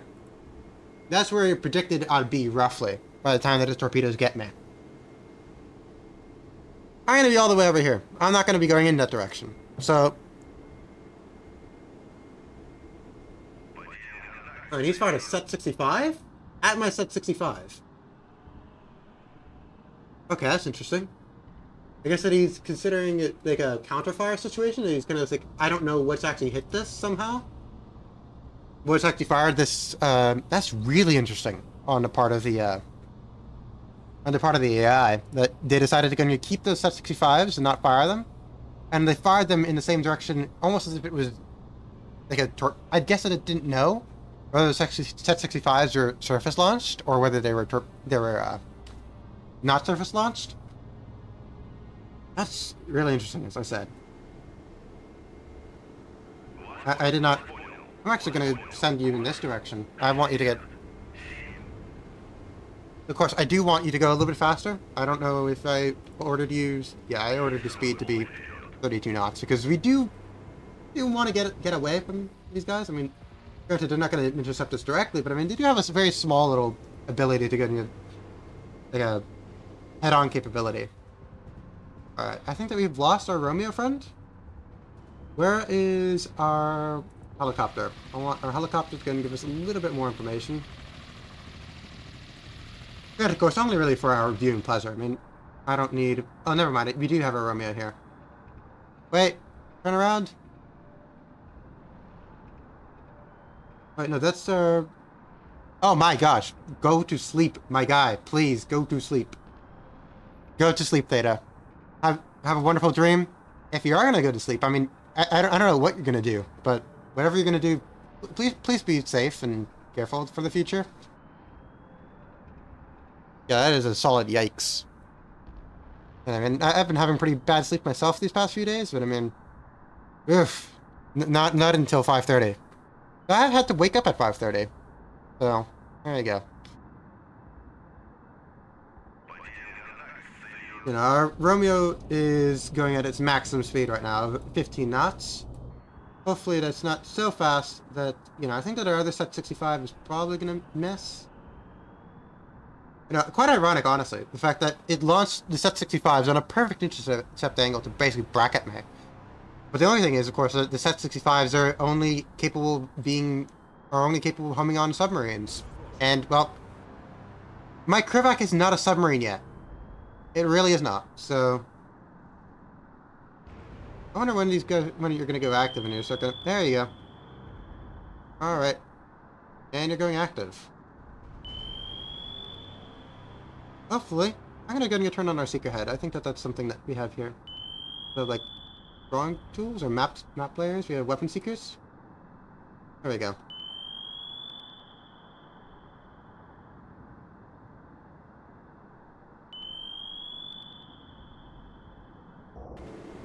And at this point, because of the fact that he has used all of his torpedo tubes, I'm going to just rush in. And I'm going to go see if I can give him a little bit of a taste of RBU 6000s. I want to get some RBU 6000s on him. Hopefully pretty soon. Either the Romeo is going to go... Okay, well, the set 65 has gone for the noisemaker. Hopefully it can go ahead and get itself around the noisemaker and hit our target in time. I don't want it to go ahead and... I really want to get this done here real quick because because any time that I lose here is any time those guys inside of the Romeo are getting those torpedo tubes loaded back up.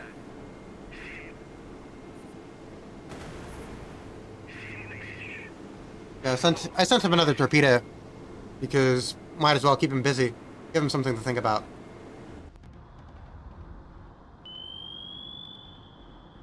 Yeah, the Romeo managed to successfully evade this set 65, and I think that this other set 65 is going to be is not going to be able to make it in. But at the very least, now that direction is closed off to him. So we're waiting for another set 65 to hopefully bracket him in. Of course, if that isn't for the fact that the set 65 might just, in standard running mode, we're dealing with very shallow waters here. Jeez.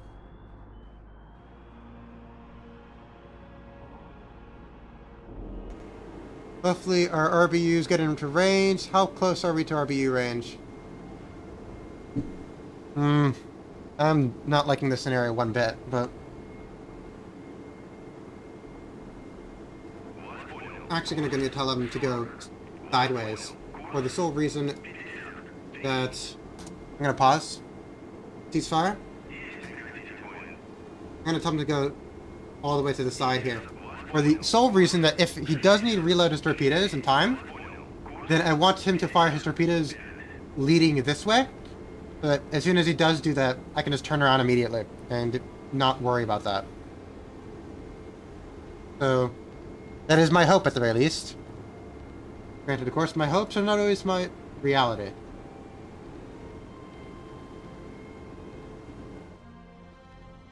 You slowed down again.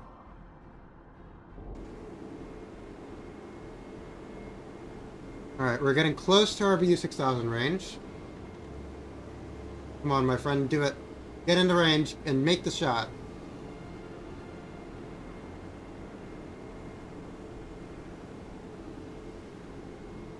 There's nothing you can do about an RBU 6000, honestly. And he's way too slow to go near possibly evaded, and there's no range, no depth here. Let's go! RBU 6000, let's go. Let's get you killed. And hopefully let's get you killed before you send out the next volley. I don't know how many... He's fired 6. Alright, we have another noisemaker coming out. But thankfully... You moving up. Alright, there's our RBU 6000s. Alright, we got one hit. One direct hit. We have another direct hit. We have another direct hit. Ooh, we're firing a lot of... Ooh, that is a nasty shot right... Oh, that... Alright, it's all the way over there.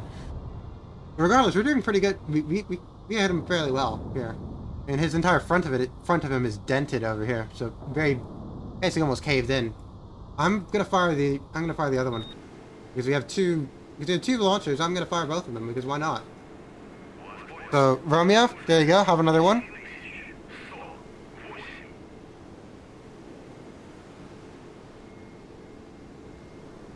Hopefully things go well for you here. And our set 65 I think is gonna miss again, because of the fact that we're a little bit out of range. But, oh, please, make the shot. Make the shot, RBU 6000, come on, make the shot. We gotta move a little bit dangerously straight. Because I don't want to be going straight here, because that way he'll actually be able to get an accurate thing on me here. But I need the RBU 6000 shot.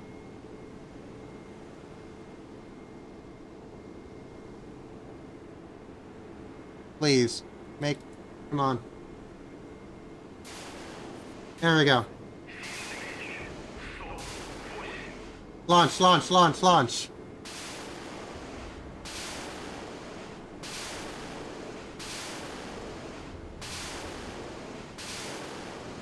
There you go.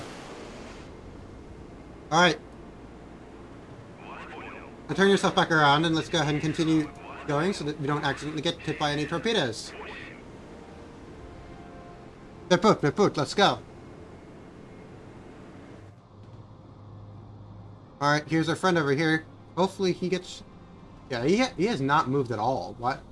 Actually, I mean, I say, why has he not moved? That's probably because of the fact that he's got some flooding in his front engine compartment. Oh, never mind, our Romeo is dead. And he doesn't really have to go all that far down for him to die, unfortunately for him. He's just going to be resting right there. Honestly, he's at 137 feet, 138 feet. If you could probably swim that amount, honestly. Though anybody who's swimming out there now is going to be met by a whole bunch of RBU 6000 shots. So, granted, of course, I think that the RBU 6000s are aimed a little bit ahead.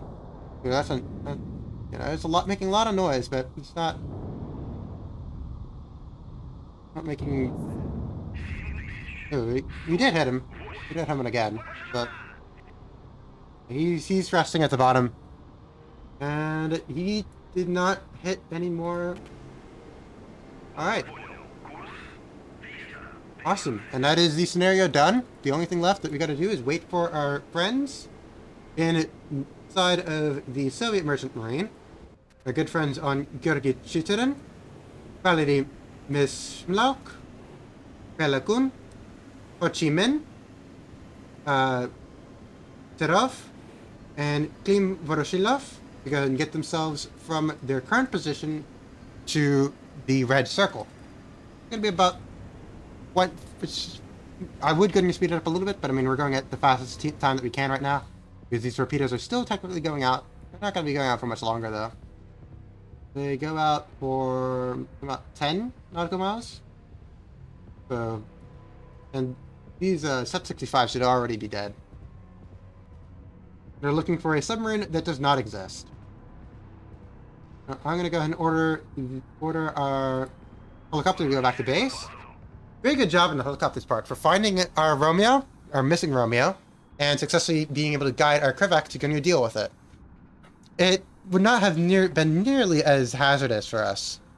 I would have been able to easily deal with it if the waters were a little bit deeper, but because of the fact that the waters are so shallow here, you can't even use the SSN-14, which I didn't really think about that. But I mean, I tried it both times, just in case if it was a fluke the first time, or maybe it was like an issue you're flying close to like maximum range or something like that. No. Alright, and hopefully these guys should be running out of fuel pretty soon, because the sooner that you guys run out of fuel, the sooner I can go to 100 times speed. Oh, we hit the, alright. That's interesting. Our Romeo friend has successfully been hit once again by the torpedo I sent out after him. Successfully hit him. So, anybody who's in there still is dead more times over now. Like, twice over now? 3 times over? Let's say 3 times over. So, Rip Bozo, as the youth would say it. In this case, I am the youth who is saying it. So there you go. Alright. And we're still going out here. And these torpedoes are still going out. I'm not worried about where they're going to go. I'm just, honestly, at this point, more so just concerned about convenience. I do want to get this scenario kind of done, since we are pretty much done with it. I mean, not pretty much. We are done with it. The only thing is that we have yet to go ahead and get these ships into port. I'm very glad that I made this area the size it is now, because I would probably cry if I had to go any further than 75 nautical miles. Alright, then we have our helicopter going back. I don't know what I want to do with this. I'm going to get this guy back inside of our formation. Might as well. And I want to look nice when we go ahead and go into Haiphong. Yeah, evidently so. And I have a stream tomorrow at noon. So I'm doing some Gunner Heat PC. And, yeah, obviously going to be a lot shorter than this, but all right.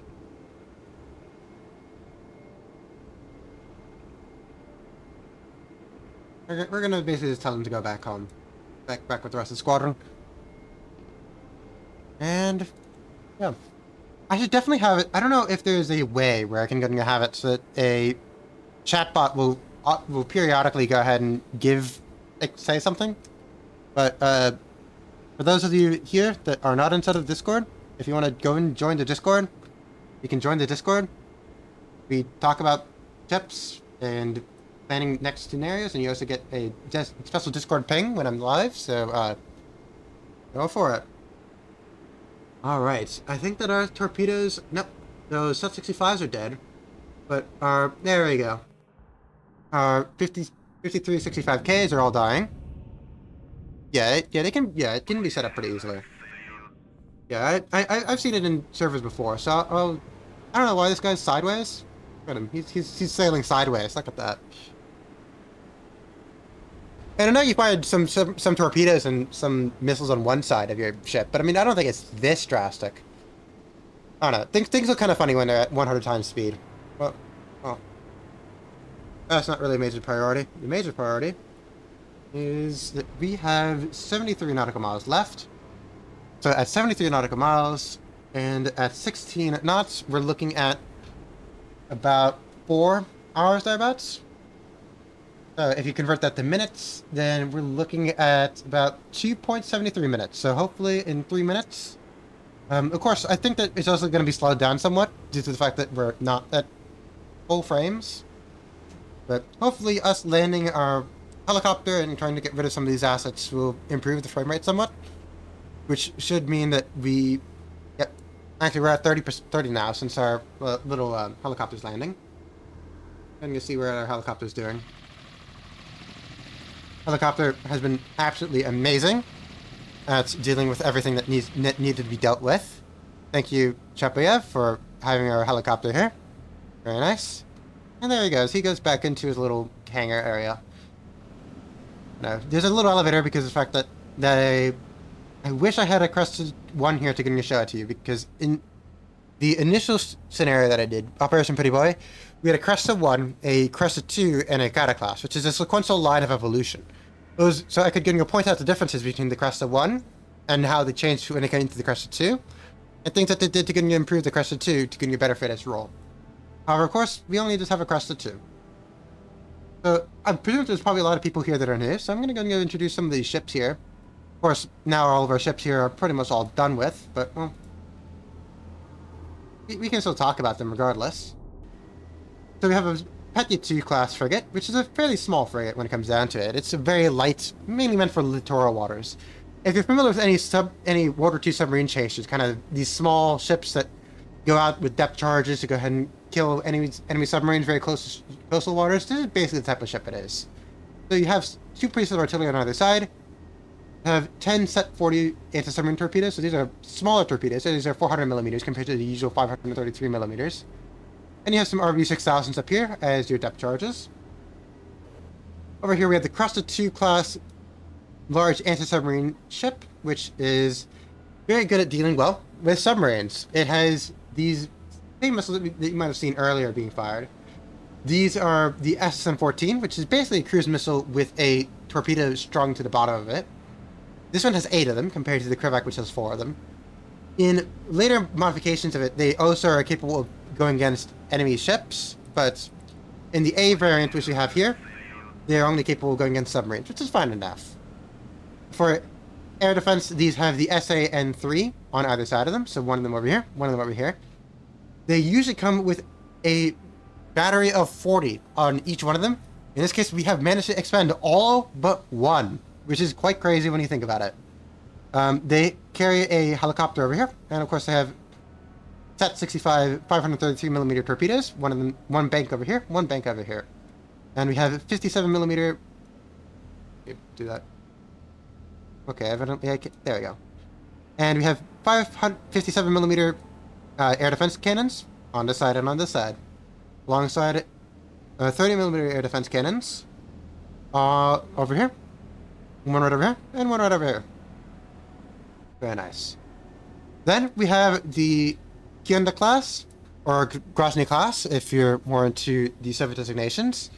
Admiral Falcon, which is primarily a heavy surface combatant. So it's mainly going to be dealing with large surface vessels with its SSN-3 missiles. We have one bank of them over here, and you have one bank of them over here. These missile launchers do train. If we did have any of them, I would show them, but unfortunately, we don't have any of them left because we fired them all at tiny little missile boats. Because, well, what else are we supposed to fire them at? We also have some artillery in the back over here, some 76mm cannons, alongside some little anti-submarine torpedoes on this side and a little bit on this side, alongside only one surface air missile launcher up here and some standard RV-6000s up here in the front. Then, of course, we have our Krivak 1, which is a smaller anti-submarine warfare frigate, which is meant primarily for the modern era, really. It's kind of the modern Soviet, modern as you can in the 1970s and 80s, but, well, you have the SAN-4 on either side as your close-in air defense, the SSN-14 up here in the front as your long-range anti-submarine warfare components. You have your Set-65s over here for your medium-range torpedoes. Of course, your RU-6000s over here. And finally, of course, you have your 76mm cannons here in the back. And you also have a towed sonar array back here, which is quite nice. Just you can tow that out and get it a little further away from you because, of course, when it comes to sonar, what you really have is that your own speed really affects it, but also the place inside of the water column where your sonar's at. So having the ability to move part of your sonar array up and down in the water column and alongside that further away from you really helps out when it comes to detecting things. And finally, we have this Kanan class and this Kotlin class. The thing is that the Kotlin class is not actually inside of the game. Neither is its modernized version, the Kotlin SAM. So what you have, unfortunately, is that there isn't a mod that kind of kit bashes a Kotlin inside of the game. But there is no mod thus far, that has a Kotlin SAM inside of it. So I decided we're going to have our SAM component be inside of this Kanan class over here. I figured that was fine enough. And our 130mm cannons, which would be very useful for dealing with any small boats, like torpedo boats, etc., on this Kotlin over here. So I decided to give them 2 over there. And finally, inside of the center, we have an old World War II style light cruiser. So we have 6-inch guns. We have 6 of them on either side in super firing pairs. Alongside that, we have 100mm cannons. It's a dual purpose battery. And as our close-in battery, we have a lot of close-in weapon systems. So you have 1, 2, 3, 4. I think that we just have 4. How many do we have? We have 4 right there, just like that. So we have a pretty hefty amount of air defense on this little guy when it comes to aircraft. Of course, we're not dealing with aircraft here. I mean, we did deal with some aircraft. We dealt with dealt with 4 MiG-21s and 4 MiG-17s that tried to come over at us. But well, we shot them down fairly easily, quite frankly. So, not all that concerning. Yeah, we're at 52 nautical miles away from our targets. And of course, if anybody has any questions about anything, do let me know, because I mean, I love talking about anything when it comes to naval stuff, anything Cold War related, Cold War related, Soviet Navy related, American Navy related, even.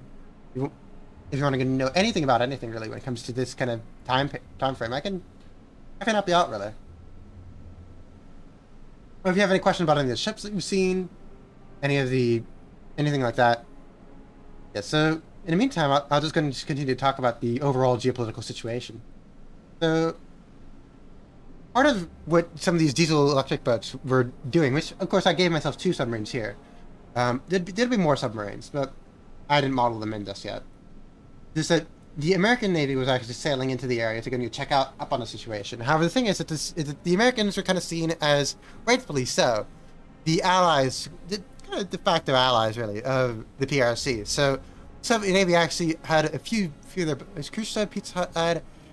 The Gorbachev Pizza Hut ad is honestly, it's like a Civ 5 cultural victory. It's that I could scarcely imagine to be an ex-Soviet citizen turning on the TV and seeing Gorbachev advertising Pizza Hut. Like I'd honestly just curl up and cry, quite frankly. But well, and it's not a bad advertisement, but it's definitely something where it's just kind of like, wow. If you told somebody in 1987, Gorbachev himself would be in a Pizza Hut ad, I think I'd be shocked. I'd be dumbfounded by it. So, there you go. But yes, it is probably one of the best moments in TV history, quite frankly. Alright. We got 45 nautical miles left, so we're still working things through. But, oh.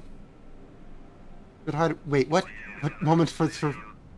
Yeah, unfortunately for them, yeah, that's pretty much the situation as it currently stands. Yeah, time... I don't actually see the time because of the fact that I have chat in this corner as an overlay, so I don't see what's going on over there. But hopefully it's not too much longer, really, for us to get to this area. Now, very interestingly, I was able to actually get to, because this is actually the port that they really went to.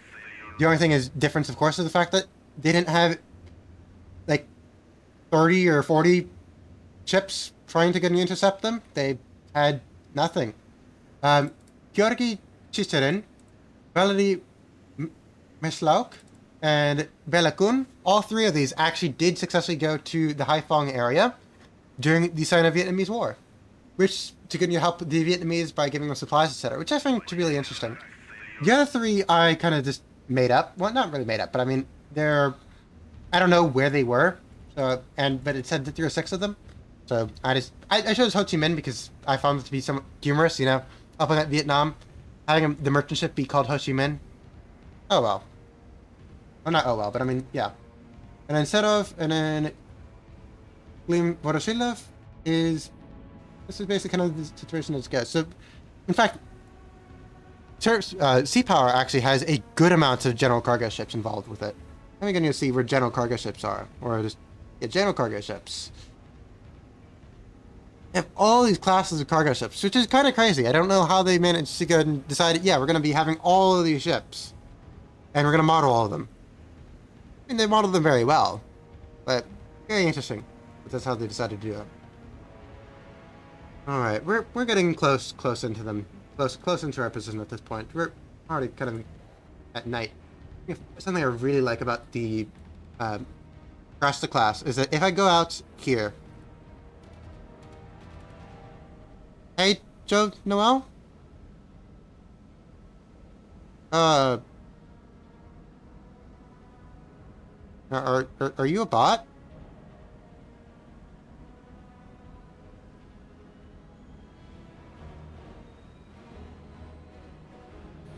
Yeah, that's fair enough. But yeah, I don't know. I really love seeing the fact that like you have all these little lights. Of course, I don't really know how realistic that is. Yeah, unfortunately, I'm gonna have to go and ban the first person here. I mean, person is a little bit of a stretch here, unfortunately. But well, we go ahead and just put us to 100 times speed. I'm gonna zoom out here, and I'll go ahead and figure out how to kill this guy. Chat, can we kill this guy?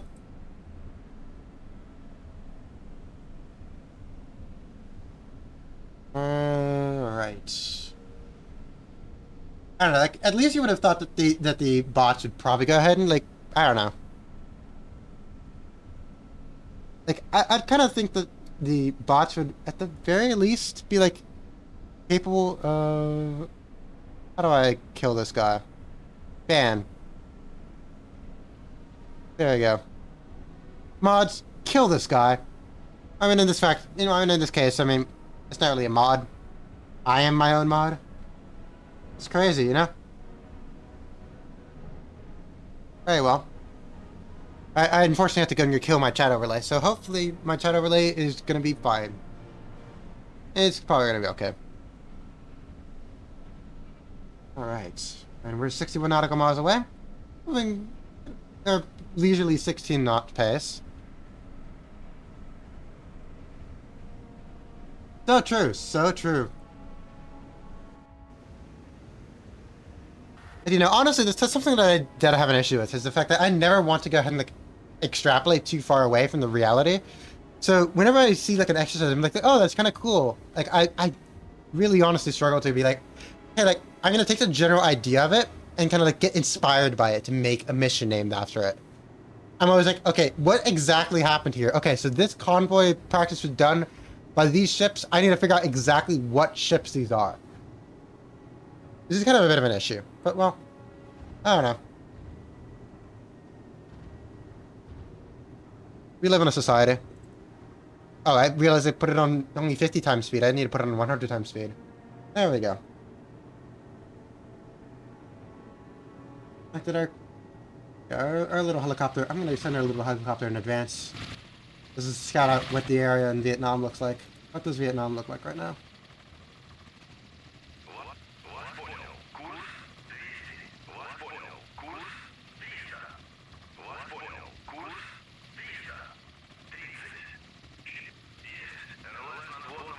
Now, something that I always find very interesting is all of the NATO reporting names. So I love them, because you look at them, especially when it comes to electronic equipment, and they really name it as they see it.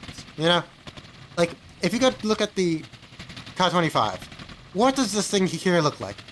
It looks like a mushroom, right? At least that's kind of what I'd look at. You know, this little chin thing here, mushroom. Yeah, guess what they call it? Guess what the NATO reporting name is? Mushroom. Let's go to the Tu-95 RT. Where is this here? It'd be under Recon, Tu-95 RT. You see this big thing underneath here? This big bulge? Yeah, guess what it's called? It's called Big Bulge. That's literally what they call it. I mean, it's a very simple and straightforward thing. You know, like if you want to keep people to know what these things are, you call it as it looks like. Big bulge is a big bulge. Boom. Straightforward. Simple. Honestly, something inspiring for all of us to work by, you know?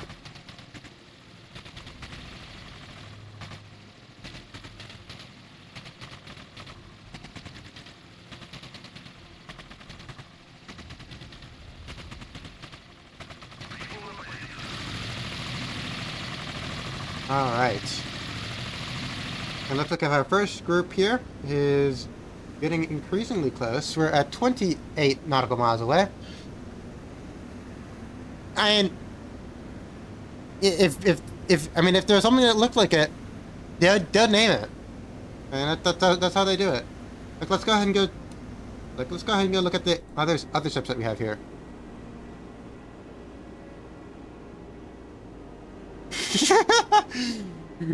Hi Skeety. You know, I've seen you in places around, so don't worry about it. Okay, like, thank you for following Skeety. I'm saying it right? Like, is it? I presume like with the S there, it's like a soft. With the C, it's like a soft C. It's like skiji, not sketchy, right? Want to make sure. Yeah, mods, can you kill this guy? Can we send out a torpedo to kill this guy? Well, sketchy, you kind of came at a bit of a poorish time. We've finished everything that we needed to do, but we killed 2 submarines. We've killed 1 destroyer. We've killed 1 guided missile frigate, and we've killed 14 missile boats, 4 other types of missile boats, and 4 torpedo boats. So we've have a wake of destruction here behind us. All these black are dead boats. And we're just waiting for our little group here to get inside of our little area here. So we're 24 nautical miles away.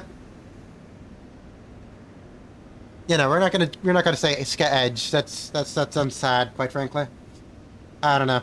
It seems quite miserable. I've been shooting for 4 hours and 30 minutes. Not as bad as the other times, but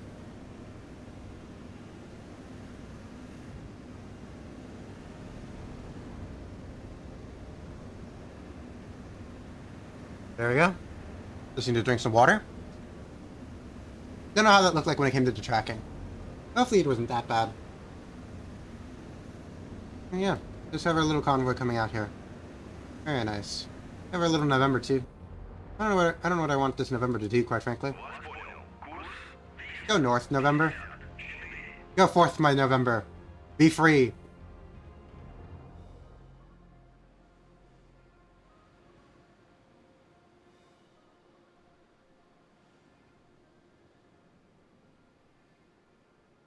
Alright.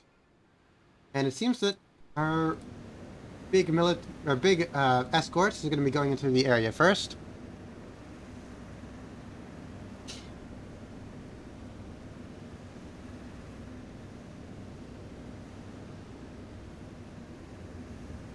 I quite frankly have 0 idea. I apologize.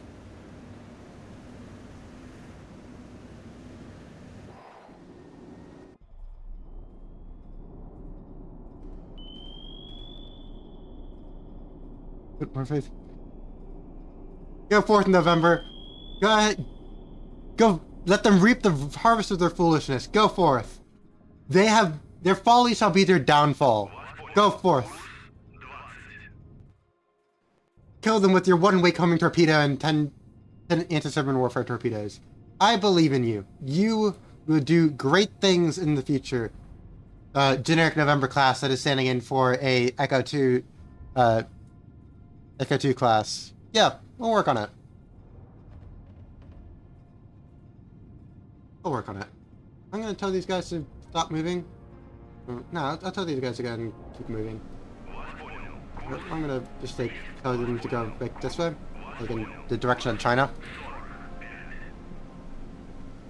I'll just tell them to go slow down once they get there. Tell them to go ahead 1/3.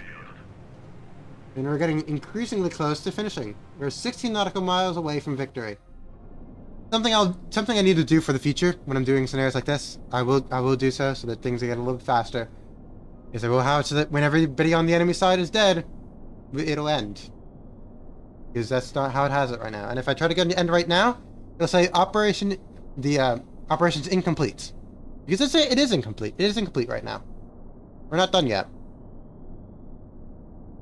But thankfully, we also have it so that whenever the first guy goes in there, it'll end. So we don't need to wait for our entire little convoy train to get itself in there. And can I drag it so that we're above water? We're above water here. I could theoretically put on our surface search radar and just I don't know why I'd do that though. I don't want these guys to be known about. I mean, also known about to who. There's not really anybody to listen to any of these things. Any of our transmissions, but well. Alright. Again, this November isn't standing in for an Echo 2 class. Echo 1 class submarine, rather. The Echo 1 class after...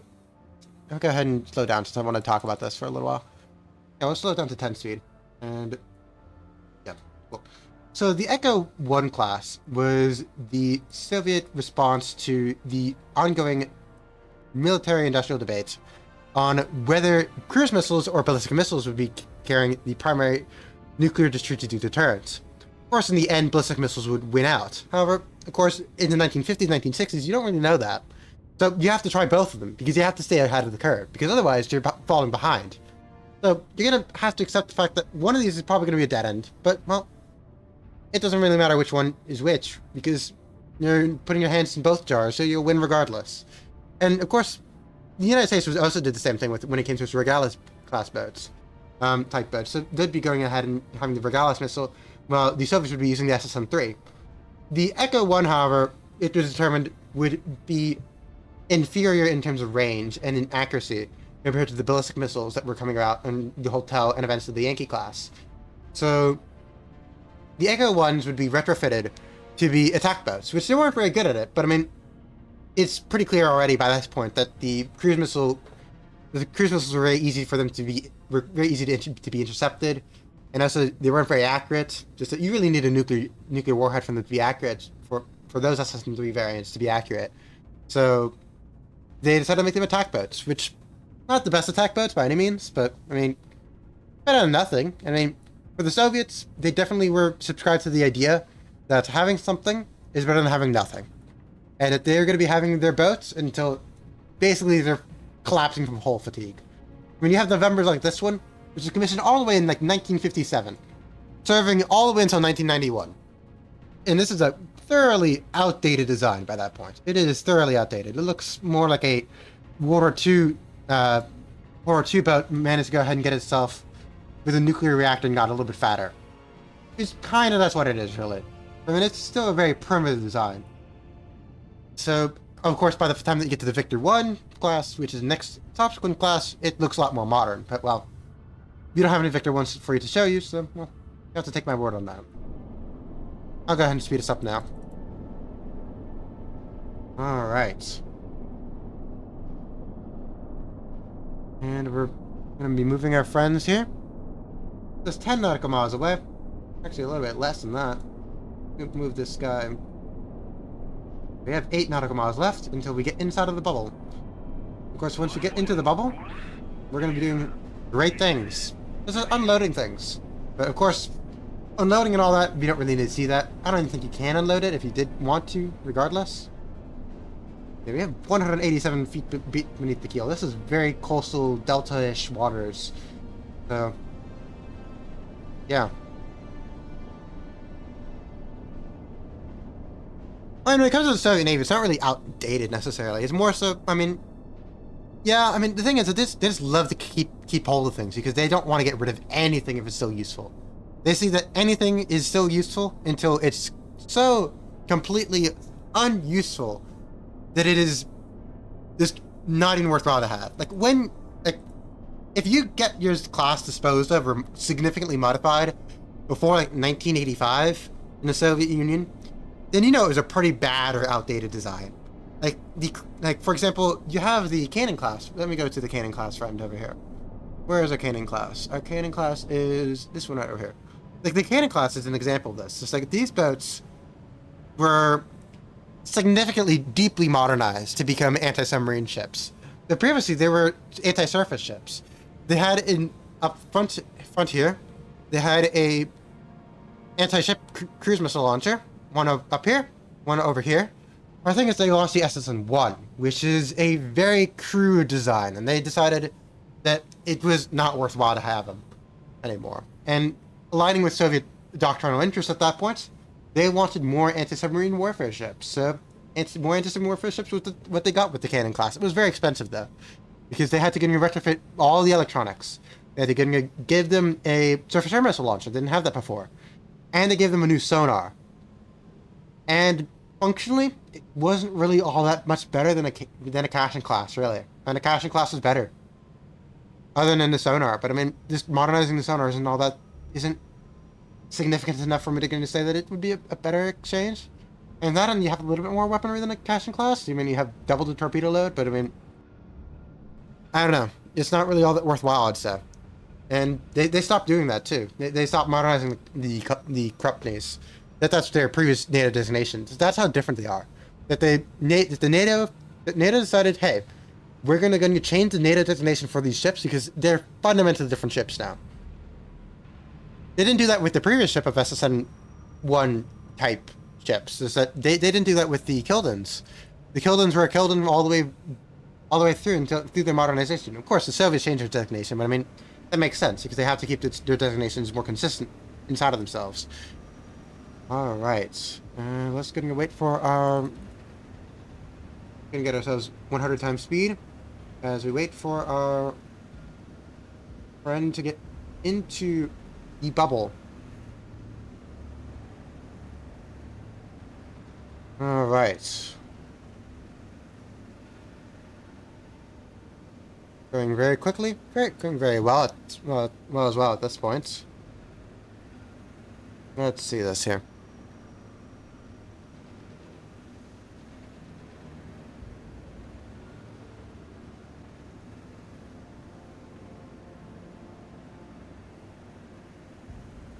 And we're waiting for it to get into the bubble. We gotta wait for the little dot on the sun. There we go. This was really the message I wrote after 4 hours and dealing with almost how many SSN? 14 times. What is 14 times 4? Let me take out a calculator. Let me get this done here. 14 times 4 plus 8. Dealing with 64 missiles coming in. 64 missiles. I could have 64 missiles coming in. I dealt with 64 missiles coming in at the task force, and just a congratulations is all I get. Really? Well, we have a decisive victory though. So we have a lot of.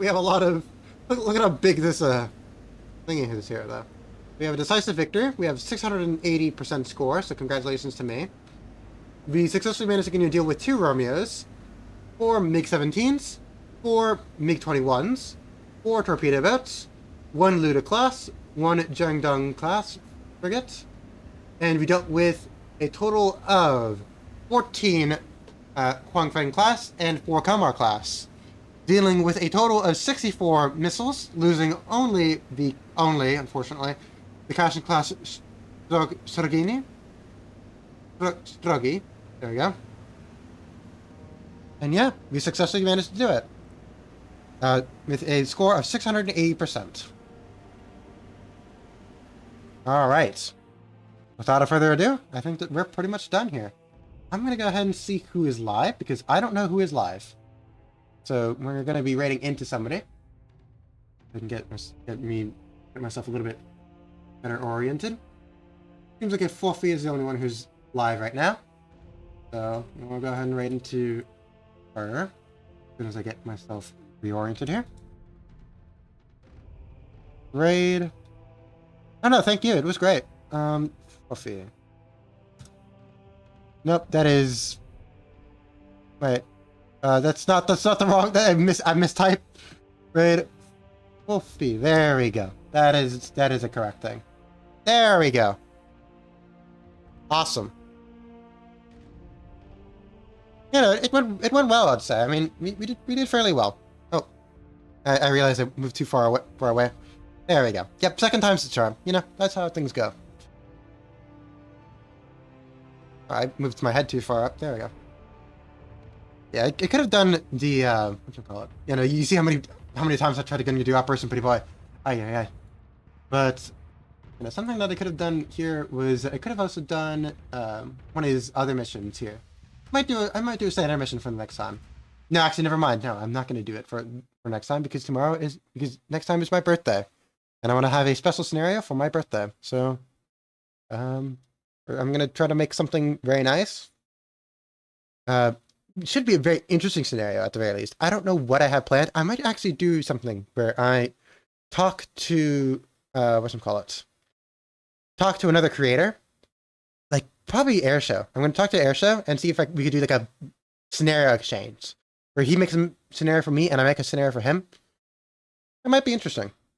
We'll see how things go on that front.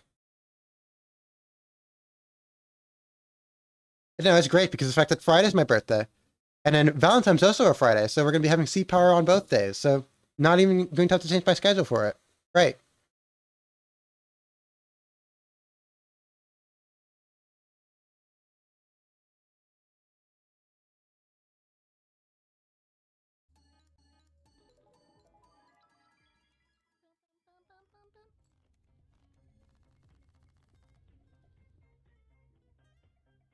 ba ba.